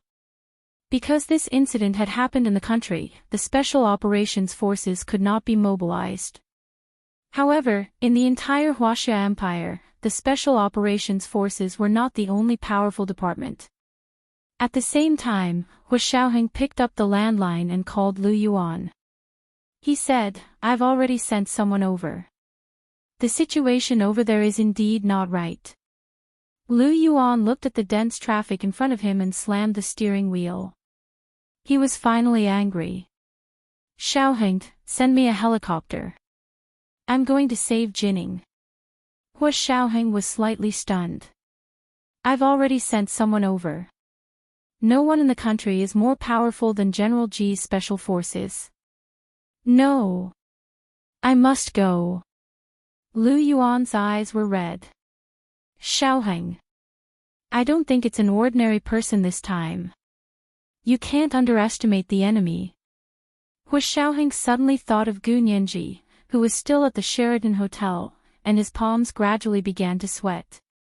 Although he had not lost contact with Gu Nianji, she was still trapped there and had not come out with Speaker Long Song. Jining's situation was obviously not good either. Hu Xiaoheng's mind raced, and he quickly said, "Okay, I'll send a helicopter to pick you up right away. Send me the location." His uncle was no less skilled than him, and he was also experienced. If he went out, he would have Lu Jin's technical support behind him. The chances of rescuing Song Jining should be greater than if he went out himself. Hu Xiaoheng immediately decided to give this opportunity to Lu Yuan. At the same time, he ordered, "Prepare a helicopter for me to the Sheraton Hotel." 5 minutes later, the roar of an armed helicopter appeared above the road where Lu Yuan was. The strangely shaped helicopter flew lower and lower, making a rumbling noise and creating a huge cyclone. Soon, it stopped somewhere above. The drivers who were stuck here became excited. They took out their phones to take close-up photos of the rarely seen armed helicopters. At that moment, a rope ladder fell from the helicopter and hung steadily less than a meter away from the roof of Lu Yuan's car. Lu Yuan got out of the car, grabbed the rope ladder, and climbed up quickly. Just as he was about to climb into the helicopter, someone in the traffic below him quietly raised his gun and aimed it at Lu Yuan, who was climbing. In the darkness, the red dot on the scope suddenly flashed. The sniper on the helicopter was not to be trifled with. He suddenly pulled the trigger, and the man holding a simple sniper rifle in the car below was shot in the head and fell into his seat. At that moment, Lu Yuan finally climbed into the helicopter and immediately said, "Southwest. Major General Hua has sent you the location, right?" The pilot of the helicopter immediately took off and flew quickly southwest of the imperial capital. Meanwhile, Song Jining was in the midst of a fierce battle. The dozen or so soldiers that Hu Guanchen had sent to protect her in secret were all injured. 2 of them were seriously injured, and some were slightly injured. However, the more than 100 gangsters on the other side had suffered heavy casualties. Almost all of them had been taken down by them. They were about to win a complete victory, but the other party seemed to be determined to capture Song Jining. A tall and thin man appeared out of nowhere. He was not wearing a mask or a hoodie. Instead, he was wearing a hunting suit and looked very capable. He had single eyelids, fair skin, and thin lips. With a solemn face, he placed a black cylindrical object that was 20 centimeters long and 5 centimeters in diameter on the ground and quickly rolled backwards. The bullets of the soldiers on Song Jinning's side rained down on the man, making him unable to raise his head. However, he only endured for 3 seconds before he forced himself to crawl forward and braved the powerful firepower to reach the black cylindrical object. Bang! A bullet hit his head. Before he closed his eyes, his hand was pressed against the black cylindrical object. Boom! With a loud bang, the black cylindrical object exploded in front of them. The bright white light from the explosion almost cut through the sky, illuminating the dark sky as bright as day. The soldiers in front of Song Jinning fell to the ground one by one. Song Jinning looked at the dazzling white light in horror. Her ears were still echoing with the loud bang just now, and her eyes were almost blinded by the white light. However, even if she became blind and deaf, she would never forget the white light or the loud bang. The white light and the loud bang were exactly the same as the scene when their experiment failed 18 years ago. It was just that the scale and intensity were countless times smaller, just like a highly restored miniature version of their experiment. This was the second update for today, Chapter 2046, The Fisherman and the Fish, 9. Sent to Helen 3500 Meatball, for promotion to the leader of September. At 8:30 in the evening.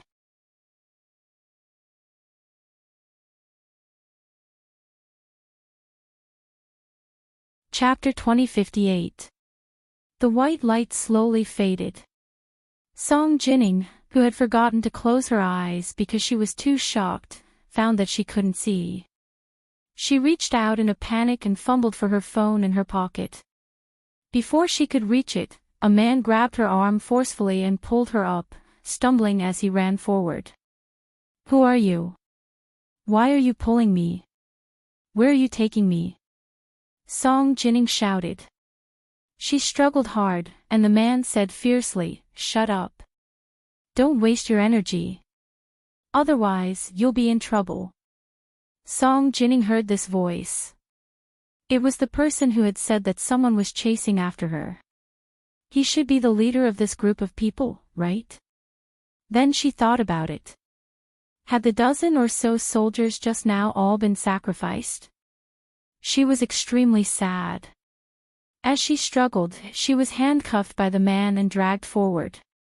Not long after, the man stuffed her into another car and tied her to the back seat. Then, he sat in the driver's seat, stepped on the accelerator, and sped forward. When Lu Yuan flew over with the helicopter, he happened to see the unusually bright white light and an earth-shattering explosion. He was so shocked that he almost jumped out of the helicopter on the spot. The shockwave of the explosion hit him head-on, causing the heavyweight helicopter to sway. The pilot of the helicopter had no choice but to quickly turn the rudder and take a detour to avoid the fate of being affected by the aftermath of the explosion. Fortunately, they were still a little far from the center of the explosion. Of course, the most fortunate thing was that the yield of this explosion was hundreds of times smaller than the previous explosion, so the area of destruction was also much smaller. Lu Yuan gripped the armrest of the seat in the cabin tightly and looked at the slowly dissipating white light in the distance with his eyes wide open. The loud explosion still echoed in his ears, as if the failure of the experiment 18 years ago was right in front of him again. What the hell was going on? Could it be that the failure of the experiment was not the normal result of a scientific experiment, but was deliberately caused by someone? Lu Yuan was a direct participant in that experiment. He had always known that that kind of experiment was very dangerous to begin with, and there was always the risk of failure. Everyone was also mentally prepared. Therefore, when the final experiment failed and the earth-shattering explosion occurred, he was not surprised. Instead, he quickly took measures to minimize the damage. At the critical moment, he pushed Song Jinning out, but he was dragged into an unknown situation. This time, without him by her side, what would happen to Song Jinning? Lu Yuan's mind went blank for a moment, and he was unable to think normally. After a while, when the aftermath of the explosion dissipated and the helicopter flew normally, he slowly came back to his senses. The prickling pain in his palm woke him up. He lowered his head and looked at his palm. Because he had used too much force, the armrest of the seat was almost deformed. He retracted his hand as if nothing had happened and grabbed the microphone to talk to the pilot. "How long until we arrive?" The helicopter pilot said bitterly, "We're almost there. But after the explosion just now, I'm afraid the situation isn't optimistic." The previous electromagnetic shielding was just a small matter, but this unusual explosion quickly attracted the attention of the relevant parties. Hu Xiaoheng had already made a request for the special forces to be deployed to rescue Song Jining. Now that the military's cooperation with Song Jining had received the news of the explosion, they were all shocked. The originally quiet department suddenly became noisy. The people who came and went had solemn expressions as they restarted the investigation of the reason for the failure of the experiment 18 years ago. At the same time, the special guards and military experts rushed to the scene. Lu Yuan was one step ahead of them and had already arrived above the scene of the explosion. From the air, the explosion was even more terrifying. Although the scale and intensity of the experiment failure 18 years ago were many times smaller, the damage caused at the center of the explosion still looked very shocking. The low buildings near the center of the explosion had already collapsed, and the streets were severely damaged. Moreover, a visible radiation circle was formed, just like the traces of the wheat field collapse in England. Unfortunately, this kind of trace did not appear in the uninhabited wheat fields, but in the inhabited streets and communities. Although this was already a suburb and the population density was not high, it was still significantly different from the wheat fields in England. "Mr. Liu, do you still want to fly forward?" the helicopter pilot asked in a low voice. "Or do we go down?" The military just issued an emergency notice announcing that this place has become a no-fly zone. Originally, the sky above the third ring road of the imperial capital was a no-fly zone. Other than rescue helicopters, no aircraft were allowed to approach. Lu Yuan's heart tightened. He went to the pilot's side and looked. He pointed at a point on the instrument radar and said, "After the explosion, only this point is still moving. Put me down. I want to go and see what's going on." But the military's emergency order said that there is super strong radiation there. "Do you have protective clothing?" The helicopter pilot quickly sized up Lu Yuan. "If you don't, it's better to go back and put it on before coming over." Of course, he couldn't take the helicopter anymore. He should come over with the military special car. Lu Yuan couldn't afford to waste time. He closed his eyes. "No need. Just put me down here." He wanted to chase after Song Jining. He had already missed 18 years. He probably wouldn't have a second 18 years in his life. "Are you sure?" The helicopter pilot confirmed again and again, afraid that he would misunderstand Lu Yuan's meaning. "That's already a high radiation zone." Lu Yuan knew better than anyone whether there was radiation here or not. Of course, he wouldn't say it. He smiled at the pilot and continued through the microphone, "It's okay. Put me down. I wanted to go down myself. I'll explain it to Major General Hua." The pilot breathed a sigh of relief. "Then go to the cabin door. I'll put down the rope ladder." He gestured for Lu Yuan to go down the rope ladder. Lu Yuan poked his head out to take a look and found that the helicopter had already landed very close to the ground. He could clearly see where he was going to land. It was not far in front of him. He climbed down the rope ladder from the helicopter backwards. As he called, he turned on his Bluetooth headset and dialed Lu Jin's number. "Lu Jin, I need your help," Lu Yuan said calmly. Lu Yuan said calmly. In the air, the sound of the wind blew past and reached Lu Jin's ears through his Bluetooth headset. Lu Jin was performing a high-energy physics-related proposition on his computer.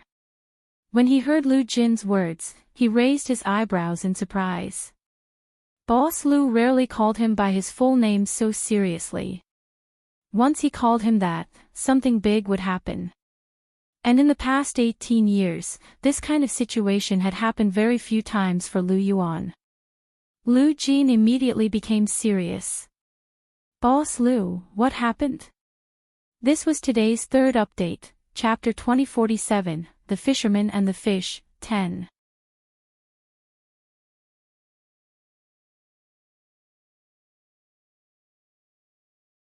Chapter 2059.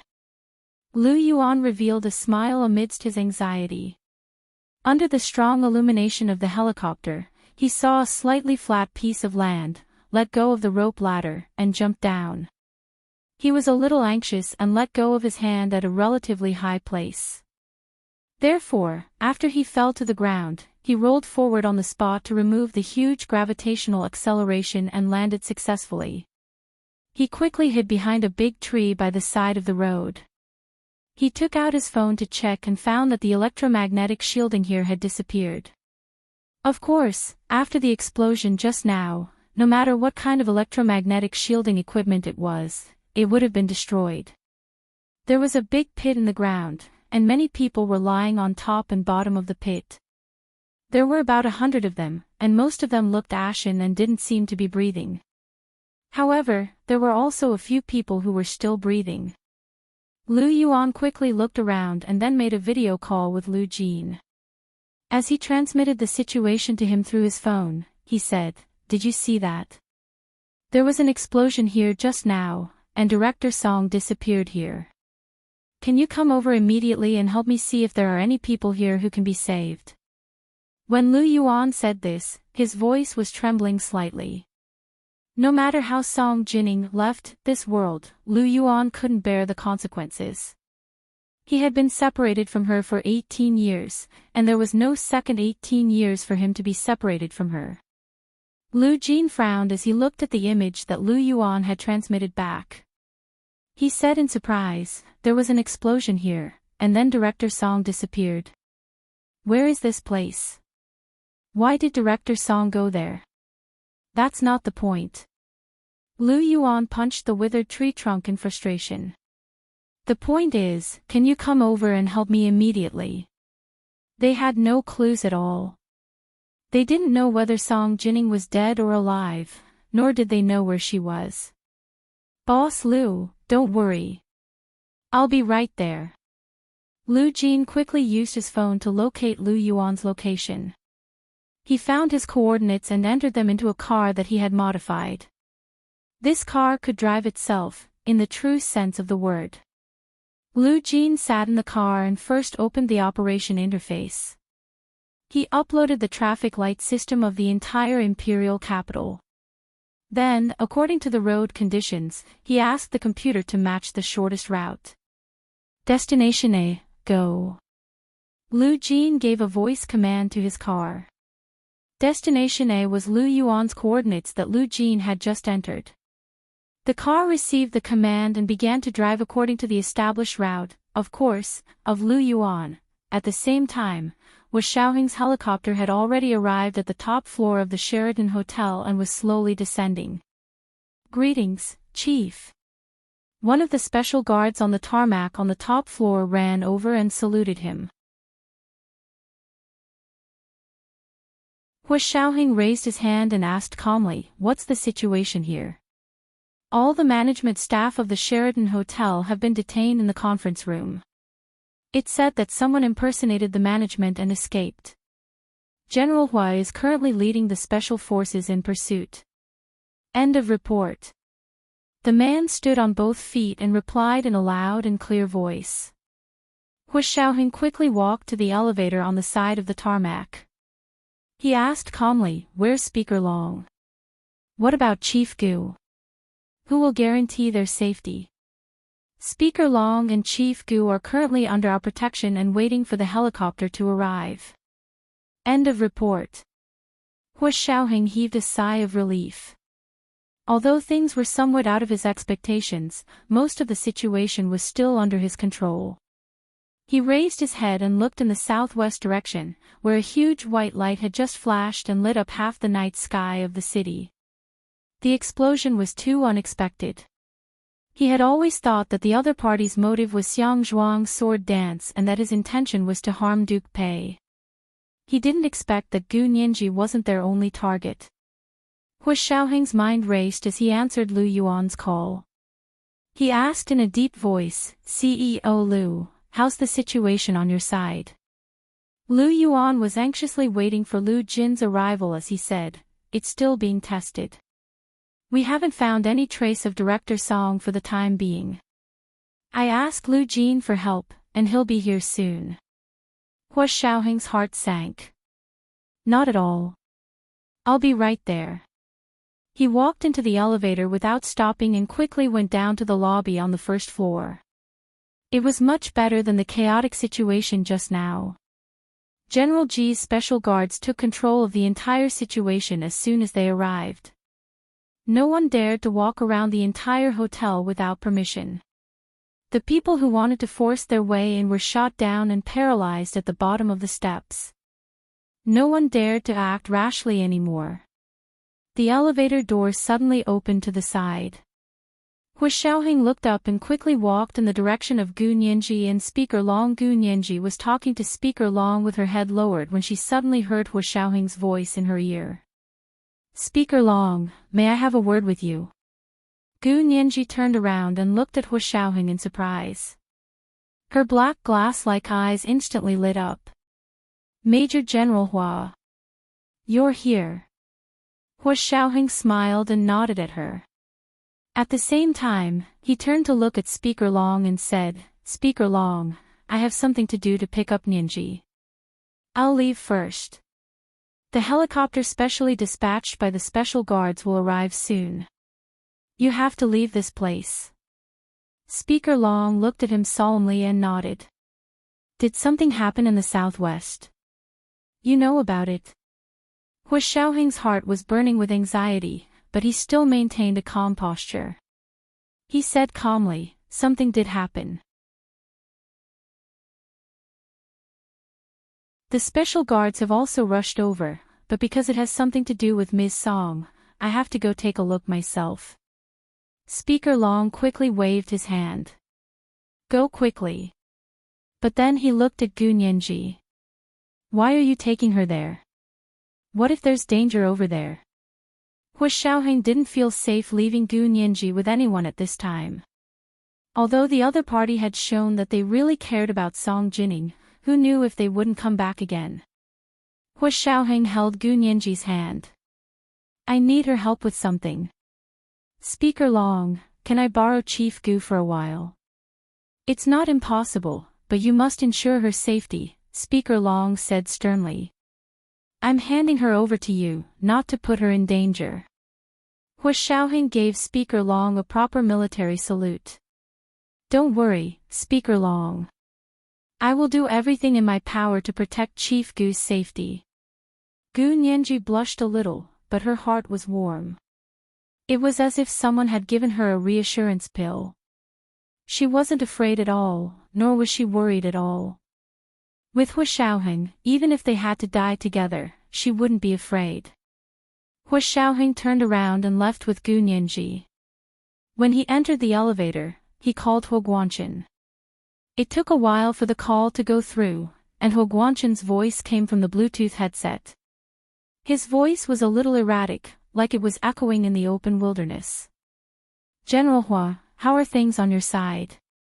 Hu Xiaoheng asked calmly. Hu Guanchen said, "Kevin was originally heading towards Xiangshan, but now he's heading southwest. We're in pursuit." "Southwest?" Hu Xiaoheng's eyes narrowed, and he immediately said, "Miss Song is in danger in the southwest. There was a big explosion there, and we're on our way there." "What?" Hu Guanchen roared. "Say that again." His voice was completely hoarse, and his hoarse voice hurt Hu Xiaoheng's eardrums. This was the first chapter of the day. Chapter 2048, The Fisherman and the Fish, 11. Today was the third chapter, and at 1:00 in the afternoon, September would send out additional chapters. 8:30 p.m. of the third chapter. It was Monday, and recommendation votes were especially important.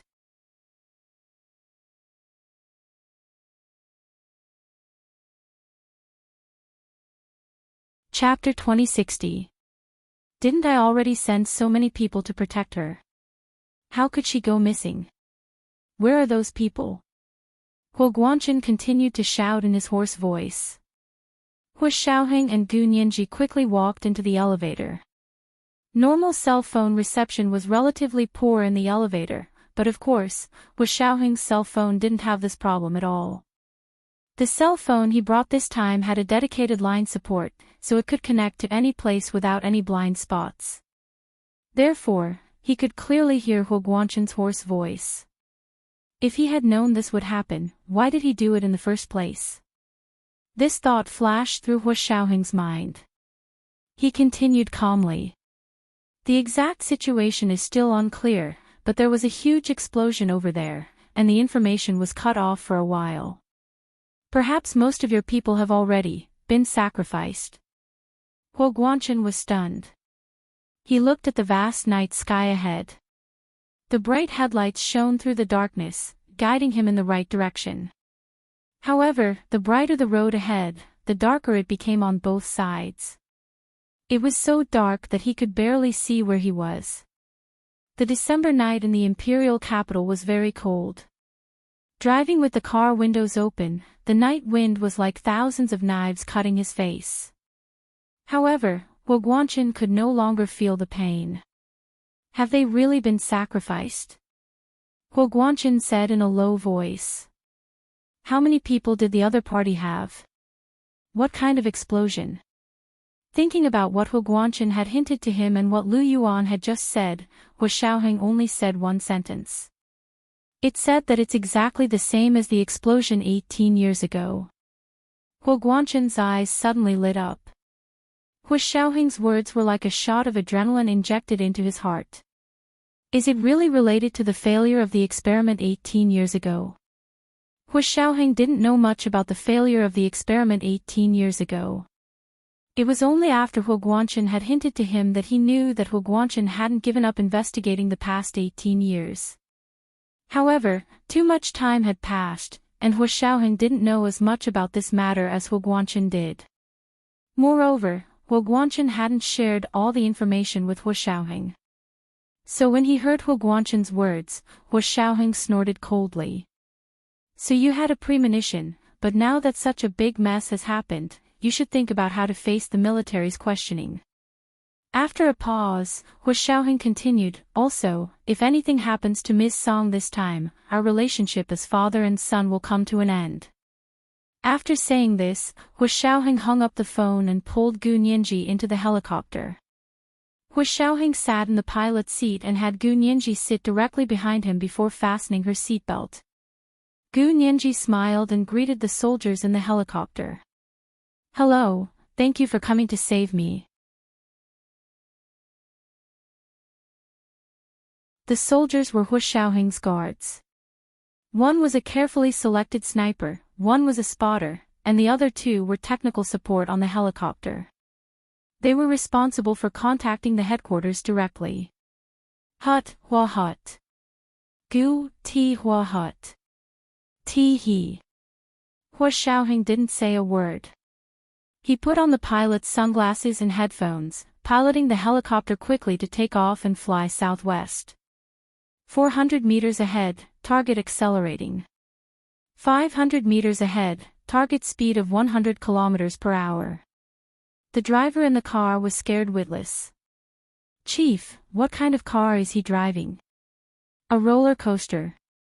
He can actually exceed the speed limit by 100 kilometers. Huo Guanchen sneered. If he hadn't exceeded the speed limit by so much, we would have caught up with him a long time ago.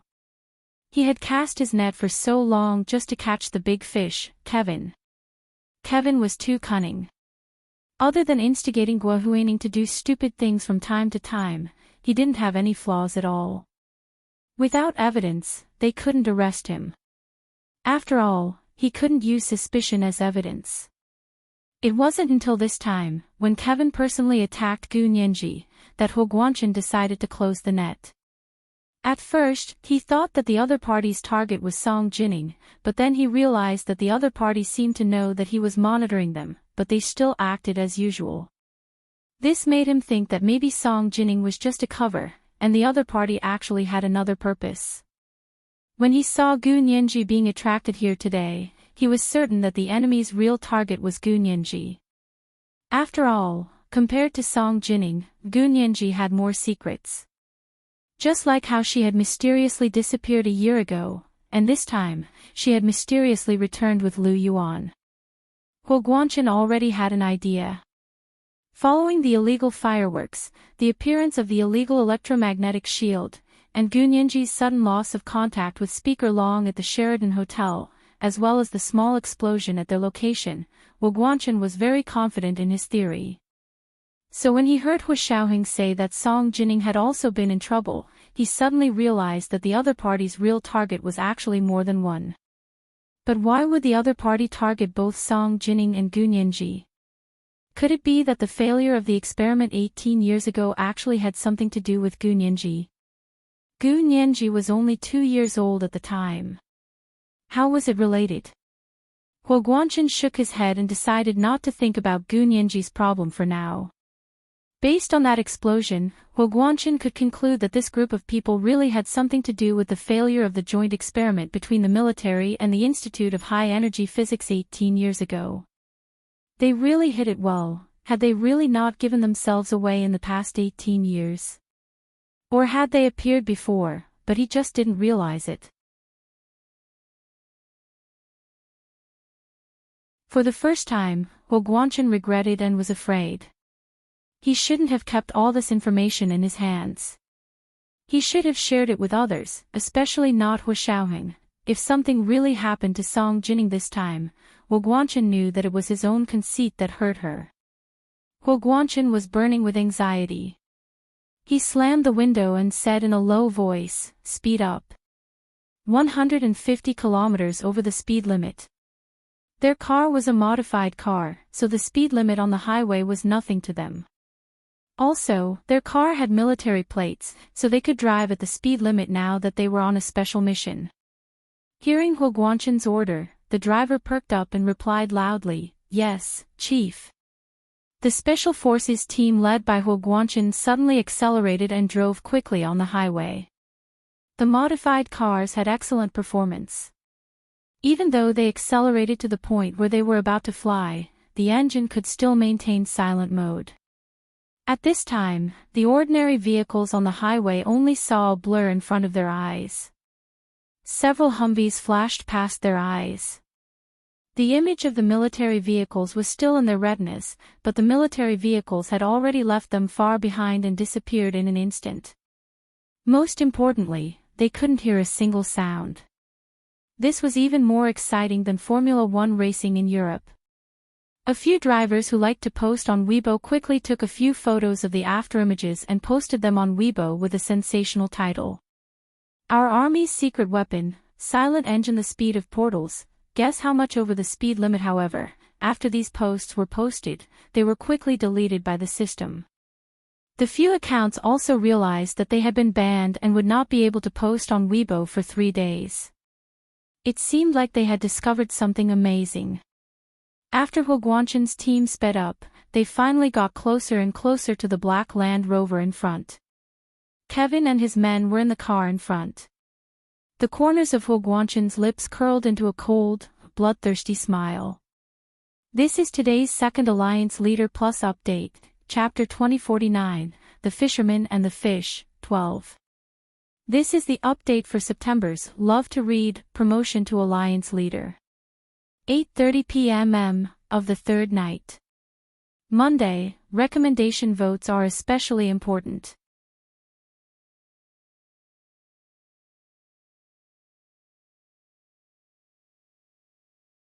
Chapter 2061. The night wind was piercingly cold, and the darkness was like a huge shell that enveloped everything. The flashing headlights were the only bright spot in the shell. Kevin cursed softly in the car and asked the driver beside him, "Can't you drive a little faster?" The driver said bitterly, "This is already the maximum speed this car can reach. Any faster and the car will fall apart." Kevin punched the window angrily. "We're already going so fast, how can the people behind us get closer? Is the engine of a lousy country like the Huaxia Empire already so powerful? I don't believe it. The car behind us is a military vehicle." The driver glanced at the rearview mirror. The Huaxia Empire's military stuff is different from civilian stuff. Maybe there's something powerful that we don't know about. Kevin clenched his fists, his handsome face almost contorted. The Huaxia Empire's military has something powerful. Looks like we didn't give them enough money. Those spies are all useless. Until now, no one has leaked any information about this. His driver was also a trusted subordinate who had followed him for many years. He smiled bitterly. The cost of obtaining information is much higher now. Back in the day, we could get a full set of information on the Huaxia Empire's new nuclear submarines with just a few tens of thousands of US dollars. Now, we can't even get our hands on it. What's the point of saying all this now? If we don't think of something, we'll be caught like turtles in a jar. Kevin closed his eyes at the approaching headlights. When he turned around, he saw Guohuaning tied up in the back seat from the corner of his eye. He curled his lips in disdain. Guoguanshan watched the black Land Rover in front of him get closer and calmer. Open the window and use the observer to measure the wind speed. Snipers, get ready. The target is the tires of the car in front. Guoguanshan raised his hand and gave the order. The soldiers in the car immediately took action. The window above them slowly opened to reveal a gap. The observer extended the instrument and began to measure the wind speed as well as the actual distance of the car in front. The window next to them slowly lowered a gap, and the sniper mounted his sniper rifle. Through the cross-shaped infrared night vision scope, not only could they see the car's tires, but they could also see the moving figures in the car. There are 4 people in the car in front. 1 driver, 2 members of his entourage who are sitting down, and 1 member of his entourage who is lying down. The person lying down is tied up. Guoguanshan waved his hand. Hit the tires and force the car in front to stop. Prepare for battle. They had already arrived at a deserted area where there were no cars passing by. Looking at the map, they were already close to the southwestern suburbs of the imperial capital. The observer immediately reported a set of data. The sniper adjusted the scope of the sniper rifle according to the data and aimed again. Bang! With a muffled sound like firecrackers being set off in a teacup, the left rear tire of the black Land Rover in front deflated. The car lurched, but the car did not stop. Bang! There was another muffled sound, and the right rear tire of the black Land Rover in front flattened. Squeak! The 2 tires of the black Land Rover in front of them had been blown up. Finally, it could not continue driving. It spun 90 degrees on the spot and stopped in the middle of the road. Guoguanshan led the members of the special forces to block the back road of the car in front of them before getting out of the car to surround it. Bang bang bang bang. Kevin couldn't just sit and wait for death. Together with the 2 people in the car, they fired at the people who surrounded them. The bullets deviated in the night wind and did not hit their targets. Instead, it ignited the bloodlust of the special forces. They were all elite soldiers among elite soldiers selected from the entire military. All of them were all-round and had no shortcomings. Seeing that the criminals in the car still dared to fight back with guns, the special forces walking at the front listened to the direction the bullets came from and instinctively raised their hands to shoot. Almost at the same time the car window broke, a bullet mark appeared on the forehead of the person sitting next to Guohuaning in the back seat. It was the same mark as the one on the car window. He didn't even make a sound as he fell into the back seat. Blood gradually flowed from the bullet hole on his forehead and covered his face. Gua Huaining had already woken up. Seeing this scene, she felt that she might as well have passed out. She couldn't stop screaming. Hearing her scream, Kevin's eyes narrowed. He quickly leaned over from the front seat and grabbed Gua Huaining. Pointing the gun at her head, he said through gritted teeth, "It's all up to you now. Let's see what position you have in General Hua's heart." The Huaxia military was everywhere. Kevin had no intention of leaving alive. He wanted to perish together with the enemy. Picking up the sobbing Gua Huaining from the back seat, Kevin dialed his boss's number and said, "If the operation fails, I'll use my life to make up for it." The person on the other end was very agitated and said hoarsely, "Don't fight with your life. You have to live. I'll hire the best lawyer to help you with the lawsuit." Kevin's heart skipped a beat. What if they shoot me dead? If they shoot you dead, I'll make them pay. His boss said firmly. Kevin, you're an American citizen. They wouldn't dare to shoot an American. Kevin was speechless. Would this really work? But since his boss had said so, he might as well give it a try. He didn't plan on living anyway. At most, he would die. Kevin opened the car window and shoved Gua Huaining's head out.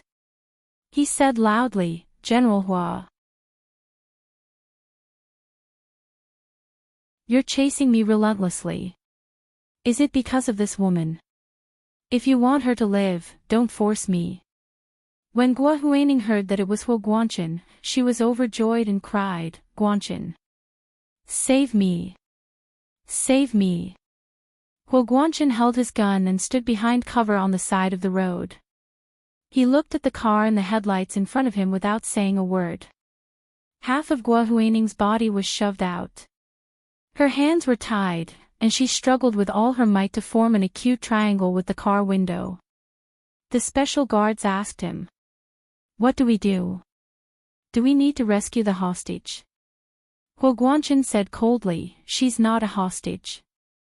She's an accomplice." The special guards were speechless. Hua Guanchen didn't deliberately lower his voice. Gua Huaining and Kevin in the car heard it too. He was so cold. Gua Huaining was so shocked that she forgot to cry for a moment. She looked in the direction of the voice in a daze. The night wind blew, and the tears on her face almost froze into ice. She snapped back to her senses. "I'm not an accomplice. I'm a hostage." Gua Huaining shouted, "General Hua. Don't be fooled by them. I'm a hostage. They want to use me to threaten you." Hua Guanchen smirked. "I've never been threatened." He raised his hand and fired 2 shots directly in Gua Huaining's direction. Bang! Bang! 2 gunshots hit the metal windows on both sides of Gua Huaining. Sparks flew. Gua Huaining was so scared that her eyes rolled back and she fainted again. Kevin was furious. He pulled Gua Huaining back from the car window and used her as a shield. He pointed the gun at her head and shouted outside, "I'm an American citizen. You dare to shoot an American citizen? Do you want to cause a diplomatic dispute? Our country will not let you off." This was today's third update, Chapter 2050, The Fisherman and the Fish, 13. It's Monday. Recommendation votes are especially important.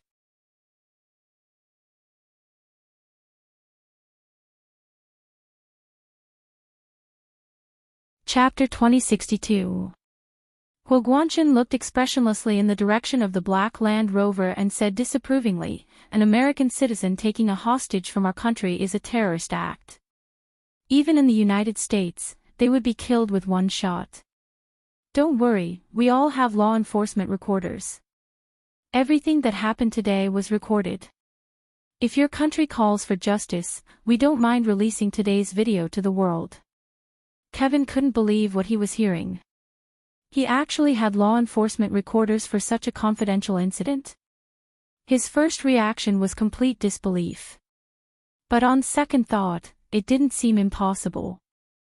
As far as he knew, there were many surveillance cameras in the imperial capital. Even if there weren't law enforcement recorders, there might be surveillance cameras installed in some corner. Once the surveillance footage was released on the internet, no matter how thick-skinned his country was, they wouldn't be able to continue standing up for him. Kevin gritted his teeth in hatred. This Guaguanchan, he didn't know he was so cunning. Kevin smashed the gun against Guahuaning's head and sneered, "Now you admit she's a hostage. Didn't you just say she's my accomplice? She's your accomplice and your hostage at the same time." Guaguanchan slowly raised the gun. "This isn't contradictory. You knocked her out and used her as your shield. Isn't that a hostage? Kevin, I advise you to surrender. Otherwise, once the lights go out, I won't recognize any Americans or Huaxia people." Kevin's pupils constricted. Seeing that Kevin didn't speak for a long time, Guaguanchan put his other hand behind his back and used sign language to give orders to the members of the special forces to quietly surround and distract Kevin. "Mr. Kevin, although you are an American citizen, your parents are immigrants from the Huaxia Empire. You're a Chinese American, right?" He actually managed to find out about this. Kevin calmed down and twirled the gun in his hand. He said with a half-smile, "General Huo really did a lot of homework." He didn't admit it or deny it. As he spoke, he also sent orders to his own people. There were several gunshots and the headlights on both sides were extinguished. The entire area was plunged into darkness. Kevin got out of the car with his guards and attempted to tear a hole in the encirclement to escape. However, Guaguanchan raised his gun and hit one of Kevin's guards. The guards screamed miserably, revealing their location. Guaguanchan's special guards immediately concentrated their firepower and attacked where Kevin and the others were. Kevin was, of course, wearing a bulletproof vest. He was also holding on to Guahuaning as a shield, so he was temporarily unharmed. However, Guahuaning was not so lucky. In the darkness, the bullets of the special guards flew everywhere, and several of them hit her. Her arms, legs, and shoulders were all shot, and she was awakened by the pain. When she opened her eyes, all she saw was darkness. There were only gunshots and occasional flashes of light dancing in front of her. This scene was like hell on earth to her, and she immediately began to wail mournfully. After being shot, the pain was excruciating, but it also stimulated her nerves. She couldn't even faint anymore. She could only watch helplessly as the bullets brushed past her, and one of them even scratched her face. Disfigured, definitely disfigured, Guahuaning couldn't help but scream even more miserably. As soon as she screamed, Kevin couldn't move no matter how hard he tried. He was completely exposed by Guahuaning. The members of the special guards finally put on their far-infrared night vision goggles and calmly cleaned up the guards around Kevin. The semi-automatic rifles with silencers worked smoothly in their hands, and the powerful firepower quickly took down most of the guards around him. The guards he brought were all former professional soldiers of a certain country. After retiring, they became mercenaries, but they were still completely defeated by the Huaxia Empire's special guards. Kevin's combat ability was also very strong. He hid behind Guahuaning and continuously fired back, even injuring a few members of the special guards. His resistance aroused the blood of the special guards even more, and they actually wanted to fight to the death. Guahuaning was scared out of her wits by the bullets flying past her, and she almost howled like she was mentally ill. In the end, Kevin felt that her howling was too annoying, so he pushed her away. Then he quickly lay on the ground, rolled a few times, and hid in a ditch by the side of the road. This ditch was originally used for drainage, but the imperial capital was relatively dry during the winter, so there was no water in the ditch, so it became a ready-made trench cover. At this time, Kevin only had two of the most powerful mercenaries with him. They took advantage of the opportunity to hide in the ditch to assemble 2 more semi-automatic submachine guns. This kind of gun was made of special materials, and after disassembly, it could avoid any security check. When assembled, it was more powerful than the semi-automatic submachine guns used by the regular army. It was Kevin's trump card. He hadn't thought about using this kind of gun because he was worried about exposing his true identity. But now he couldn't care less. He had to escape first before thinking about exposing his identity. If he couldn't escape, then the more powerful he looked, the better. As soon as the 2 mercenaries assembled the guns, they quickly carried their ammunition bags and stood up from the ditch. They raised their guns and fired at the special guards surrounding them. The members of the special guards didn't expect the 3 of them to have such powerful weapons. Although they reacted quickly and lay down in time, a few members of the special guards were still shot in the legs and fell to the ground. However, none of them wailed. Instead, they quickly dragged their injured legs and crawled away from the battlefield, not burdening their own people. The members of the special guards behind them immediately lay down and opened fire with their guns on the ground. The bullets hit the ground, sending up a cloud of dust. The sound of bullets hitting the ground was endless. The enemy held semi-automatic submachine guns and fired as if they didn't care for their lives. The firepower was so dense that people couldn't even look up. Guangchen didn't want his own people to make unnecessary sacrifices. He ordered the members of the special guards not to attack and to continue surrounding them to exhaust their bullets. No matter how powerful these fugitives were, they couldn't be like them, who had the entire military backing them up and providing them with equipment. Just as they were in a stalemate, the roar of a helicopter came from above. Everyone couldn't help but look up. The helicopter suddenly lit up with a beam of light, illuminating the area. Then, the sound of gunfire descended from the sky and killed the 2 powerful mercenaries beside Kevin on the spot. Kevin hugged his head and shrank in the ditch. There were several times when he wanted to detonate the bomb and die with these people, but he remembered his boss's orders and held back. Did they think it was over just by capturing him? Let's wait and see. Come out. A member of the special guards raised his gun and aimed it at Kevin. Kevin slowly raised his hands and stood up from the ditch. He was now covered in dirt, and his well-ironed suit was wrinkled. He no longer looked elegant and handsome. Don't even think about silencing me, Kevin warned them fiercely. I've already informed my lawyer in the United States. He'll contact you immediately. Guangchen's arm was also slightly injured, but he didn't care. He didn't even bandage it. He still raised his gun and aimed it at Kevin's head. He ordered coldly, knock him out, cuff him, and search him. The member of the special guards smashed the butt of his gun against the back of Kevin's neck, knocking him out. Another member immediately searched Kevin's body. When they found the high-yield time bomb on Kevin's body, their backs still broke out in a cold sweat. If this person really wanted to die with them, the chances of them making it back alive were not high. Guangchen narrowed his eyes and stared in the direction where the helicopter disappeared.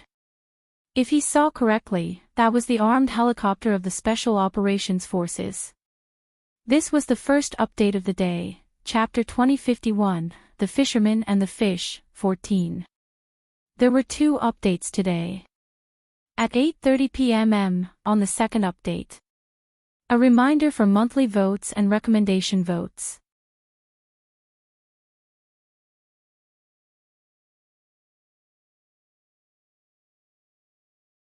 Chapter 2063.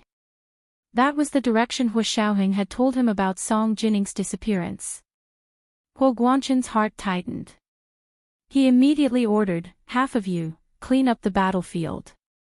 The other half, follow me to escort the suspect, Kevin, back to the military for detention.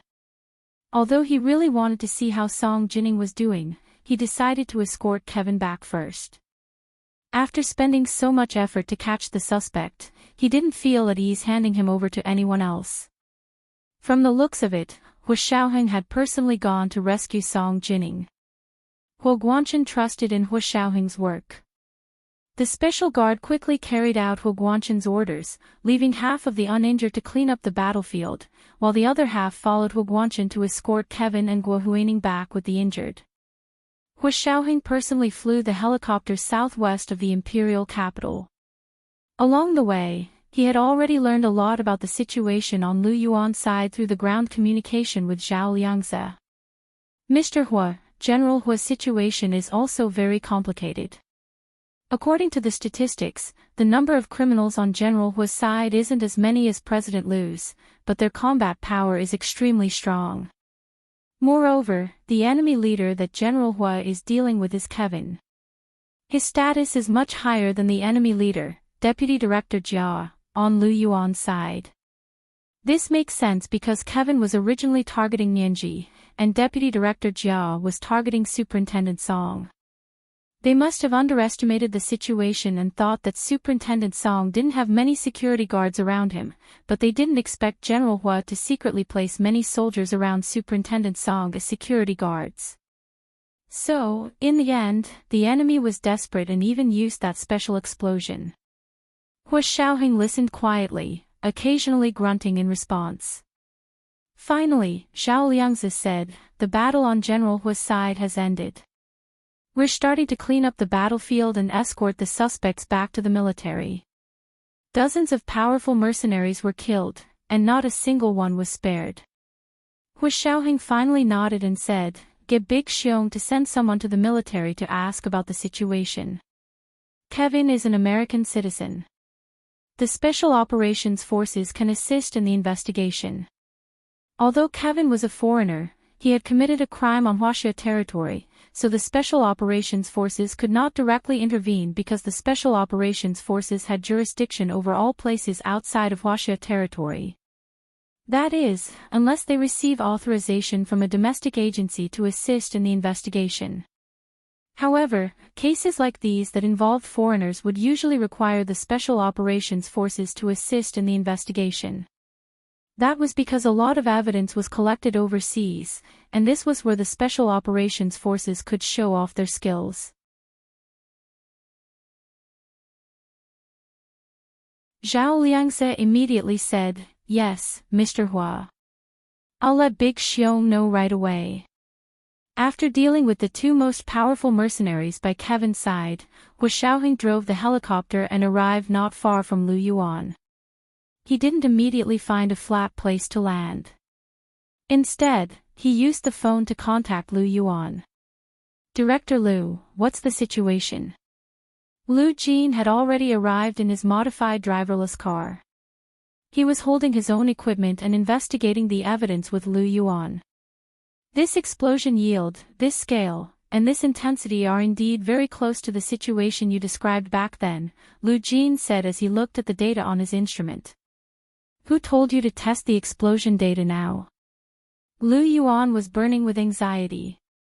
"Can you hurry up and see if there are still people alive here?"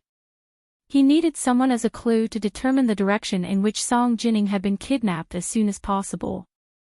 Lu Jin rolled his eyes. "I'm not sure about the strength and scale of the explosion. How can I be sure if she's the same as you back then?" Lu Yuan's heart tightened. "Then is she the same? If she was like him back then she would have gone to the other side. Are you worried that she's gone to the other side?" Lu Jin pursed his lips into the air in amusement. "You're still nagging." Lu Yuan's emotions were rarely shown. "Hurry up and tell me the results. We don't have time to listen to your long story. Even if she's over, don't be anxious." Lu Jin had never seen Lu Yuan so anxious before. He couldn't help but want to tease him. "You've been on the other side for so many years, so you should know that there's no Song Jining on the other side. That's hard to say." Lu Yuan snorted and saw through Lu Jin's intentions. "I've been on the other side for 18 years, but I've never heard of a great scientist called Song Jining, but that doesn't mean that there's no Song Jining on the other side." Lu Yuan was implying something. "You told me that the other side is a counterpart. The counterpart corresponds to DNA, not a specific identity, status, or ability. Lu Jin smiled and nodded at him a few times. You have some brains. I'll be honest with you, with the scale and intensity of this explosion, it's wishful thinking to send someone to the other side. He took out the instrument and pointed it out to Lu Yuan. Do you see these data? Although it looks powerful, it's just a decoration because it's not big enough. What do you mean it's just a decoration? For example, it's like the difference between a miniature landscape and a normal landscape. Philosophically speaking, only quantitative change can lead to qualitative change. It's also applicable here. They haven't even reached the equivalent of this quantitative change, so of course it won't cause a qualitative change. You're thinking too much. You want to go to the other side. You're dreaming. Lu Yuan heaved a sigh of relief and glared at Lu Jin. Just say that you won't go to the other side. It's a waste of time to talk so much. Didn't you want me to find out where Director Song went? Lu Jin put down the instrument unhappily. I'm ruling out all kinds of possibilities. There's only one possibility left, and that's to determine her location. Then you might as well hurry up and wake up the soldiers here and see if they have any clues. Lu Yuan was burning with anxiety and didn't want to bicker with Lu Jin.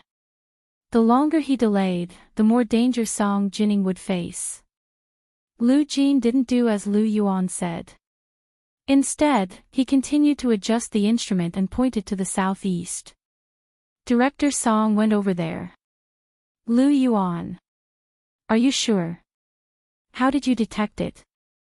Lu Jin stared at the data on the instrument and said without raising his head, they've all experienced the explosion here, and their bodies carry the same magnetic field energy as here. After my instrument inputs the magnetic field data here, I can use quantum entanglement to conduct a random search. Even if they've already fled to the ends of the world, it'll only take an instant for me to locate them. Lu Yuan, although he couldn't understand it all, hope suddenly rose in his heart. Report the coordinates. We'll go over immediately. As Lu Yuan spoke, he also heard the sound of a helicopter approaching from afar. He knew that reinforcements had arrived and couldn't help but be overjoyed. When Hu Xiaoheng contacted him, he immediately said, Lu Jin has confirmed Director Song's coordinates. Put down the rope ladder and we'll go over together. Using a plane to chase was always faster than using a car, especially when the ground could be caught off guard at any time.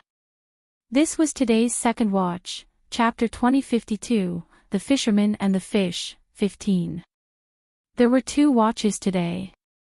Remind me of the monthly votes and recommendation votes.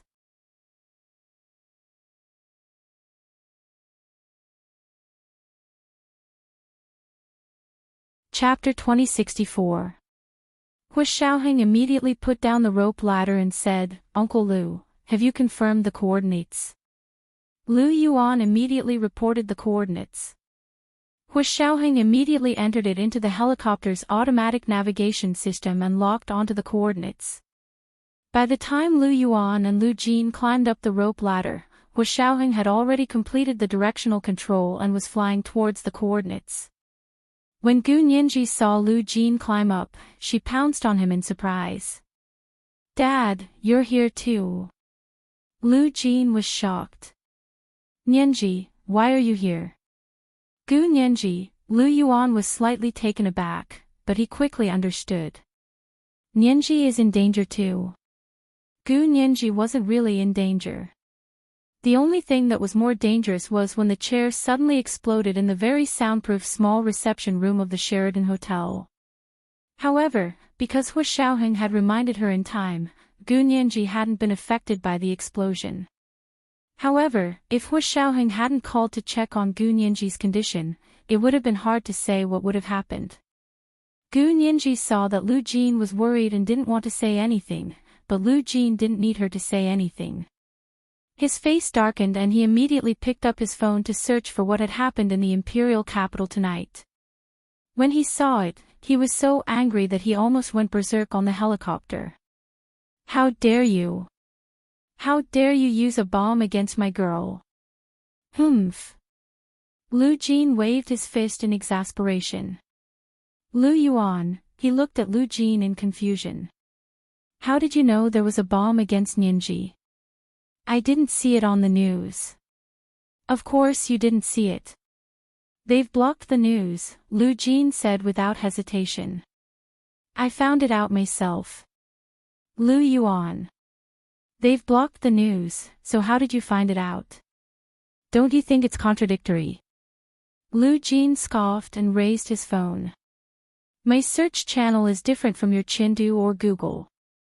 The information blockades on the internet don't work on me at all. Why doesn't it work? Just because you're thick-skinned.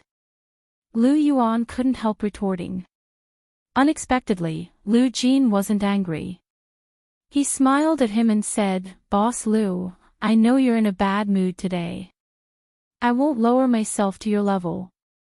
I said those information blockades don't work on me because the search engine I use is built on the basis of quantum entanglement.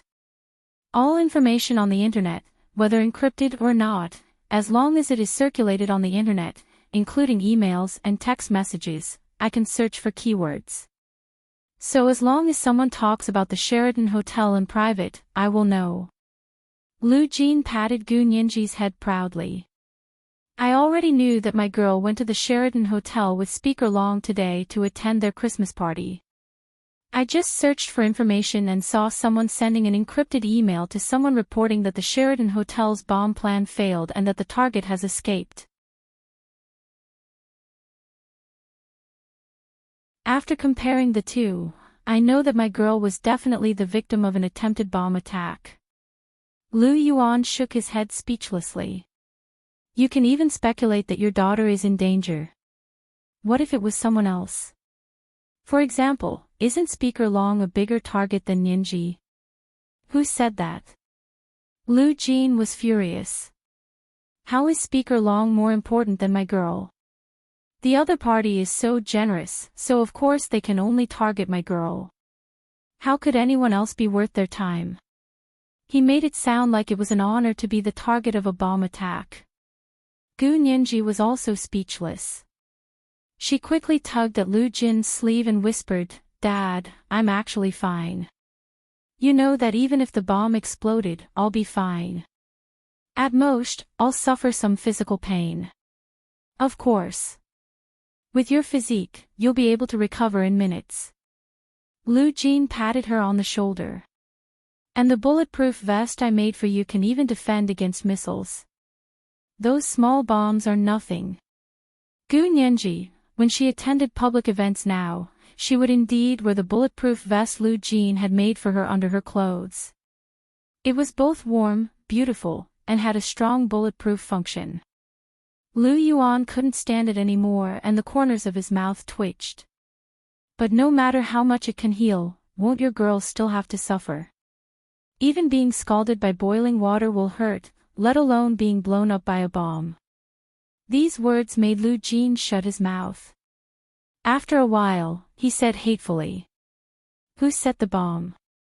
Who had the guts? He must have a death wish. Gu Ninji recalled the situation at the time and frowned slightly. She said in a low voice, at that time, the seats of the COO of the Sheraton Hotel and I both caught fire and exploded. Lu Jin sneered and said, this is a petty trick to cover up, just like how murderers often have to create an alibi. It's simply a blatant lie. That was what he said, but if he went to court, this would indeed be strong evidence for the other party to get off the hook. Gu Ninji shook her head and felt that she was really possessed. What time was it, and she was still thinking about going to court? Kevin had been captured alive by the special guards. Just the charge of gathering a crowd to carry a gun was enough to make him suffer. Gu Ninji only regretted that Hu Xiaoheng hadn't shot Kevin to death when he was shooting down from the helicopter. Of course, she only dared to think about it in her heart and never dared to say it in front of Hu Xiaoheng. After a moment of silence, Gu Ninji sat next to Lu Jin and leaned her head on his shoulder. She said in a low voice, Dad, don't say any more. Major General Hua has protected me very well. With you by my side, no one can touch me. But Miss Song. Lu Jin couldn't help glancing at Lu Yuan when she mentioned Song Jining. Lu Yuan frowned and pursed his lips.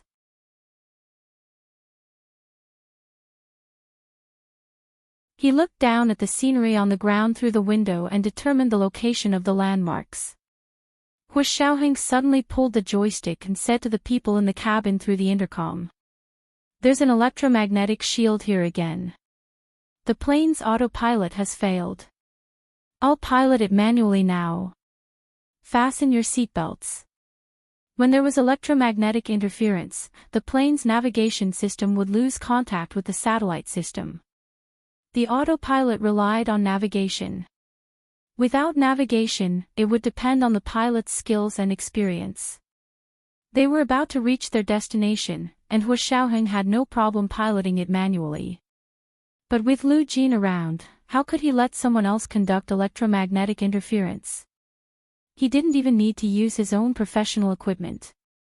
He just took out his phone and opened a small app. He quickly found the frequency of electromagnetic interference. As long as he found the frequency of the electromagnetic interference shielding, it would be a matter of minutes to crack it.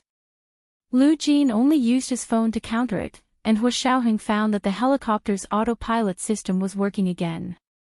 He looked out the window at the thinning clouds. He held the rudder with both hands and steered the helicopter to land.